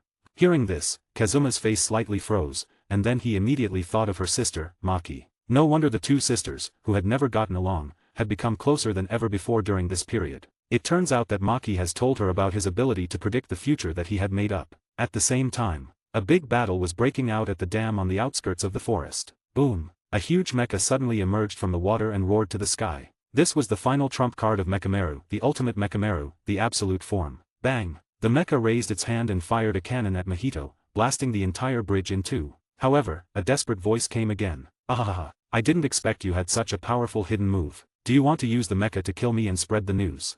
Then I will, drag you out of this broken iron shell, and turn you into my artificial cursed spirit. Mahito's forehead was covered in blood, and a crazy, sinister smile appeared at the corner of his lips. While running on the dam bridge, he dodged the destructive laser cannons fired by the frame controlled by the Mechamaru. Kenjaku, who was watching the battle from a distance, felt regretful. What a good helper, but it's a pity that he's a little too naughty. Since you didn't listen and now know my plan, then please just go and die. Inside the mecha, Mechamaru was gritting his teeth and controlling the machine to continuously attack Mahito, while constantly brainstorming. Damn it. The mecha has limited abilities to use, and there's also the curtain set up by Kenjaku in the outside world. The message simply couldn't get out. But no matter what method he uses, he must get in touch with Gojo and spread the news. Tell him about the Shibuya plan. Only in this way can Gojo come to protect him. He has to see them all again. And, he will reunite with everyone in this healthy and true face. Thinking of this, Mechamaru's eyes became more determined, and he shouted, Charge for 2 years. Miracle Cannon. Boom! A powerful beam cannon fired at Mahito, and the entire dam was blasted through by this terrifying power. For a moment, the earth trembled, dust flew, and the lake water churned up huge waves. However, Mahito sneaked around to the side without anyone noticing, in a blind spot. He raised his huge right fist, which was growing larger rapidly, and swung it toward the face of the machine frame. 90. Unknown interference. Bang! The huge mecha was knocked back by the punch, and the ground shook continuously. What a powerful force. Although Mechamaru in the cockpit was protected by a steel shell, he was still shaken by the blow, falling back and feeling dizzy. He gritted his teeth and forcibly controlled the mecha to stop its body. No, a protracted war is not good for me. The damage to my mecha will accumulate, and eventually, it will be scrapped. I must quickly end this battle. Charge for 5 years. Pigeon Viola. As Mechamaru's voice sounded, 5 turrets emerged on the shoulders of the mecha. Bang! 5 missiles, infused with a massive amounts of cursed energy, fired simultaneously, creating a dazzling light in the sky. These homing missiles carried the hope and faith in his heart. But they were not aimed at Mahito, they were targeting the chains that bound him, preventing his return to the embrace of Jujutsu High. Mahito transformed his cursed energy into wings. 2 wings sprouted from his back as he circled rapidly, dodging the missiles. TSK. So they have built-in tracking. I can feel the terrifying power inside them. If I get hit, I'll be seriously injured at least. In that case. Whoosh. Mahito abruptly changed direction, flying straight toward Mechamaru. His arm squirmed and morphed into an extremely sharp blade, glinting with a cold light. Let's see how you control those missiles once I cut your wires. Swish. The blade slashed down, severing the wires behind the mecha's head in a flash before sliding along its armored shell. Sizzle. Sparks erupted from the mecha's steel plating, and Mahito's strike left a deep groove. Lightning crackled as half of the mecha's arm lost control. However, inside the cockpit, Mechamaru didn't panic. He clenched his fists and punched Mahito, sending him flying backward. Then, a gleam of determination flashed in his eyes. Countless memories raced through his mind, finally settling on his comrades at Jujutsu High. I can win. I want to reunite with everyone in a healthy body. Reload the technique. Ah, die. Blood trickled from the corners of Mechamaru's mouth. His eyes were bloodshot, and veins bulged on his forehead. With a roar, the mecha's fist transformed into a high-speed spinning drill, striking Mahito with full force. This attack is an all-out gamble. Mahito was blasted backward at high speed, his face covered in blood. Mahito laughed and said, "Ha ha ha, you actually pushed me this far. But this is where it ends." He suddenly opened his mouth, revealing 3 pairs of pale, miniature hands. The hands interlocked, forming an intricate hand seal. Domain expansion, embodiment of self-perfection. As Mahito spoke, an empty and oppressive space unfolded, enclosing Mechamaru within it. Mahito hovered cross-legged in the air above the domain, his long blue hair fluttering. Behind him, countless pale hands bloomed like a grotesque lotus flower. A massive hand extended, slamming Mechamaru's giant mecha into the ground. The mecha thrashed for a moment but then fell silent. Even its lights flickered out. The machine that had unleashed overwhelming power just seconds ago was now reduced to lifeless scrap metal. That's that. Mahito gazed indifferently at the immobile mecha before him. I'm sorry to have extinguished your last hope. As someone born from negative emotions, I can taste the despair in your heart right now. But don't bring dreams and hope into battle. It only makes you look pitiful. With hands behind his head, Mahito turned his back to Mechamaru, speaking like a victor addressing the defeated. Inside the dark cockpit, Mechamaru hung his head in silence. Is this a domain expansion? This is true, inescapable despair. But there is a domain. One passed down through generations, created specifically for the weak. A vision flickered in his mind, a woman with long blue hair. With a fierce gaze, she suddenly drew her sword. At this moment, Mechamaru's head snapped up, his bloodshot eyes widening. Blue flames of cursed energy surged around him. New shadow style, simple domain. Outside, Mahito's expression stiffened, surprise flashing in his eyes. Just as he turned, Mahito's pupils dilated as he looked down at his pierced body in disbelief. Blood spewed from his mouth as his body contorted and twisted, before exploding into a mist of crimson. Snap. His domain shattered. It worked. Mechamaru clenched his fists. Just one more step. If I can defeat Geto, I can escape. I can win. The faces of his friends at Jujutsu High resurfaced in his mind. But his joy was short-lived. Snap. Like a mirror shattering, his beautiful vision crumbled. Then, the cockpit barrier was blown apart. A red alarm blared. It was the sound of impending doom. Mahito's face twisted into a feral grin. His left arm morphed into a massive, high-speed spinning drill, aimed directly at Mechamaru's face. So, I didn't kill him completely. Mechamaru's pupils shrank in horror. His heart sank into the depths of despair as he glanced at the glowing red self-destruct button beside him. There's no other choice. I'm sorry. I won't get to see you all again. Boom. The drill tore through the cockpit's defenses, closing in. Mechamaru's gaze turned resolute. With a final roar, he slammed his palm toward the button. Come on, Mechamaru. Suddenly, a pair of massive hands appeared, crushing Mahito's drill in an instant. At the same time, they halted Mechamaru's hand, preventing him from pressing the button. Outside, Kenjaku stood with his hands in his pockets, while slightly raising his eyebrows. Huh, am I seeing things? I thought I saw a flash of yellow just now. 40 advanced chapters on p@trian.com/alex1000. 91, saving Mechamaru. The next second, Mahito's figure flew out and landed heavily at Kenjaku's feet. Ahem. Mahito covered his neck and spit out blood, aggrieved. He said, "Geto, Mechamaru has been rescued." Kenjaku asked, "Who was it?" Mahito said, "I didn't see clearly. The other party was incredibly fast and disappeared in a flash. But I guess it's Kazuma. After all, Yago mentioned this ability last time." Kenjaku was stunned at first, then he breathed a sigh of relief. He said, "I thought I was hallucinating." Mahito struggled to stand up and said speechlessly, "Hey, Geto, the point isn't that. Mechamaru has been rescued. Our plan will be known to Jujutsu High." Ha! Kenjaku flicked his sleeves, and turned his back to Mahito. He said in a tone that everything was under control, "So what if they know about this? What if I play my cards openly? This is an open conspiracy. Otherwise why would I tell Mechamaru about these plans? Also, the most important thing is that Mechamaru doesn't know." Hearing this, Mahito immediately sat up straight and asked, "You didn't tell him about the sealing of Gojo?" Kenjaku replied, "Of course, this kind of thing can only be known by you, the ones I trust the most. Let's go, call Yago and the others, and go to Shibuya to make arrangements in advance." At the same time, in an underground secret room, Kazuma put the seriously injured Mechamaru down. Mechamaru said, "Thank you for saving my life, but with your strength, it shouldn't be difficult to kill those two cursed spirits just now, right?" He was currently bathing in a nutrient pool, feeling extremely weak. Kazuma said calmly, "I am not the real body.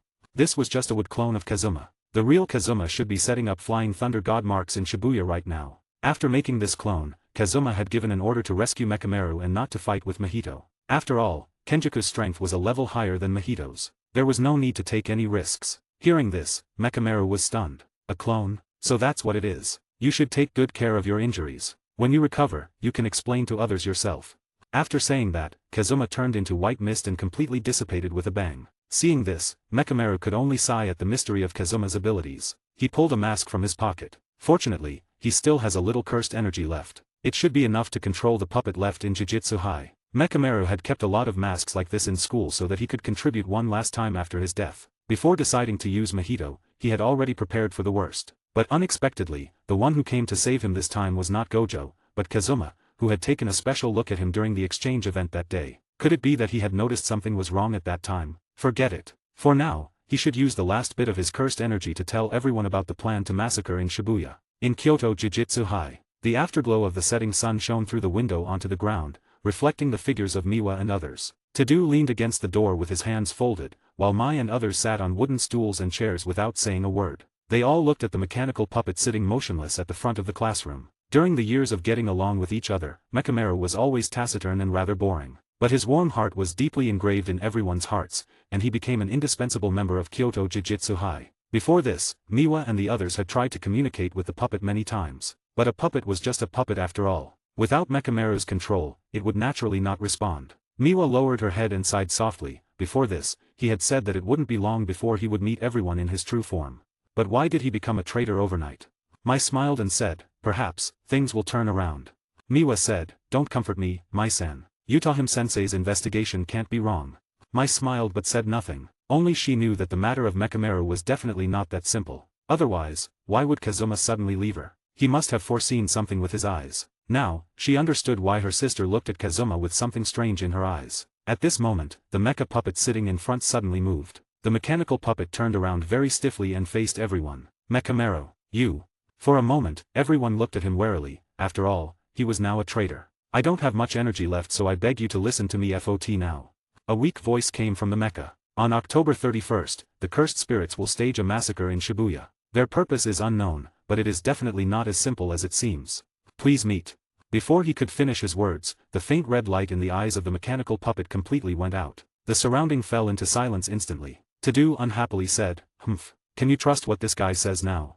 He hated betrayal the most. Miwa's eyes were extremely complicated and she said, "If what he said is true, won't that happen tomorrow? No matter what, let's tell the teachers the news." Mai stood up and spoke. "I agree."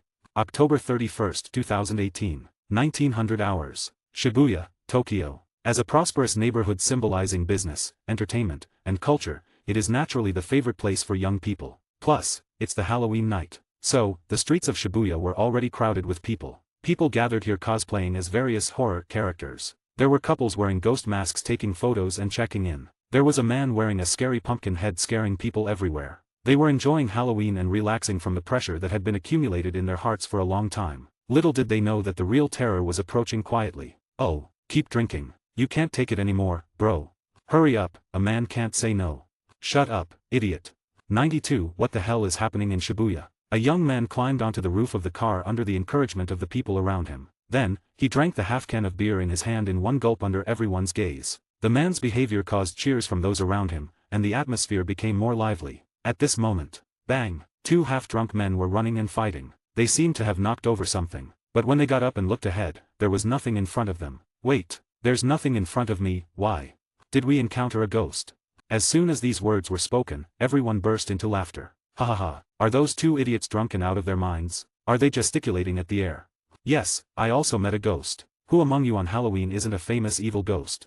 Then, some people who didn't believe in it went to try it. As a result, they were all blocked by something invisible. One or two is fine, but as more and more people tried it, they gradually realized that something was wrong. Some timid people even fell into panic. What is going on? Are we trapped by an invisible force?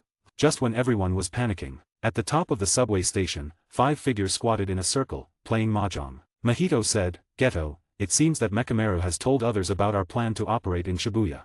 Among these people, there are also many sorcerers and assistant supervisors." Mahito transformed his palm into a telescope and squatted on the roof to observe. Kenjaku waved his hand and smiled calmly. He said, "It doesn't matter. The senior executives don't know our ultimate goal. So, they can't defend themselves no matter what. The powerful people from Jujutsu High are not in this area. Tell Dagon below to take action. Take all these hostages inside the subway station." Outside, the cheerful atmosphere had disappeared. It was replaced by endless panic. Ijishi and the others were trying hard to maintain order, but the effect was minimal. Damn it. This is the first time I've seen a curtain be instantly generated. Phone calls are not working, and messages are blocked. At this moment, a strong wind suddenly blew up at the entrance of the subway station. Right now, the entrance to the subway station seemed like the mouth of an abyss. A powerful suction force sucked large numbers of people inside. Faced with this sudden situation, ordinary people had no ability to resist at all. They could only allow their bodies to be sucked inside. Ijishi and others who possessed cursed energy could only barely hold their ground. They had no time to care about ordinary people. Save me. What on earth happened? At this moment, cheers turned into screams. The dense crowd was like fallen leaves in a strong wind. They were being uncontrollably sucked into the subway station by a powerful suction force. Soon, the venue suddenly became deserted. Only a dozen or so assistant supervisors were left. "Ijishi-san, the curtain here seems to have no restrictions on us."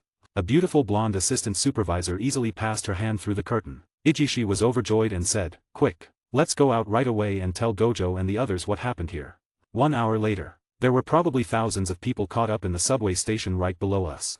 And this curtain, which is nearly 400 meters long, is also extremely strange. This is the first time I've seen a curtain with 3 layers inside and 3 layers outside. It was set up in an instant. The opponent's method is extremely clever. Although the signal is blocked, sorcerers and those who have some initial mastery over cursed energy can enter and exit freely.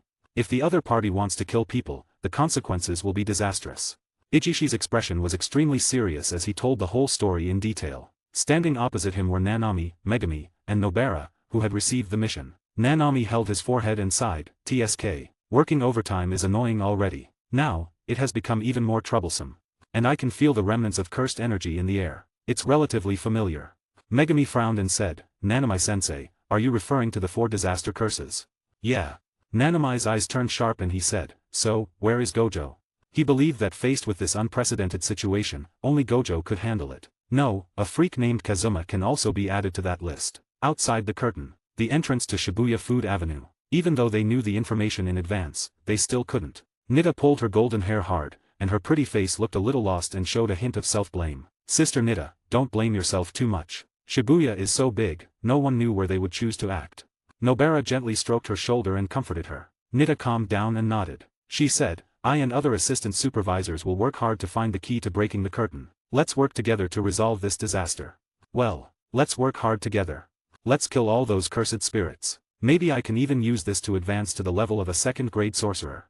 Nobara put one hand on her waist and swung the hammer in her hand. Then, she looked at Kazuma, Maki, and Naobito behind her with full enthusiasm. Zeni Naobito, a direct associate of the Zenin clan, a first-grade sorcerer. Zenin Maki, 4th-grade sorcerer, upgrade review in progress. Kujisaki Nobara, 3rd-grade sorcerer, upgrade review in progress. As for Kazuma, ever since he had suppressed 3 disaster curses alone at the last sister exchange event, he had been promoted to a special grade sorcerer. This made Kujisaki and Maki envious for a long time. On the other hand, Naobito stared at Kazuma from the moment he saw him. "Hey, Naobito, why are you staring at me?"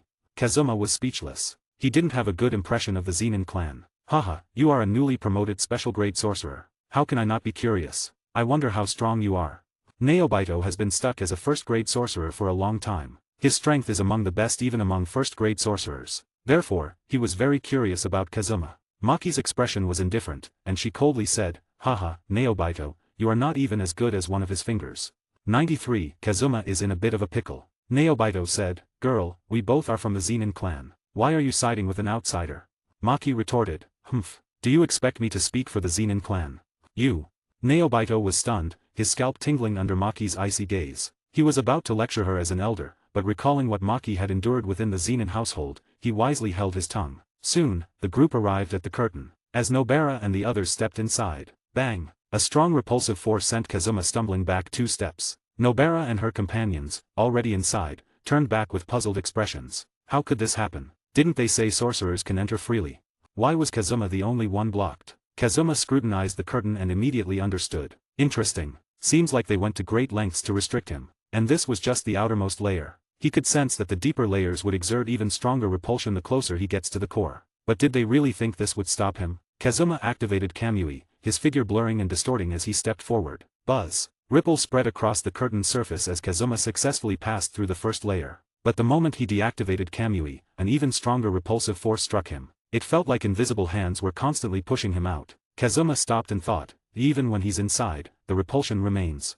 In other words, he'd have to use Kamui the entire time to bypass the restriction. Though his eternal Mangekyo allowed him to maintain Kamui without worrying about energy consumption, the ability had a strict 5-minute limit before requiring a brief reset. If the inner layers had an even greater repulsion force, he'd likely be flung out the moment Kamui inevitably deactivates. A smirk formed on his lips. 3 layers inside, 3 layers outside, each one repelling him harder than the last. Kenjaku and his friends really put a lot of thought into this. At a moment, his phone rang. The caller ID read Masamiki Yaga. Kazuma answered, and a stern male voice came through. "Kazuma, Ijishi and the others have located the core points in the barrier, but artificial cursed spirits are guarding them, making it impossible to approach. More importantly, curse users are actively hunting assistant supervisors. 2 are already critically injured. We're short on manpower. I need you to protect them, or the barrier-breaking progress will be delayed. Lastly, relay this to your team. The plan has changed. Everyone is to stay outside the curtain for now. This is a direct order from the higher-ups. They've decided that only Gojo is allowed inside to minimize casualties.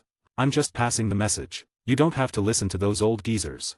The call ended. Since it was on speaker, Nobara and the others heard everything. Kazuma glanced at them and asked, "So, what do you guys think?" Nobara scoffed, "Minimize casualties means sorcerers' casualties, right? They don't care about regular people. Besides, I was hoping to take out some cursed spirits and rank up to 2nd grade. This is a letdown." Naobito smirked, lifting up his chin. He said, "The higher-ups have no say in how we Zenin act." Maki, after a moment of thought, spoke seriously. "Since Principal Yaga mentioned cursed spirits guarding the core and curse users targeting supervisors, we should split up and assist them. That way, we might break the barrier faster." "I'm in." Nobara grinned, tossing her short hair over her shoulder. She said, "My hammer's been itching for action." "Then let's go." Kazuma chuckled, patting Nobara's shoulder. He silently left a flying thunder god mark and disappeared. At the same time, several wood clones emerged, heading toward the underground station. The barrier only affected his real body. Chakra-generated clones were unaffected. Assisting Ijishi in breaking the outer layers quickly would ensure that nothing hinders his next move. Shibuya Station. New South Exit Extension. Panda and Kyuzacabe walked through the desolate street. With hands in his pockets, Kyuzacabe sucked on a lollipop stick even though the candy was gone long ago, looking utterly unmotivated. They specifically asked Gojo to enter and negotiate for the hostages. This screams trap. Panda grumbled, "The real joke is that the higher-ups actually agreed to it. Gojo might be invincible, but being manipulated like this feels wrong." Kyuzacabe scoffed, "We're sorcerers, sure, but at the end of the day, we're just pawns following orders. Even Nanami, Mei, and the rising star Kazuma have to do the same." He turned to Panda and asked, "Is Kazuma really as strong as they say?" Panda grinned mischievously and said, if you don't believe it, go challenge him. Meanwhile, underground station, panic and chaos reigned. Children sobbed. The elderly clung to relatives, struggling to breathe. Someone call Gojo Satoru. A blond man pounded against the barrier, screaming in frustration. 94. Gojo's trouble. The man dressed as a vampire asked, "What are you talking about? Who is Gojo Satoru? What can he do even if he comes?" "I don't know either." The guy with a tuft of long hair on his forehead and a seam on his head said that as long as Gojo Satoru comes, we can get out. In the crowd, a woman dressed as a sexy cat demon and wearing a policewoman uniform said disdainfully, "These men are more panicky than us girls when encountering problems. They are not calm at all. They are really stupid." A male zombie angrily said, "Oh, yes, yes. You are noble and you are amazing. Have you forgotten how everyone got dragged into this just now? We were sucked in without resistance, understand? Who wouldn't panic?" The woman argued, "What are you yelling about, you low-educated guy? Haha, you have a high level of education and are capable of going out." Just as everyone was arguing fiercely, the dark surface of the curtain shook, and a pair of large hands reached in. A black eye mask and white hair, who is this guy cosplaying as? Gojo ignored everyone and analyzed the general situation at the scene. Oh, the situation seems a little bad. Gojo didn't think too much and simply stepped on everyone's heads to reach the highest point. He touched his chin and muttered, "Well, I think I know what the other person is thinking. In that case, I'll keep you company." Kenjaku slowly opened his eyes and smiled. That man is coming. At the same time, cemetery. Humph. They actually asked my elder sister to be their backup. Those old men in the upper echelons are really short-sighted. Ui, who was wearing overalls, stomped his feet angrily and said indignantly. Mei, who was playing with her phone, smiled and said, "It doesn't matter, as long as the senior executives don't shortchange me." Yuji's mouth twitched slightly and he asked, "Are we really going to let Gojo-sensei handle it all by himself? Besides, I heard that assistant supervisors are being hunted by the curse users. Shouldn't we do something about it?" Mei opened her red lips and said, "Don't worry, Kazuma has gone to help the assistant supervisors. I believe that with him around, there will be no more casualties.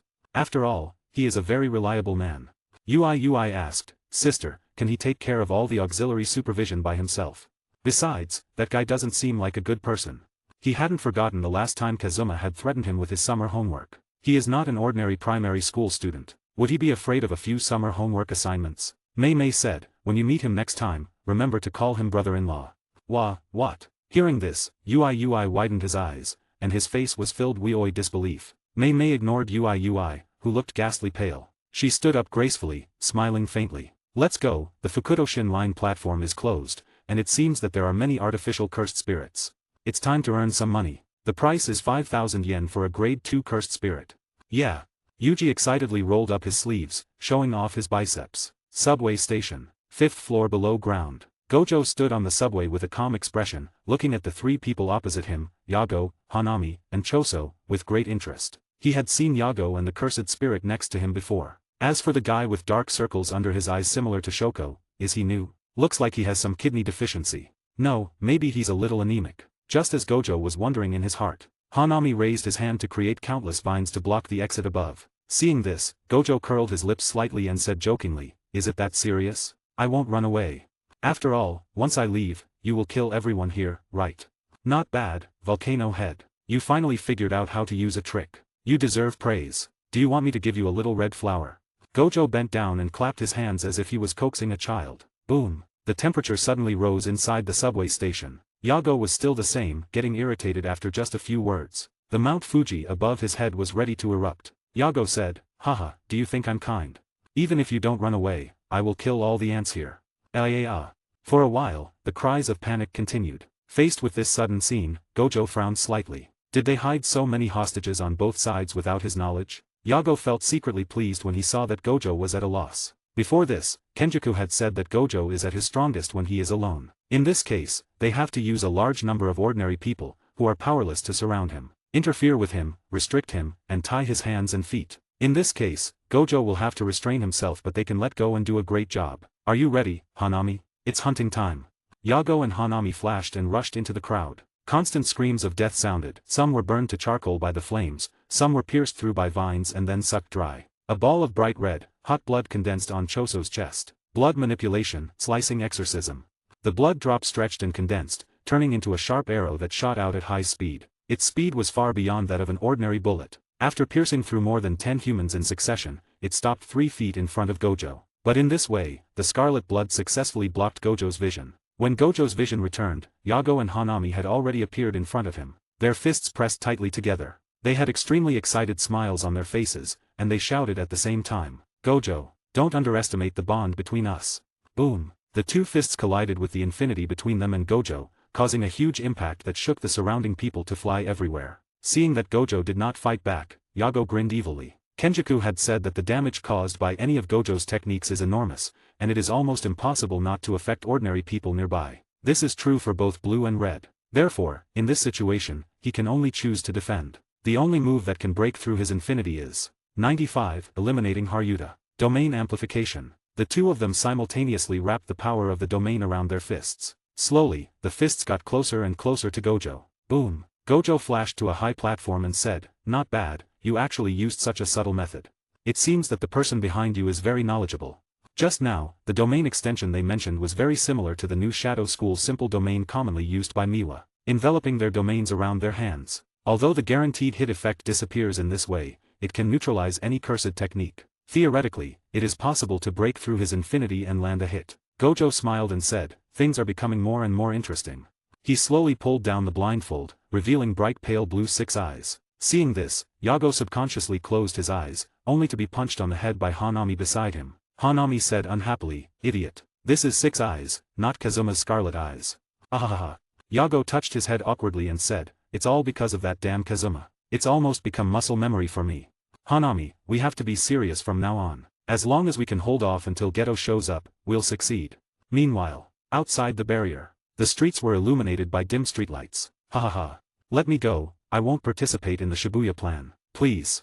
Haruta covered his injured arm in terror and limped down the street. From time to time, he glanced back at Kazuma. Blood dripped from his arm onto the ground. At this moment, there was only one stripe left on his face, the last of his luck. Haruta still couldn't figure out why such a powerful person was among the assistant supervisors. From the moment the fight had started, he had been completely crushed, unable to fight back. Why was he so unlucky? Since when was an assistant supervisor this strong? Kazuma, wearing the assistant supervisor's uniform, slowly followed him. During the Shibuya incident, this brat had specifically targeted weak assistant supervisors, using underhanded sneak attacks. He had nearly killed Nobara and Arata. He was stopped by Nanami but he still survived. It was the right decision for Yaga to assign Kazuma as the assistant supervisor's protector, because Kazuma had read the script in advance. So, he had gone straight to Ijishi and Arata Nita. He changed into an assistant supervisor's uniform, and started fishing waiting for Haruta to take the bait. Sure enough, Haruta had set his sights on him. The result? The sneak attack failed, and Kazuma beat him up instead. Kazuma used wood release, fire release, and water release, but this brat just wouldn't die. He was like an indestructible cockroach, clinging to life every time. All thanks to his metaphysical technique, Miracle. Whenever he suffered a fatal attack, his ridiculous luck would automatically activate, saving his life. The number of miracles left was clearly written on his face. Now, only one lucky stripe remained. Then it's time to send you on your way. A sharp wooden stake shot from the ground, pinning Haruta to the wall. As he screamed and struggled, he still somehow lived. Kazuma couldn't help but marvel at the magic of Miracle. The wooden spike had cleverly avoided Haruta's vital points. But in doing so, it had erased the last lucky stripe on his face. Kazuma said, "Haha, you little braided bully, looks like your luck has finally run out." At that moment, Ijishi and Nita ran over. Is this the curse user who had been hunting down assistant supervisors? But now, Kazuma was treating him like a stray dog, dragging him around before nailing him to the wall. Nita stepped forward, bowed, and said gratefully, "Thanks to you, many assistant supervisors were spared from his hands." Kazuma smiled and nodded. "Do you need to interrogate him?" Nita smiled and nodded back. "That would be a big help." Kazuma turned to look at Haruta, who was still struggling against the wooden spike, and said calmly, "I'll give you 1 minute to tell me everything I need to know. If you do so, Kenjaku might spare your life." At these words, Ijishi and Nita were momentarily stunned. Then, they realized what Kazuma meant and almost burst out laughing. I'll talk. Hearing that he might survive, Haruta was so excited that he temporarily forgot his pain. Even if the other party was lying, what choice did he have? Without hesitation, Haruta spilled everything he knew. Most of it was about the key points of the barrier and Kenjaku's preliminary plans. "I swear that's everything I know. I really don't know the specifics of their plan." Kazuma nodded. Naturally, Haruta wasn't important enough to know Geto's entire strategy. Still, with the locations of multiple barrier points, they could break through the outer defenses faster. Haruta, teary-eyed, cast an expectant look at Kazuma. "I told you everything. I promise I didn't leave anything out. So, look." "Oh, then you can die now." Kazuma's eternal Mangekyo Sharingan spun. Amaterasu. Whoosh! The terrifying black flames engulfed Haruta. You liar. Damn Kenjaku. Then, Haruta let loose a string of colorful curses. Behind him, Ijishi and Nita finally lost it and burst into laughter. As assistant supervisors, they were professionally trained to remain composed. But sometimes, they just can't help it. Kazuma smirked slightly, laughing to himself. What does deception have to do with him, Kazuma? 96. Gojo vs Yago, Hanami and Choso. Under the engulfment of Amaterasu's black flames, Haruta's curses became quieter and quieter, and he finally died happily. Amaterasu burned Haruta until not even his ashes were left. Let's go. Let's find the center of the barriers and break through the curtain as soon as possible. Kazuma clapped his hands and looked at the two people who were stunned behind him. Oh. Ijishi and Nita nodded dumbly. What a terrifying flame. It actually burned the opponent to ashes. But it saves them the trouble of dealing with the corpses. Then, the three pulled out the ceiling nails nailed in the hidden corners one after another according to the positions provided by Haruta. As for the artificial cursed spirits guarding the center of the formation, Kazuma only needed to glare at them to burn them to death. The eternal Mangekyo allowed him to be so carefree. If it were before, he would have gone blind if he had done so much. Snap. With a crisp sound, the outermost layer of the curtain was automatically torn apart. Finally, we've cleared the first layer. There are 5 layers left. Keep going. Nita wiped the sweat from her forehead and let out a long sigh. Ijishi said, Kazuma, now that the threat from the curse user has been resolved, go help the other sorcerer. Yes. Ijishi-sa is right. It would be a waste to continue to assist us. Nita nodded in agreement. Hearing this, Kazuma nodded. In fact, the best solution now is to cooperate with the assistant supervisors to find the eye of the formation and break the curtain as soon as possible. But as the Shibuya incident progresses, Yuji will fight with Choso, and then there will be a brotherhood scene. Megami will meet Tojo, and a battle between father and son will take place. Therefore, Kazuma decided to go to the underground floor of the subway station first, which was where Nanami and Nobara were. It just happens to be between the first and second layer of curtains, so there is no need to worry about rejection. Finally, Kazuma left behind a wood clone following the two of them. First of all, it can protect them. Secondly, it can remove the cursed spirits guarding the center of the formation, thus speeding up the progress of breaking the curtain. At the same time, inside the dark railway. Achoo. I can sneeze too. Is someone gossiping about me behind my back? Then, he seemed to sense something, and his lips curved slightly. Oh, they actually broke through the first layer of the curtain so quickly? They are quite skillful. But it doesn't matter. As long as Kazuma can't get into this last layer, everything will be in vain. Gojo seems to be taking it easy. I need to ask Mahito to give him some strength. Otherwise, I wouldn't dare show up like this. Kenjaku chuckled to himself. Subway station. 5th floor below ground. Gojo kicked Yago away. Yago flew uncontrollably toward Hanami and shouted, Hanami, catch me. Boom. The wall shook violently, and Yago was deeply embedded in the wall. Hanami was hanging on the wall, his hands folded across his chest, his face solemn. Kenjaku had missed one thing. Gojo, who has stopped using Limitless and started using Taijutsu, is also terrifying. In this case, the risk of Yago and Hanami being kicked out is still very high. Did Kenjaku really miss it, or did he do it on purpose? Hanami pulled Yago out of the wall and said, split up. Afterwards, Hanami decisively stopped using domain amplification and manipulated the twisted vines underground to grab Gojo. Seeing this, Yago screamed, don't remove domain amplification, Hanami. However, it was too late. Whoosh. A blurry figure flashed by. Gojo showed a crazy smile and pressed Hanami against the wall before he could react. He looked at the 2 horn-like growths on Hanami's head. This should be your weakness, right? After saying this, Gojo grabbed it with his backhand and suddenly pulled it out.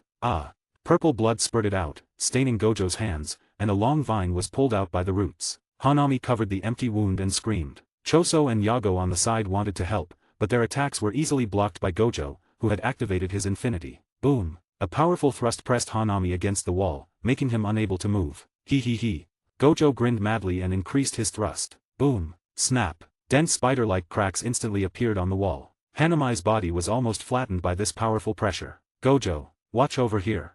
Yago condensed a fireball in his hand. However, the next second, the fireball went out. Yago stood there in a daze, with tears dripping from the corners of his eyes. Looking at Hanami, who was squeezed into blood, Yago said in disbelief, Hanami is dead.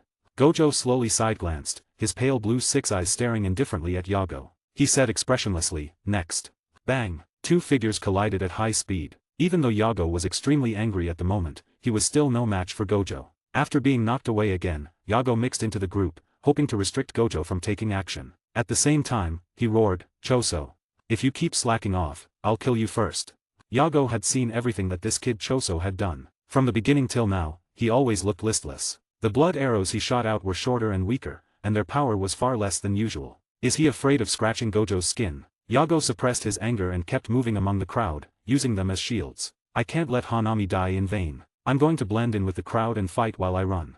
Whoosh! Seeing Yago scolding him, Choso scratched his ears sleepily and shot out several blood arrows again. The blood arrow instantly pierced through the crowd around Gojo and finally stopped at an invisible barrier in front of Gojo. This time, Choso's purpose was revenge. A few days ago, his two younger brothers had died at the hands of Yuji and Nobara. Therefore, he had no interest in launching a sneak attack on Gojo. He wanted to reserve his strength for his real enemies. In this way, the crowd around Gojo was cleared away at once. 97 0.2 second domain expansion. Gojo thought, the crowd around me has gradually dwindled, and the space has become larger. It gives me the opportunity to perform that technique. The opponents have also realized that his physical skills are overwhelming. Now, they won't give him the chance for close combat. But now, there's no more worries. Thinking of this, he slowly closed his eyes and said, I'm sorry, I can't save all of you. But I will definitely destroy them. Suddenly, a gentle male voice echoed over the radio. This train has arrived. Please exit in an orderly manner and wait within the yellow line. The voice was extremely gentle, like an angel's salvation, soothing the fear in people's hearts. Yago stopped and sighed as if relieved. Finally here.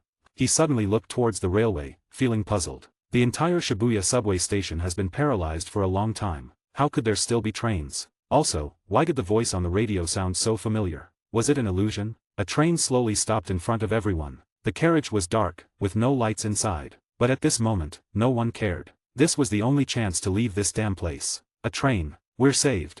Great. I don't want to stay here for even a second longer. Move. Let me go first.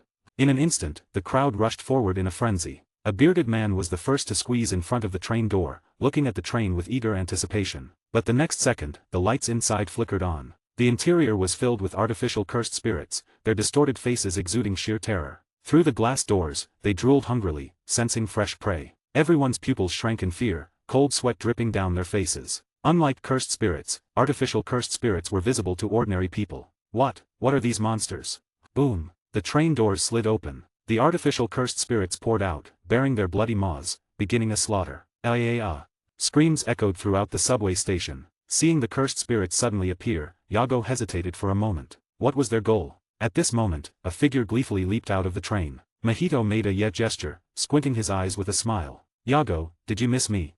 He took a deep breath, an expression of pleasure crossing his face. Ah, the air is amazing. The scent of fear. I love it. But we should keep some humans alive so they can help us hunt in the forest later. Yago approached and asked, can we set them on fire? Mahito smiled and shook his head. He said, you'll get scolded by Hanami. Hanami is dead. Huh. Mahito's smile faded slightly, and he gently scolded, this time, you failed to protect him. Yago lowered his head in shame. After all, Hanami had saved him, but he had watched him be killed right before his eyes. Thinking of this, Yago suddenly laughed maniacally, glaring at his opponent with ferocity. Let me tell you the most disgusting thing about humans. There are too many of them.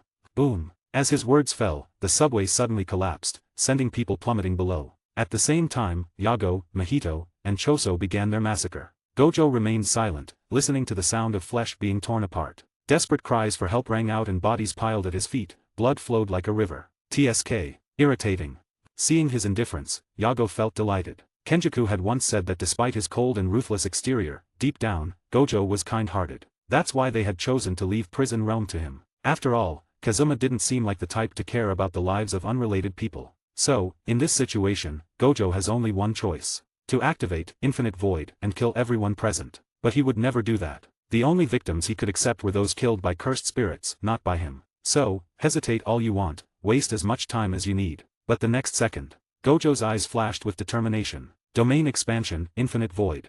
Almost instantly, a black veil enveloped everyone, a swirling vortex opening above, resembling a galaxy. A massive influx of information flooded into everyone's minds. Whether it was Yago, Mahito, the artificial cursed spirits, or even the ordinary people, everyone stood still, their expressions frozen like statues. At this final moment, Gojo made a desperate gamble. The 0.2 second domain expansion ensured that it wouldn't damage the brains of ordinary people to the point of turning them into vegetables. This was the limit of what he could do. He slowly bent down, preparing to move. Whoosh! A shadow flickered by. His eyes widened as the scene before him blurred. He darted through the crowd. At an astonishing speed, he began slaughtering the cursed spirits. He ripped their heads off one by one, none stood a chance. Knowing that the 0.2-second domain expansion wouldn't fully affect special grade curses, he ignored Yago and the others. Everyone stood there, dazed. The only movement was a pale blue light flashing rapidly among them. One by one, the heads of cursed spirits were flung into the air, blood raining down. 0.2 seconds later, more than 1,000 artificial cursed spirits annihilated. Haha, haha, haha.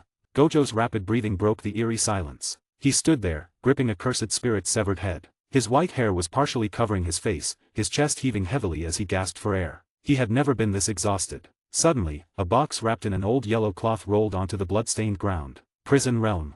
Click. The box instantly shattered its seal, expanding into a 2-meter-tall blood-red curtain, its surface filled with countless staring eyes. Gojo instinctively took a step back, but then a familiar, gentle voice spoke from behind him. Yo! Long time no see. Kenjaku stood there, smiling, casually raising his hand in greeting. 98. Gojo is sealed. A familiar voice came from behind him, and Gojo's expression became shocked. He widened his eyes, turned slowly, and stared at the person in front of him in disbelief. Suguru.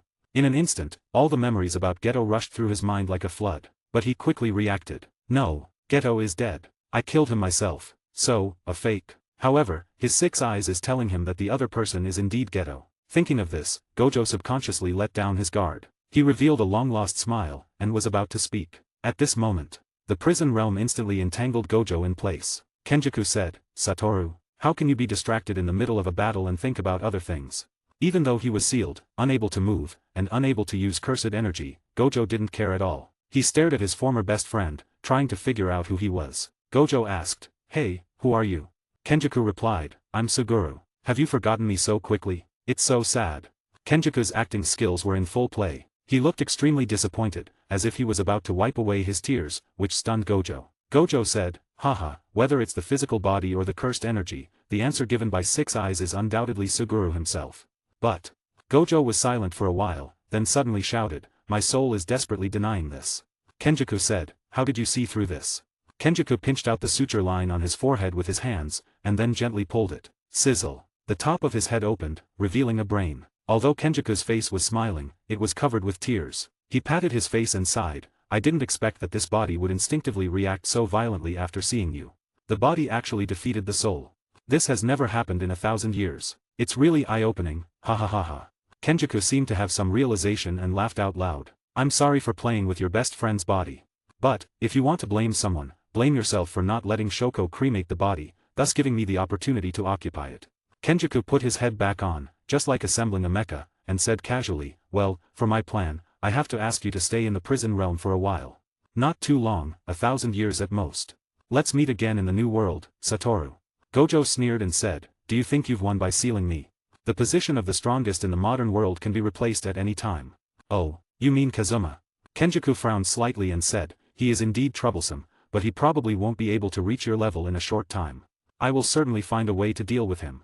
Hearing this, Gojo's mouth curled up and he said, Really? Then let's wait and see. But let me tell you something. I wasn't sealed by the prison realm.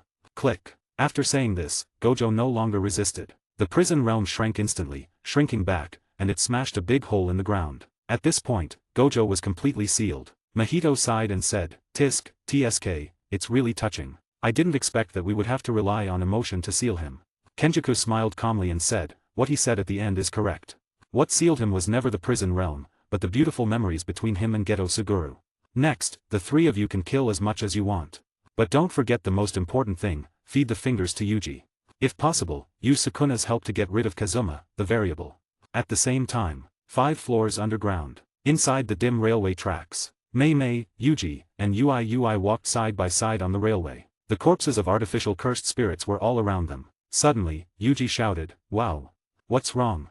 Mei Mei turned around and asked puzzledly. Something suddenly flew into my hand, and it claimed to be Mekamaru. Mekamaru said, Can you hear me, Yuji? I have very little energy left. Please listen to me. What the hell is that? Yuji was so shocked that he was about to smash it. Mekamaru hurriedly said, Wait, you idiot, I have something very important to say. Mei Mei turned around and said with interest, Let him finish. Gojo has been sealed. Kazuma has also been restricted by the curtain. What? Several people froze in their places, looking at the communication device in disbelief. Yuji had a look of disbelief on his face. Mei Mei said, Humph, how could Gojo be sealed? Do you think I would believe the words of a traitor? Besides, don't sorcerers here have the right to come and go freely? Why is Kazuma restricted? Then, the communication device vibrated again. Unfortunately, that is the reality. Yesterday, I was almost killed by Mahito. This instrument is the last safety device. But at the last moment, it was Kazuma who saved my life. I already know the general situation inside. Those cursed spirits have specially set up a curtain to restrict Kazuma from entering. At first I didn't know their purpose, but it wasn't until I controlled the surveillance and found that Gojo was sealed that I completely understood their intentions. Mei shook her phone and said, yes, he was indeed saved by Kazuma. I just read the message Kazuma sent half an hour ago. Fortunately, this message was sent before entering the curtain. Otherwise, it would definitely not be sent because the signal is blocked inside the curtain. If this happens, things will become tricky. Jujutsu High has lost its strongest force, and Kazuma is restricted from entering the interior. This is a scheme carefully planned by the other party, and the entire world of Jujutsu is likely going to fall into chaos. Thinking of this, Mei put away her indifferent attitude and looked seriously at the communication device in Yuji's hand. She asked, Mekamaru, does your communication device have a function similar to a loudspeaker? Mekamaru was silent for a moment and then said, it can be done. Mei smiled and clapped her hands. She said, then let Yuji take on this important task. Go up high and use your loud voice to your advantage and deliver these 2 messages to everyone. Yes. Yuji stood up straight, answered with a firm look, and then turned and left. Sister, is brother-in-law Kazuma so powerful? Can he make the other party so afraid that they set up a trap to restrict him? Ui asked, still a little unconvinced. 99. Change of plans. Mei smiled but didn't say anything. Instead, she looked towards the darkness ahead. A curse user on a leash slowly came into view. You are Mei, right? There is a big reward for killing you. The curse user smiled grimly, and stretched out his long, pointed snake-like tongue, and licked the blood on the dagger. Mei slightly raised her eyes and chuckled. She said, really, you look like you are worth a lot of money as well. At the same time, in the highest rooftop in Shibuya, Yuji looked down with fear and said, Mekamaru, turn on the loudspeaker function. It's already been opened, just start shouting. Yuji nodded, and took a deep breath. He puffed up his chest, and yelled with all his might. Nanami. Nanami, can you hear me? Gojo-sensei. Has been sealed. And. Yuji took a breath and shouted. Kazuma is restricted by the curtain. He can't get in.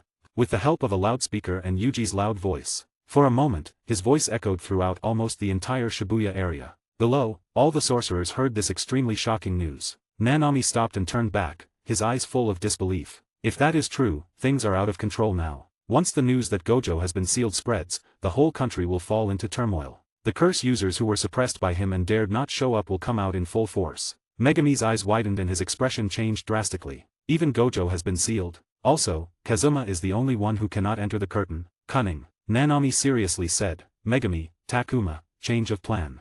Now, assisting the assistant supervisor, breaking the curtain as soon as possible, and letting Kazuma join the battle, is our only chance. Yuji's voice naturally reached the ears of Kenjaku and the others as well. Bang! Mahito crushed the communicator on the ground with his foot and said, what an annoying guy. If I had known this would happen, I would never have let him escape.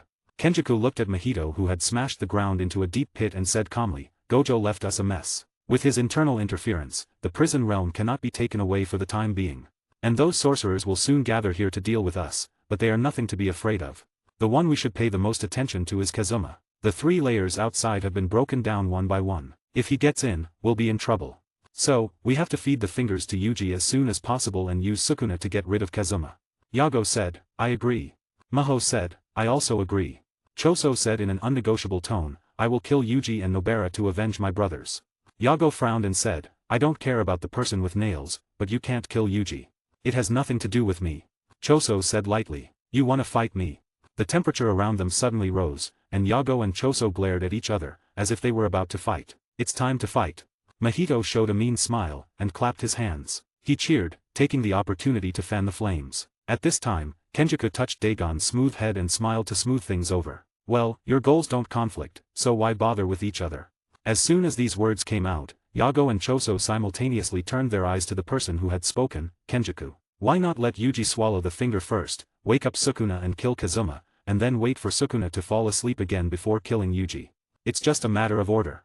Mahito said, in that case, let's split up and capture Yuji first. Looking at Choso leaving alone, Yago was puzzled and said, my goal is not just to have Sukuna kill Kazuma, but to have him overthrow the entire world of Jujutsu. Let the world of Jujutsu return to its glory days 1,000 years ago. Kenjaku said, haha, then you can just kill Choso afterwards. That shouldn't be difficult for you, right? Yago was stunned and looked at Kenjaku deeply. 1 second before being killed by Gojo, Hanami had sent a message to him in a special way. Those who are not of my kind must have different hearts. The real identity of Geto is not a cursed spirit, which he and Hanami have already realized. Moreover, his ultimate goal was hidden so deeply that no one knew it. He has to be on guard. In the distance, Choso, who was some distance away, was also making plans in his mind. Haha, they are just temporary partners. He won't believe what Kenjaku says. Therefore, only by killing Yuji himself can his two dead brothers rest in peace. Moreover, he has to go retrieve the rest of his brothers who are in their custody. On the platform, Yuji was shouting at the top of his lungs. Me, Gojo-sensei has. Shut up. A voice interrupted Yuji's shout. Yuji was so frightened that he almost fell off the roof. Megami, Nanami, and, who are you? His name is Ino Takuma. He's your senior. Nanami stepped forward and said, time is running out. Tell me what you know. Soon, after Yuji's rummaging, Nanami roughly understood what had happened. He looked at the mechanical communication device in Yuji's hand and said, thanks to your information this time, if everyone can return safely, I think everyone will forgive you. Since all this is true, we must hurry up. Break through the remaining 3 layers of curtains and let Kazuma join the battle. This is the first priority. Takuma, as a senior, you should lead Yuji and Megami to search for the center of the formation in this area. I will go and inform Naobito. After all, the outer 3 layers have been broken, so we should be able to contact them. Takuma said, yes. Nanami-senpai, I will protect them. Yuji asked, Nanamine, you aren't coming with us. Nanami shook his head and said, Mei and I are first-grade sorcerers. We will go deep into the subway station to find the center of the formation. It's quite dangerous there, and it's not something you can handle. 40 advanced chapters on patreon.com/alex1000. 100 Mei versus Smallpox Deity. After the 3 watched Nanami leave, Takuma looked at Yuji curiously and asked, is Kazuma very strong? Why does even the powerful Nanami-senpai say he is the only hope? Yuji thought for a while and said, let me think about how to put it more appropriately. He beat Sukuna twice alone, and the 3 great disaster curses combined were beaten to the point of fleeing in panic by him alone. Sometimes, I even have a feeling. Takuma came closer, his eyes full of curiosity. He asked, what feeling? Yuji said, I feel that he is stronger than Gojo Satoru. Hearing this, Takuma said anxiously, what? This is impossible, right? Gojo Satoru is the strongest in this era. Seeing him so agitated, Yuji became ashamed and said, that's why I said it was a feeling. Megami said, okay, stop talking about irrelevant things and go find the center of the formation. In a tall building not far from the 3 of them, Grandma Ogame, did you hear that? Gojo has been sealed. The era of us curse users is coming. A man with a crew cut said excitedly. The 2 fellow curse users beside him were also extremely excited. When Gojo was a child, they had accepted the bounty mission to assassinate him because of the high reward. At that time, they naively thought that having 6 eyes was of no use. Because no matter how powerful it was, Gojo was just a child. Even a genius can die halfway. But on the day of the assassination, the young Gojo only gave them a look, which scared them so much that they completely gave up the idea of assassination. After that, Gojo was like a huge mountain, suppressing these curse users so much that they dared not come out into the world. But now, that man has been sealed. We have to guard the center of the formation here, otherwise he will not let us go. Ogame slowly opened her cloudy eyes and said in a deep voice, then why not just get rid of them? Inside the dark railway tracks, faint lights were shining on the old walls on both sides. Tap, tap, tap. The sound of high heels stepping on the tracks echoed in the darkness. Just listening to the sound could make one imagination run wild. Mei carried the huge axe in one hand and walked leisurely. She had a smile on her lips and took charming steps, twisting her waist and hips exaggeratedly as she walked. With every step she took, the blue pigtail that covered half of her face would swing from side to side like a swing. In front of her, the curse user who had previously shouted that he wanted to hunt her down was now crawling forward in a very embarrassed manner. His eyes were filled with fear, and he kept begging for mercy, please, spare my life. I won't do bad things anymore. At this moment, the beautiful sound of high heels hitting the rusty rails sounded like a death knell to him. Geto had deceived him. The woman in front of him named Mei was not someone he could handle at all. Mei ignored his pleas and continued, you all should know my cursed technique, right? It's just black bird manipulation. Sounds weak, right? I used to think so myself. So I trained hard, so that even if I only rely on physical skills, I can still be at the forefront of the first-grade sorcerers. Coupled with the in-depth communication I had with him a while ago, it helped me to go one step further. Clap. At this time, Ui, who was standing by, clapped his hands with all his might. At the same time, he looked at the curse user who was lying on the ground begging for mercy, and ordered, clap along. Upon hearing this, the curse user immediately knelt up and clapped his hands. Mei slowly raised the giant axe and looked down at him condescendingly. She said, I'm sorry, you have to die. If you want to blame someone, blame yourself for being too valuable. Swish. The giant axe fell and blood spurted out. At this moment, a figure came forward again. Kenjaku put his hands into his sleeves and walked out of the darkness, smiling. Mei-san, long time no see. Mei slightly frowned and looked at him alertly. She asked, are you the one who sealed Gojo? If it wasn't for Mekamaru's reminder, she might have really mistaken him for Geto. Kenjaku asked, are you going to hinder me? Mei said calmly, it is better for the dead to lie quietly in the coffin. Deal with this first. After saying this, Kenjaku raised his hand and summoned a cursed spirit. Special grade cursed spirit, smallpox deity. Good luck, Mei-san. As he spoke, he bowed slightly and retreated into the darkness. Meanwhile, on the subway platform, Kazuma was walking leisurely on the platform. Around him, there were several cursed spirits wrapped in Amaterasu's black flames, rolling on the ground in agony. He had naturally heard Yuji's shouts. Only the last 2 layers are left, so his range of movement has become even greater. Next, all he has to do is wait quietly for Sukuna to wake up. He had simulated a way to poke Sukuna's eyes several times in his mind. He wondered what kind of expression Sukuna will have. At least, it is certain that he will get furious. But before that, it's time to earn some points. Mahito, Dagon, Yago, and the smallpox deity are all special grade cursed spirits. There are definitely a lot of points to be gained. In the Shibuya incident, the elimination king and MVP must be him. Mei should be fighting the smallpox deity, so he can go and grab some kills. After all, it's a special grade disease cursed spirit, and killing it should earn him a lot of points. However, it is located on the 5th floor below the subway station, which is within the coverage of the last layer of curtain. He will have to activate Kamui to enter, and then quickly kill it with one move. Otherwise, once he launches an attack, he will be out of the illusory state and be instantly expelled from the curtain. Having made a decision, Kazuma's body became distorted and blurred. Whoosh! A vortex appeared and Kazuma disappeared. Within smallpox deity's domain, the surroundings were desolate, with tombstones of various sizes scattered all over the ground. The smallpox deity had a sinister smile on its face. In front of it was a huge tombstone, and Mei was trapped inside without warning. It looked ahead at Ui, who had a worried look on his face, and slowly moved forward. Just then. This novel is updated by Fanfic Novels. Please keep supporting me via Patreon. Due to copyright restrictions on YouTube, I have decided to create a collection of fanfiction novels in audiobook format. If you would like to access the collection, you can purchase it through one of the following platforms. Patreon or Ko-Fi. You will find both links in the description. After completing your payment, you will automatically receive a link to a private Telegram channel that has a great collection of fanfiction audiobooks in audio format. This is a one-time payment that grants lifetime access to the existing collection. Please note that the collection is continuously expanding. I regularly add new audiobooks over time, so the library keeps growing. If you would like to update a novel or add a new one, you must subscribe to my Patreon. Depending on the tier you select, you will be able to request a specific number of chapters weekly, which I will then produce in audiobook format.